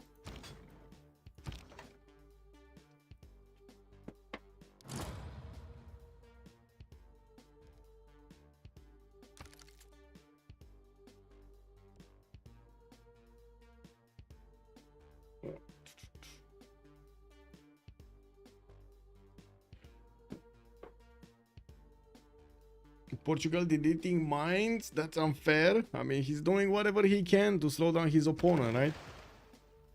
Yeah, it's a correct choice. Yeah. It's doing scorched earth tactic, if I'm not mistaken. That's how it's called. Yeah, Visio is gonna be taken down next turn. Doesn't seem like that's also gonna be 2 points of attack from the taxi strait, right? We're gonna take out the taxi strait of Byzantium. Okay, Sidon looks like he's gonna be converted. Multiple missionaries starting to get their theological combat going against that city center, convincing the citizens that it's good to have the religion of what, Buddhism? Yeah. Okay, Visio got taken down. I do see Portugal is gonna also be attacking the city of Braga and Lisbon soon, and we do have some Viking shots coming around. Unfortunately, no roads for these Tagmas was... Oh my god, I think this no road actually stopped the Byzantine units from doing anything here. They kind of got neutralized. They really got neutralized by the land here, by how this land looked like. They don't have the ability to stop the takeover of the Portuguese cities. Okay, I'm trying to get out with the cuirassier and pillage those missionaries, shut them up basically. Free city with line infantry. Yep. That's a hard one. Okay. Wow, steel walls already finished, but ancient walls are gonna finish next turn. Yeah, he needed those too. You must improve everything if you are gonna die. Yeah, but that's a lot of work, sir. That is a lot of work. I know you should do it, but that's a lot of work.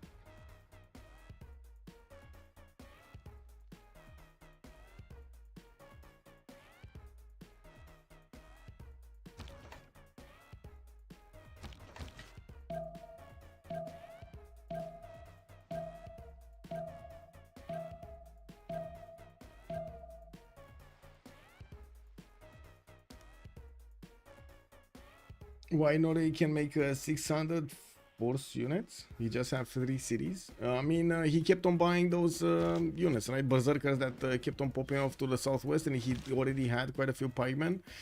He just kept on building because he doesn't have anything else to do, right? There's no other reason for him than to put pressure on his opponent. We also are close to the next World Congress, 2 turns from the next era, and I do notice Xifi is gonna get his Heroic Age. Yeah, he's gonna get Heroic Age. Obali is gonna need 7 more points if he wants a Heroic, and I do see Omega is only 3 points away from getting a Heroic, gonna finish Oracle, and we'll need another point from that. We do see also the city of Liverpool did get converted. That gives these units of Byzantium the plus, yeah, another +2, so basically Visio took down the +2 and then he got another +2, so it's fine. Yeah, barely one cuirassier from Byzantium is gonna manage to make it next to the city of Lisbon by the time these tanks actually are starting to take down the city of Lisbon and Braga.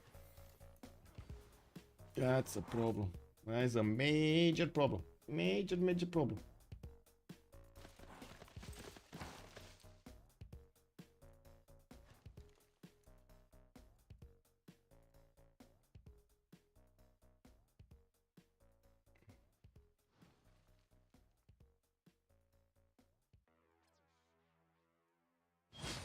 Well, artillery corps on Sumeria. We do have Sumeria finishing up Forbidden City, and I do see he's 3 turns out from beginning Oxford. He's on 375 science, while Omega is on 427. We do need to see if he's gonna manage to clean the map. England is not that close to him, and we do have quite a few campus research projects getting done, because we do have Albert Einstein, the next one. They do need 840 points to actually pick this one up. We do need to see if he's gonna manage to get it, though. He should be able to, with so many projects are coming around. He's not only gonna get the science, but also gonna get those points, the scientist points. The city of Faro is gonna be taken out by the Phoenician battleships. Gonna be also raised to the ground by Phoenicia here with the caravel. And I still don't know exactly what these cuirassiers were thinking of doing. I mean, on one side, I totally get it that he wanted to stop the tanks of his opponent, but he doesn't have enough strength anyway for that. And the fact that Civ6 stopped his attack against Phoenicia just gave Malm enough time to get more units out, and now, yeah, he's alive. Malm here is alive. He's alive. He's on reform the coinage, though. Let's actually see what he's gonna do in the next era. How much gold is he gonna make in the next era? The city of Faro is gonna be taken down. Phoenicia did lose that city. Oh, sorry, did take over that city of Portugal. And we do have the Sumerian units also about to take down Braga. He does have the artillery corps, at least one in place, with another one on the road. I would imagine he's gonna want to send one and one to Lisbon, one to Braga. He does want to milk everything. He does want to actually pillage every tile over here to actually get going against Braga. That's sad. Abandoned battleship on the lake. Yeah, was on pulling it, so it didn't go down. While the city seems like a solid griefer unit. And to be honest, I think you're correct, Pelikanov. To be honest, that I was thinking exactly the same when I saw this battleship. It's basically, you know, just shooting everything that's coming around it. Unfortunately, it doesn't have enough vision, though. It needs vision. This unit doesn't look at this. He doesn't see much, right? He doesn't see much. Cake double, man. No way. I went back to make some food, and Malm survived. Yes, Malm actually survived the attack. Surprising to me also.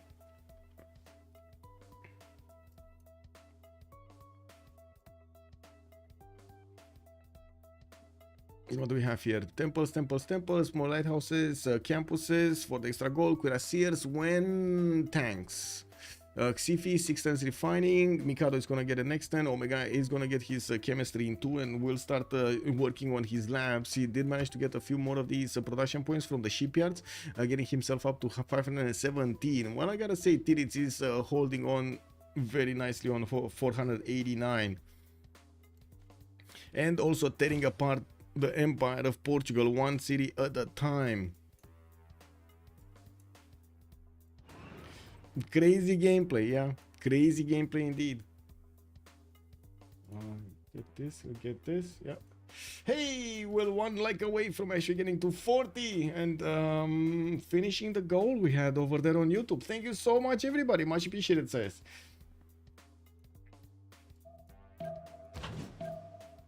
Okay. I think next turn is going to be the Golden Age. And I do see Omega will get a heroic.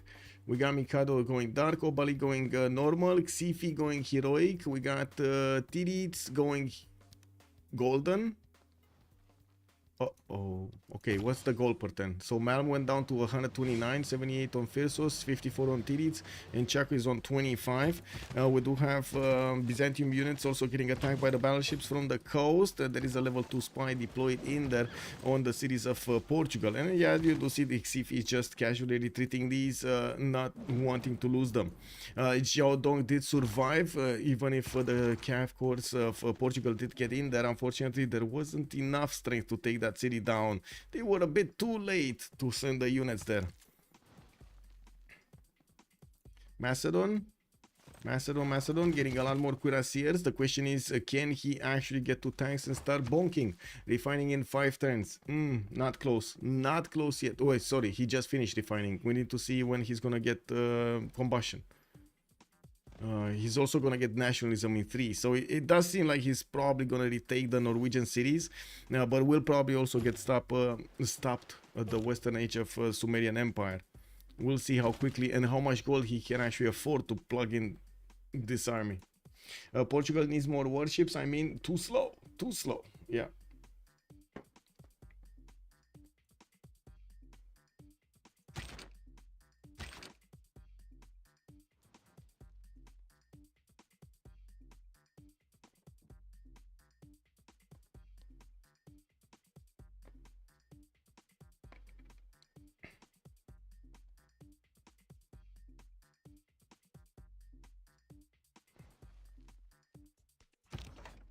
Yeah, Sumerian tanks are just gonna destroy Lisbon here. No way he's keeping that city. And we're going to need to see if Tirits is going to manage to get those Diplo points going. Now that we did go into the next era, they will have the Congress, 9 out of 20. He does have 312 Diplo favor. I do notice across the board they actually have 312 Diplo favor, while on the other side we got only 280. It looks like even this one will be won by Gilgamesh. Another plus 3 points. Oh, we got tanks from Phoenicia getting armied up over here with tank horse going towards Byzantium. Whoa, okay, okay. Let's actually see if Xif is going to manage to get his own tanks to fight this off. It's going to take a while. Just going to do this and this and this.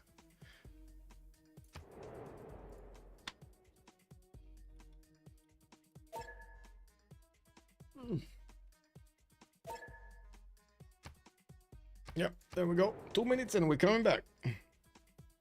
Is it too early? Yes, Dibizzle, it's too early. Too early right now. We don't know yet. Hey, we got to 41 likes. Woo! We did it, boys. Be right back, 2 minutes.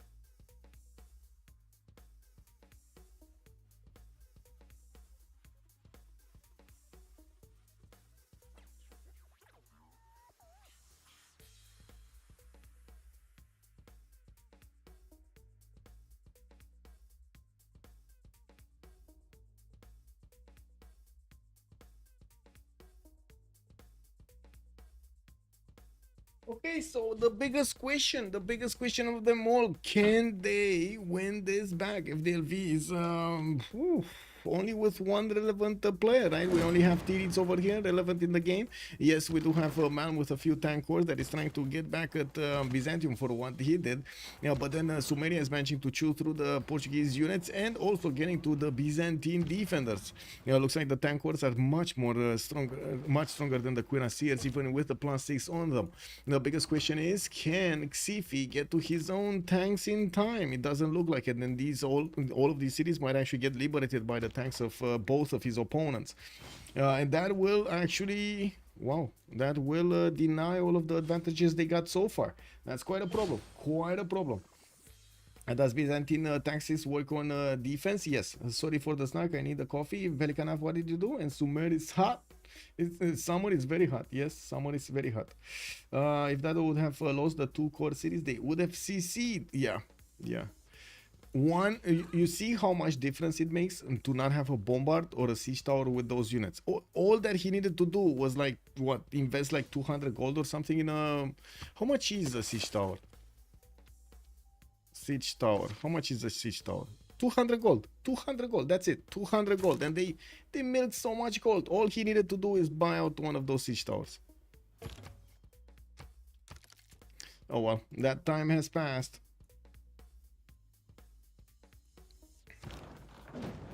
Macedon getting cabs out. Okay.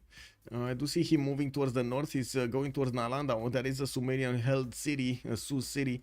I do see Norway's berserker. He's also seeing all of these traders moving around here. He can't really jump on the ship here. It's not like in real life. With oh well, it is what it is. With pirates, imagine him turning into a pirate over there. Yarr, yarr. He probably doesn't have a siege tower on that state. What? Oh, you mean he didn't have a siege tower because he already discovered the next technologies? Maybe. But to be honest, he should have had one anyway, right? Or a bombard. Or something to take down the walls. Yeah. I think the main move of this game was Norway huge pillage on Macedon. Yeah, he did. With so many berserkers.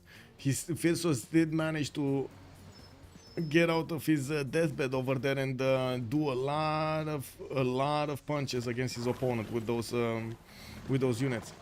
I do see Portugal is in massive trouble here. Sumeria is taking out Evora. Delgada is still going to be left alive for no Obali, and Obali will need to actually keep it alive. Let's actually see if he's going to manage to do so. Whoa. Yeah, this city is dead. That's it. Yeah, that's another city taken away from Portugal, and the next units are gonna be Byzantine units. The tankers are way too strong to be attacked by these cuirassier corps of Byzantium, even with their extra strength. And of course, Tirits is gonna start to shunning them every time he gets a chance. We might actually see the total takeout of Basil II's units before he even gets to combustion. Remember, he not only needs to get refining, he needs steel and then combustion. That's a long time, especially when you're taking a look at this strength here, 89 science. So right now they're only relying on Omega to try to get to a victory condition, and I think his only victory condition is space. He does have some tiles for space, although I'm not that convinced he's gonna manage to get to space by the time his opponents get to GDRs. Anyway, we'll see. Steam power on Omega, we got mobilization in 1. We do need to see if in the Congress there was something interesting happening. New district culture from Keen. We do have Monarchy gaining a wildcard policy slot and 2 diplo points for Harald Hardrada. Freritos. Wait a second, they got 2 victory points on him? Okay. Was this a misclick actually? Was this a misclick? They didn't want to go for the diplo? Okay. I guess this is a domination game for Tirits. He's going for for bombers over here. Advanced flight in 2 turns, ideology in 5. Looks like we are gonna see quite a few aerodromes being placed down, and he's gonna start getting an air force up. He's not only gonna get to defend the west against the Macedon, but he's also gonna get to keep on attacking and chewing through the cities of Byzantium until there's no more Byzantium.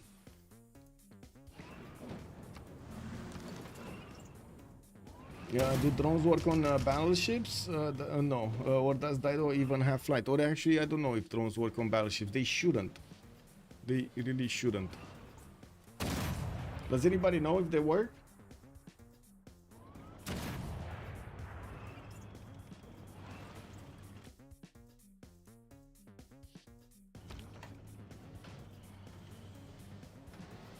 Okay, MTW looks like it's going to be retaken. The tanker will take that one down. Xi'an is going to get ancient walls. Probably not going to stop the tanks from taking it over. We don't have enough distance from Omega's units to actually do that much damage against the wall after it's going to be retaken. Phoenicia is rebuilding his tiles, repairing his tiles, I should say. And we'll need to get a lot more tankers. And yeah, there we go. We got Sumeria about to start taking cities here, not to mention take out all of the army of Byzantium. Oh, Edessa is getting attacked also with a tank in the southwest. A wild tank, a single tank from Sumeria got in and almost took that city down from the west side. Sumeria does have level 2 spy deployed in the cities of Byzantium, just, you know, happily spying ahead. CC.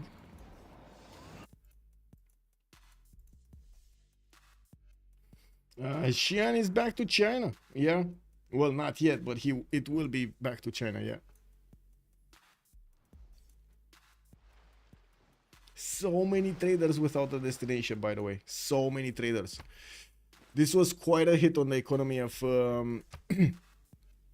Arcane. We do have 161 gold at 10 for Mikado. Omega is 275. I do notice in the side screen he's not that far away with Gilgamesh, and not that far away in the production screen either. We got some flood barriers coming in to protect his tiles. Actually, wait, is he protecting anything here? He's only protecting his own tile, right? This flood barrier, or we don't see the flood barrier? Oh, right. Okay, so it's protecting this and it's protecting this. Okay. Okay, got it.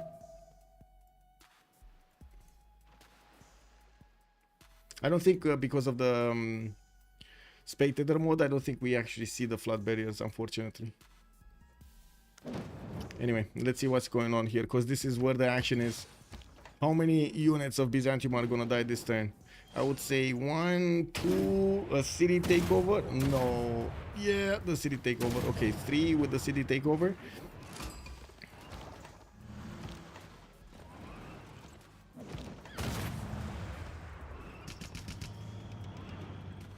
Okay, that's 2. Soon to be 3. Oh, he didn't move. He didn't move. Never mind, that unit is still gonna die to the tank war. Yeah, we do have him also with some promotions on these tanks. It's very easy by the looks of it for him to actually push into Byzantium. Even if this city flipped and Byzantium did get crusade, he still doesn't have enough damage to counterattack. Tiritz did manage to finish his advanced flight, and now we do have him with the aerodrome finished. I'm not sure what is he gonna put in his queues here. What is he getting? Did he just buy a bomber? Because I see a bomber over here. Yes, I know it's 0 out of something. Now it's 1 out of 3. Okay, yeah, that's a bomber. Okay, so he's gonna start bombing the cities of his opponent. Portugal probably gonna feel the sting in the city of Delgada. That is right over there. He's getting a few fighters, and we did see the tanks go into the water and take the city of Trebizond. Of course, it could happen on the city of Delgada also. And the Sumerian tank, by the way, is feasting on all of the farms of Byzantium in the city of Edessa. And I do notice Byzantium did actually manage to keep that cuirassier alive. Wow. City of Xi'an did get liberated. That's another 100 Diplo favor on Phoenicia. The remaining tanks are going to move towards the south, towards Guangzhou and Wuhan. And I'm pretty sure he's going to keep on acquiring more Diplo favor. Okay. Flood barriers in Sheffield also, sewers, and we do have some aerodromes in the eastern cities of Bradford. I do see Obali is getting very, very slow in industrialization, that he actually has a lot of tiles to make use of. That Basel lose taxes after the city lost? Yes. Hello, Project Cisco. Hello there, sir, and welcome. Give me a second. I can actually take a quick pick over here. No, he's not. Look at that. He's actually still on a +6 combat strength from the taxes. Wait a second. City of Xi'an is not converted anymore, but he does have the majority. Oh no, it is converted. Never mind. He still has the majority of religion. I wanted to say yes if the city is getting raised, but he got it back, and the religion is still a majority over there. Diplo points on Norway is a red card. Yes, yes. I don't know why they're putting the Diplo points on Dido, actually, not Norway. On Dido. Oh, and Norway actually. Sorry, never mind. On Norway, you're right, on Norway. For those people not in the BBG server, there will be an MPH update on Sunday. Patch notes, pause menu, move by 100 pixels for the castle. So basically it's going to be lower, so we can take a look at the top part of the screen over here. Very nice. Thank you so much, Cisco. Much appreciated, sir. Also, timer reduced to 5 seconds. Interesting. Double load patch delay added to staging room. Game start and relobby. Presets to new presets for people. Code cleaner. Okay. Cool. Nice. Yeah, Delgada is taken down, and that is a 4 versus 3 situation, and we might have the CC right here because there's no way they're gonna defend that Diplo victory anymore.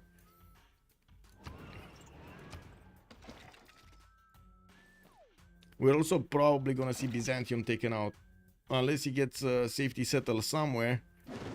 Yeah, we're probably gonna see Byzantium taken out. This is an unbelievable comeback from the Freritos de la Vega boys. Not gonna lie, unbelievable comeback over here. Sumeria carrying the game for them.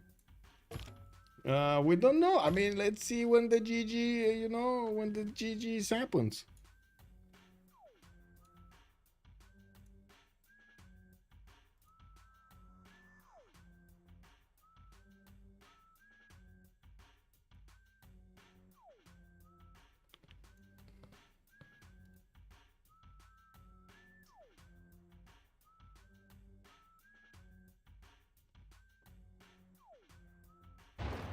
Who is the tech lead? Kyosum. Let's see. Tirits is 52. Omega is 51. It's only one difference tech lead. But if you look at the total tech, we do have Omega actually climbing very quickly to Gilgamesh's science. We got 12,1800 on Tirits, while Omega is on 11,700. Not that far away from each other. Okay. How many units does Byzantium have? And did the bombers, well, the bombers did start to attack Delgada, right?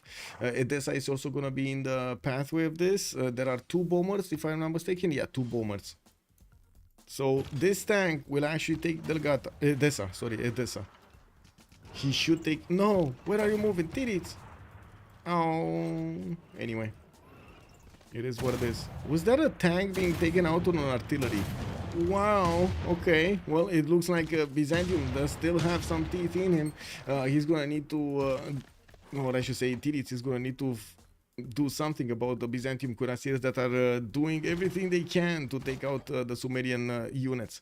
We did have Phoenicia managing to liberate 2 more Chinese cities, Wuhan and Guangzhou, and I do see Byzantium bombards are gonna be also left in the open over here. That's just gonna be free experience point. Okay, bombers. 2 bombers and a fighter here. Yeah, 2 bombers and a fighter. Where are they shooting? Edessa. These are ancient walls, by the way. We don't have yet Xifi with steel walls, so the bombers can just one-shot them easily. In both Ancira and Edessa. It's not unheard of that we might actually see 2 cities being taken out. It really depends on the bombers. Why is he not attacking with them? Well, not yet. This tank does have a promotion on it. Okay, there we go. He's getting military engineers. I think he's putting an airport there. He just deployed a fighter somewhere. He moved it to Trebizond. Okay. Okay, that's good. And where bombers? Come on, bombers. Bombers. Bombers. Anyway, I do see Norway did make a line of packages to defend off attacks from Macedon. Macedon did try to get to helicopters here, and by the looks of it, he keeps on pounding on the defense of Nalanda. Unfortunately, again, one single artillery might not be enough. We do have the city actually taking quite a bit of damage from this artillery, while the Macedonian cuirassiers and the Cavs are dying if they're attacking into that city center. The city is aided to garrison defense with Amani being placed inside of it. Okay, still no bomber attack. He moved 1 bomber to Delgada and he should shoot with 1. Come on, shoot with 1. Do it! No, he moved it somewhere else. In Evora. Okay. So he's repositioning his bombers. Interesting. Why would you do Evora though? Interesting. Anyway, I was thinking it's good to have this angle of attack towards Edessa and Arsira and not from the northeast, which kind of feels like it's far away, but anyway, it is what it is. We do have Phoenicia managing to take down the remaining Byzantine bombards, and I do see a tank from Byzantium did get upgraded here. Not fast enough though. We do have the fighters starting to take out the Byzantine cuirassiers, the ones that could upgrade into the tank cores. Ancira is getting attacked from the plains, and I do see at the moment he's more concerned about units getting out from Byzantium, not anything else. Was that actually... No, I think that was a general that turned into a tank. It wasn't actually a tank, right? Because it was in opposing territory and he shouldn't have been able to upgrade. Yeah, it was a oh my god, yes, Cat Games. Yes, I'm sorry. It took me a while to actually realize what happened there. Yes, yes, yes. Who lost the military science? Good question. Let's see. Military alliance. Military alliance. Military alliance. Okay, so we do have Byzantium with a military alliance. Let's see. Macedon. Macedon doesn't have a military alliance. So yeah, Macedon no military alliance. To be honest, I find it extremely doubtful that Byzantium can withstand this attack. As in, I am really expecting to be 4 versus 2 soon. With the bombers, with the tanks coming in, Sumeria will have more, and the tanks of Sumeria coming in. Sumeria should and Phoenicia should have enough damage to keep on chewing through these cities much faster than any kind of safety setter can come out. I do see Omega is on 653 science, Tirits is on 550. We do have Omega here getting a few infantries to help defend himself, while Liverpool is trying to get industrial zone logistics. We got Marcina on the next one, and England is very close to recruiting Albert Einstein. He did put a lot of production into this. A lot of production. You can see, still you can see some of these campus research projects getting finished here. Okay, bombers, what did they attack? One attacked Tansira, I know of this. And the other one, I don't know what they did, honestly. Maybe a unit or something. Because I do see both bombers did attack something. I don't know what.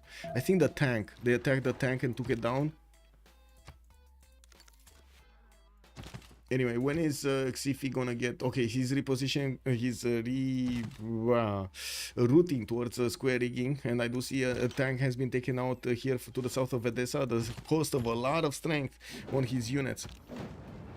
Okay, let's see what will be the priority. Taking down Ancira or taking down Amasia? Ancira should be able to be taken down by just tanks, while Amasia will need the support help of these bombers. Not to see at this point is the same as I don't know if that I would say that, man. You do need as much experience as you can late game, as much experience as you can. You need to figure out that okay, you're not gonna have the timing for that. You do have like a few turns. How can you actually try to catch up? What kind of unit does help you in which situation, and so on and so forth. But yeah, not easy, not easy. Sira, wait, what did he attack with that it did so little damage? I'm pretty sure that was on the bomber. Yeah, that was on the bomber. Interesting. Age of Empire is still trying to get science victory. Yes, yes he is. Yes he is. Advanced ballistics coming out. Fighters, fighters, fighters, and quite a few aerodromes. He's gonna get to build a space force here. We'll see what he's gonna do with the space force. Man. Oh, Nalanda is still alive and ticking. We do have the artillery that needs to do quite a bit more damage, and of course without tanks over here from Mikado, the damage is not enough to go through the walls. That is steel wall city, by the way, 300 strength. Yeah, it does seem like they're cleaning up nicely Byzantium.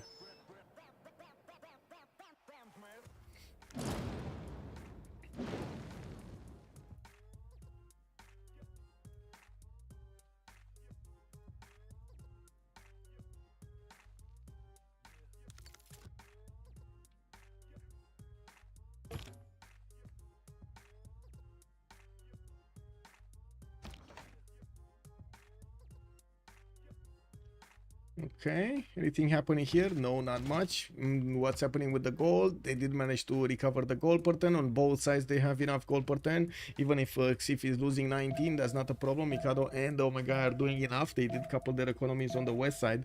Okay, China did manage to get to 35 gold back, 72 points of production. Gonna start plugging in back his governors here, Reina with Pingala and with Moksha.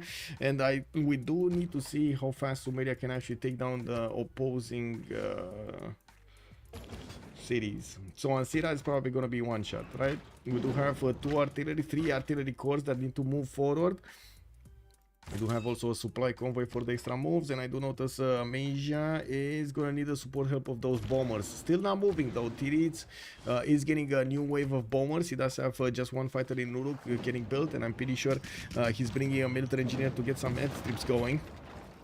Not to mention building those bridges over the rivers.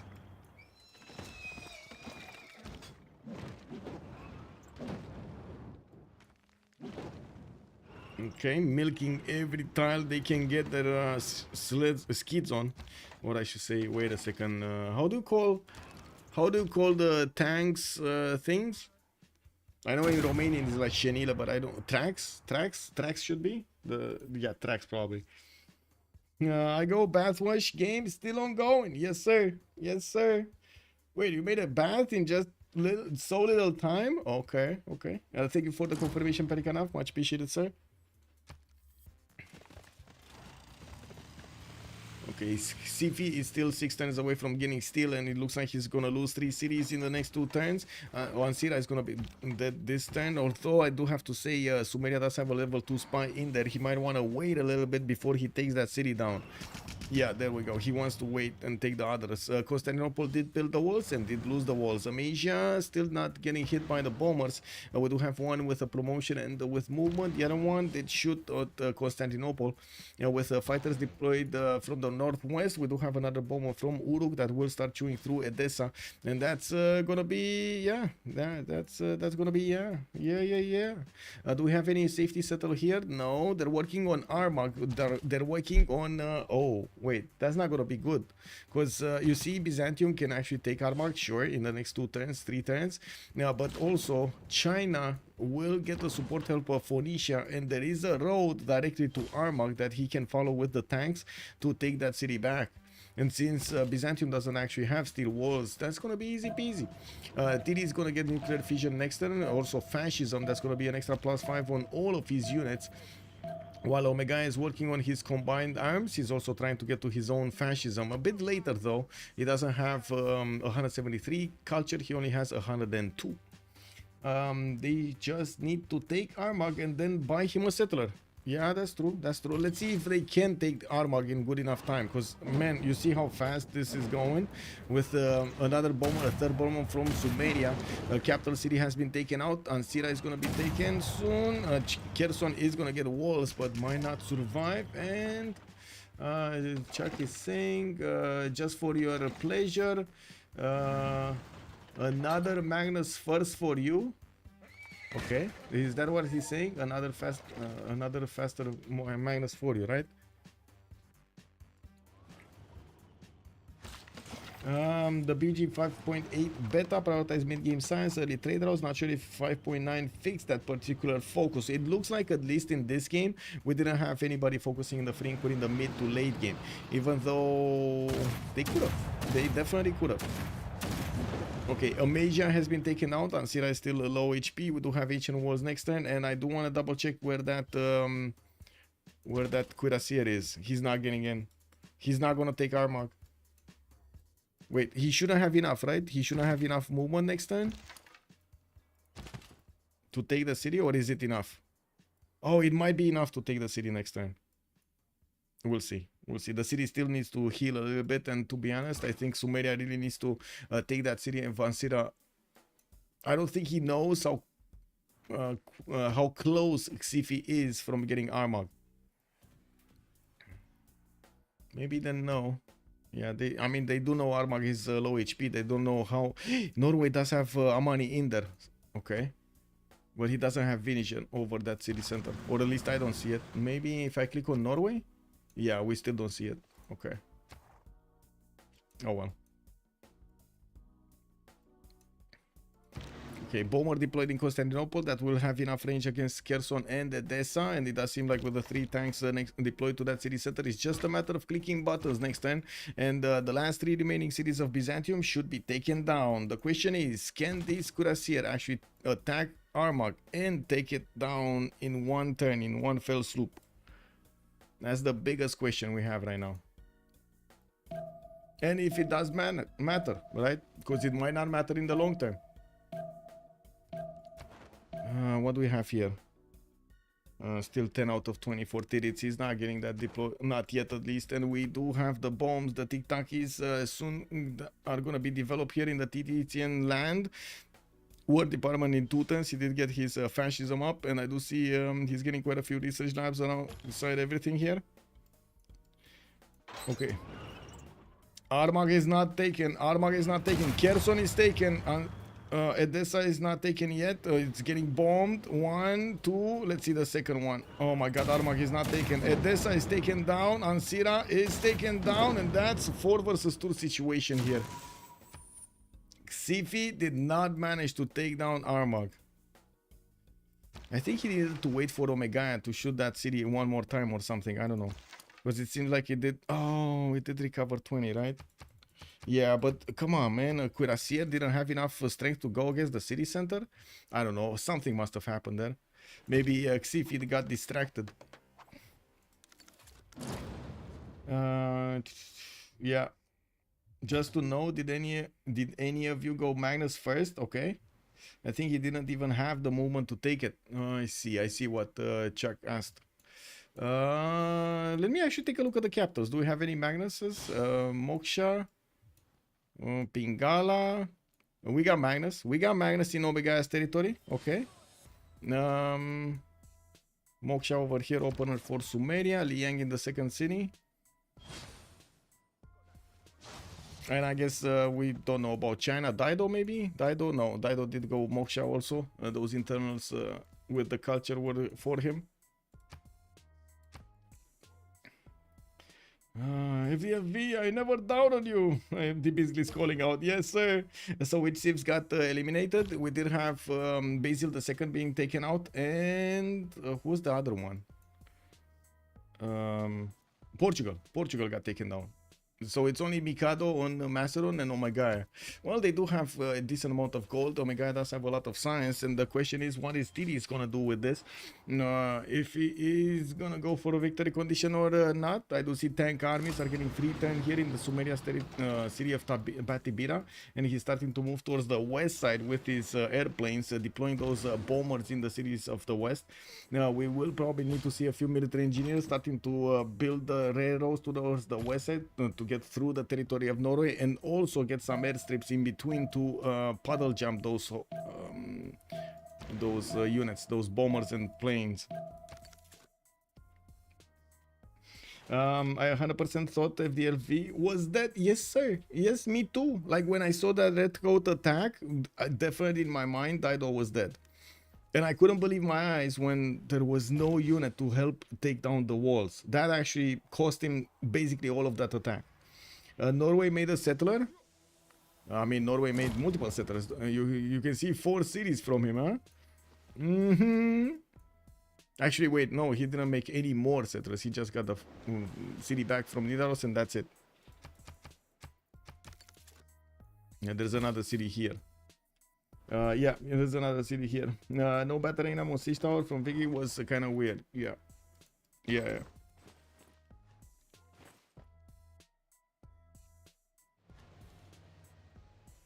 It's basically like going to a party without any booze. You have the lights, you have the music, you have the people, but no fun, right?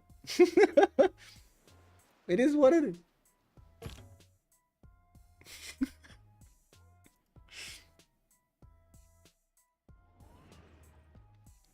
Okay, bombers redeployed. I do see everything, every one of the military equipment is moving to the west side, which is a bit surprising. I was thinking he might actually go directly against England, right? Against the right side. You can have fun with all that, but drink variety is still necessary. I mean, you still need something, right? To how to say, lighten up the atmosphere.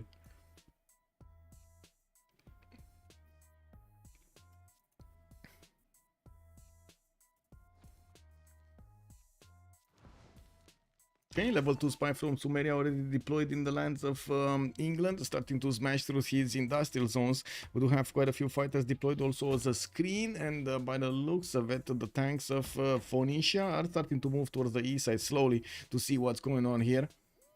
Yeah, I wish I were rich enough to afford a personal Coke freestyle machine. What's a Coke freestyle machine? Wait a second. Coke freestyle machine for sale. Oh my god, there's a sale for this. Wait. Oh, I have a friend that has one of these, but it's not a vending machine. It's like a fridge with the bottles. Yeah. Nice. He got it at some point. He was doing some work for somebody else. I don't know that somebody, and he had it laid around from the days he had a store or something. And because my friend is quite a restorer, he really likes to restore like technology or stuff like that, repair them. He did ask for it, and he got it, and now it's in his garage. Pretty cool. Pretty cool. It's nice. It's really good to actually have these skills. Not gonna lie. 42 volts, 42 V. What? Oh, you mean 4 versus 2? I mean, okay. So much more science than them. The biggest problem was Portugal and Brazil not escaping. Surely they knew they'd be dead. Yeah, they did probably know. They did probably know. I mean, when they saw Portugal going down so quickly, they should have known Brazil is next, especially when they saw they couldn't get to tanks fast enough. I do see Nalanda has been taken down. That's going to be a bit of science shaved off, but not too much. It is on 610. Omega is 729. And taking a look at his main cities, he's still getting those airports, building up the aerodromes, and of course more campus research projects for the science. That's probably why he has more science. And looking at the tech side, we got computers coming out from Omega. He's barely getting to ideology, and I do see Tirits is getting lasers for those jet fighters. We do have Tirits also building up the infrastructure towards the west side, getting closer to Macedon. While Macedon, I gotta say, he didn't manage to get the science. The production is only on 385. It will take him quite a bit of time on arm and leg to actually get new units out on the front line. And we do see Norway trying to see if he can actually get onto the borders again, onto the shores of Macedon to pillage some more. While I do need to take a look here, how quickly can Tirits get to actual helicopters? We don't know yet. Lasers is looking like it's gonna be the priority here.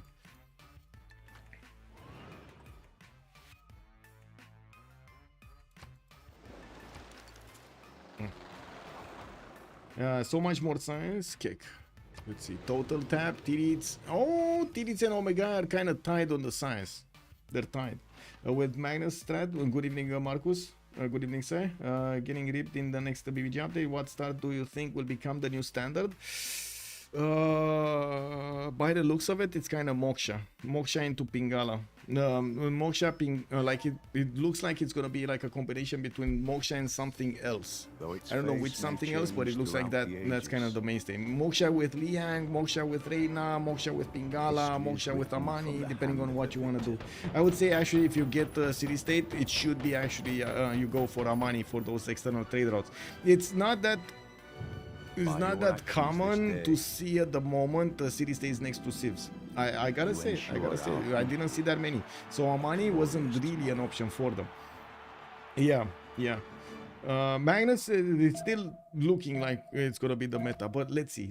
I'm pretty sure, as you can see over here, the players are still experimenting, and we did have FDLV winning this game against their opponents, the newly made team Arcane. We did have their new lineup with Chuck and Malm actually showing up with Tirits and also Freritos, managing to take down 2 of their opponents all together. Portugal, Damori, and Xifi on Basil II. Unfortunately, Omega could not manage to get to a space victory in time. He was down. They were down 2 players, and as you can see, there was quite a bit of military equipment coming against them.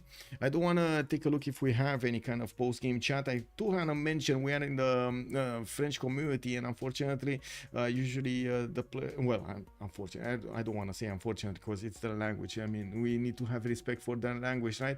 They will probably feel more comfortable to talk in French. So yeah, let me jump in and see my settings. What is it? Ox. There we go. C'est pour toi hein, que je te dis ça. Hein. Non mais je sais, Mikado. Petite astuce quoi, gratos. J'ai vraiment été, moi j'ai vraiment pas été bon dans cette game. En parlant de petite astuce, 2 étaroïs sur Kaguana qui avait 20 def et pas de Je la voyais pas. Si tu l'as vu, tu l'as scout hyper tôt gros. Elle est où Kaguana? Elle est juste au-dessus de la bleue. Au-dessus à gauche de la bleue. Tu la scout en early. J'y ai pensé, c'est trop Je te jure que ça te prenait 2 étaroïs pour 20% de prod. C'est nul ma game. Je fais trop d'erreurs. Mais bon, c'est pas grave. C'était dur, c'est bien, c'était vraiment trop dur. Ouais, je C'était pense rigolo. des deux côtés. Hein. C'était rigolo à jouer, mais c'est vrai que moi je me suis énervé sur les alliances, je m'en excuse pour mon équipe. J'ai une autre Bah, là, question. c'est vraiment le problème, c'est la communication. Vu que c'était le zoo, C'était le zoo. 12 fois je dis je go Féo, je go Féo, et il y en a pas un qui dit Mais c'est non, pas du ça. coup, faut que tu t'occupes de booster les alliances. Parce Mais que- non, mais même que ça soit Adamori qui a plus de B2. Il s'est passé quoi sur Ouais, les c'est ça. généraux par contre? Bah Xifi m'a dit qu'il en prenait 2, et un tour il a dit oh putain j'ai oublié de le recruter. Et puis moi du coup il m'a dit prends-en 2. Bon j'en ai pris 2. Après il me dit bah j'ai plus le général. Ah bah qu'est-ce que ça va. Ouais, Après il sait bien que ce c'est qui de me sa faute. semblait, vous avez juste pas vu quoi. Que Chuck, il en avait Bah c'est pris pas ça, deux. c'est que Xifi. Mais en vrai, t'as trollé un peu Mikado aussi. J'ai très mal joué moi. Non, mais sur le général, je parle. T'as pas changé de tech et de dogme, et du coup, Ah oui. t'as pas eu ton projet, sinon vous pouviez prendre les deux le tour d'avant, et Chuck en avait pas de deuxième, et toi t'en avais deux. Après en soi le vrai problème c'est que Xifi il en est pas. J'en ai 2 oui moi ça me met bien. Mais... Après Bah, si t'en as deux, que Xifi il en a un, et que Chuck il en a qu'un, c'est mieux aussi. ouais non mais je suis d'accord, moi j'ai trollé sur ça, je l'ai vu, j'ai dit à Xifi Après Xifi, je l'ai aidé, j'ai été sympa. Eh Chuck, hein, bon, t'as Oh game. là là, 8500 heures de jeu, première anarchie. Ah C'était On l'a vu. intentionnel ou. De quoi? Mais non, C'était pas un. intentionnel. D'accord. Parce qu'au début, me suis dit, je suis passé à l'âge d'or et j'avais monument et campement dans toutes mes villes. Alors j'ai fait la petite autocratie là. petite autocratie. Et après, j'étais en Dèche de luxe, alors je suis passé en République classique. Et après, je voulais passer en oligarchie, j'ai mis clic, j'ai cliqué sur autocratie, je sais pas pourquoi. Ah bah ça devait faire tout bizarre dans le vocal. Du coup, c'était 5 tours. C'était 3 tours, mais bon, j'étais en. Non, Trois j'étais en 30-30. Et c'est le tour où je faisais des prods de cavalier, du coup, le prod de cavalier sur la carte, pas incroyable. Et je crois que c'est le même tour où il y a un volcan qui a fait boum. Ouais, non, ça, Daori, il était pas content. Hein. Et En vrai, on a fait un petit misplay avant où avec le Charlour, il devait mettre la pression et je pense que ça permettait de passer sur la ville. Et bah, merci le volcan quoi d'avoir été là. Vous avez de la vision sur le. Enfin, parce que vous achetez le guerrier, juste le tour où il va taper. Ouais, Mal m'a vu les frontières de la ville. On voyait Ok. la loyauté. D'accord. Ouais, et puis on voyait son militaire donc on savait qu'il y avait des galères. Bah, surtout, Il en a acheté une. on l'a acheté la galère. Hein. Mais sais en pas vrai, si la vous ville avez de vu Damori, mon elle me map. met trop mal parce que mon spawn est éclataxe et je suis obligé de me commit sur sa B2 et encore ça a failli pas passer, ça aurait été terrible. Mais le Damo, je pense que quand il la pose, il sait pas du tout que t'es là. Hein, parce qu'il voit mer de Chine orientale, s'il regarde le nom. Ouais, lui il voit juste des cases de zinzin quoi. Le chinois il était sur la flaque. Hein. Ouais, mais il peut pas savoir qui a mal. Non. Et pour le coup, Damo, au vu de sa perte de B2, a quand même fait une game exceptionnelle, j'ai trouvé. Hein. Je pense que c'était bien ce qu'il a fait. Il a eu énormément d'impact comparé à la situation qu'il avait. Bon, il a un peu trollé quand même. Hein. Comment? Il a un peu trollé. Ah bah, ça je suis d'accord, il sait pas escape, bon, c'est... Mais c'est pas ça, surtout pourquoi il a pas ses cuirassés autour de sa ville, en fait, ce mongolo là, dans les zones. Je l'ai vu quand il tapait dessus, j'étais sûr qu'il allait mourir. J'étais sûr. GG, well played. Pour d'erreur. Where the siege units, man? Where the siege units? Yes. Oh my god. Omega, no, no siege unit, no. A sea storm, a wild sea storm. I was not planning to kill him because he was going to get the bishop. Okay. I think you can kill me with siege units. Yeah, if you had sea stars, Sidon entire would have been dead. Yes, but the problem is that the medic is on the same tech. And since I forgot, I couldn't buy it afterward. Rip. That's And why this Martin, if we buy like 2 or 3 RAM, we can up like 2 in but the RAM, we should have buy them like 25 turn before. Yes, but it's not a possibility. But it's okay, it's okay. It's good game. Big fun. Big misplay, but big fun. Big fun? First, what do you think about big fun? Ok, he's sleeping. Yeah, for yeah, big fan, big fan. Big fan. fun. Big fan. Well, thank you for allowing me to stream and bonne soirée. Thank you, Michael. Bye Bonne bye. race, Thank mec. you. Bye bye. And we heard it from both sides. It does seem like we heard the answer. We did have England actually discovering medics, and unfortunately he couldn't actually get the siege towers anymore. Oh, cool, should have had them earlier. At the same time, we did see actually the BBG beta in action being played by very, very experienced players. We're gonna need to keep on watching what will happen in the next part with BBG going into the final version. As you've heard also from Project Cisco, we do have an upgrade also on MPH soon coming out, and hopefully it will fix that double load bug. I also want to say thank you so much for the follows, for the bits, for the subscriptions on the channel. Much appreciated. Also for the likes on YouTube. Thank you so much, says. Please leave a comment down below for anything that you want to see in the game or you want to know about the game. Thank you, thank you, thank you, thank you. Let's see each other in the next one. I do have to point out at the moment we don't have the full visibility over the next weekend, but we do know in the next few weekends, like the weekend after this and the weekend after that and the weekend after that, we're gonna have a lot of action with a lot of plays. Let's actually see how things are going to develop over here with the CPL Premier League also closing down its door for season 3.5. We are getting ready for season 4, just as we are getting ready also for the Civ6 squadrons getting their 14th season out. We're going to come back with more news on my Discord. Have a great evening, have some fun with some Civilization 6 action, and I do hope we're going to see each other in the next one also. Bye bye.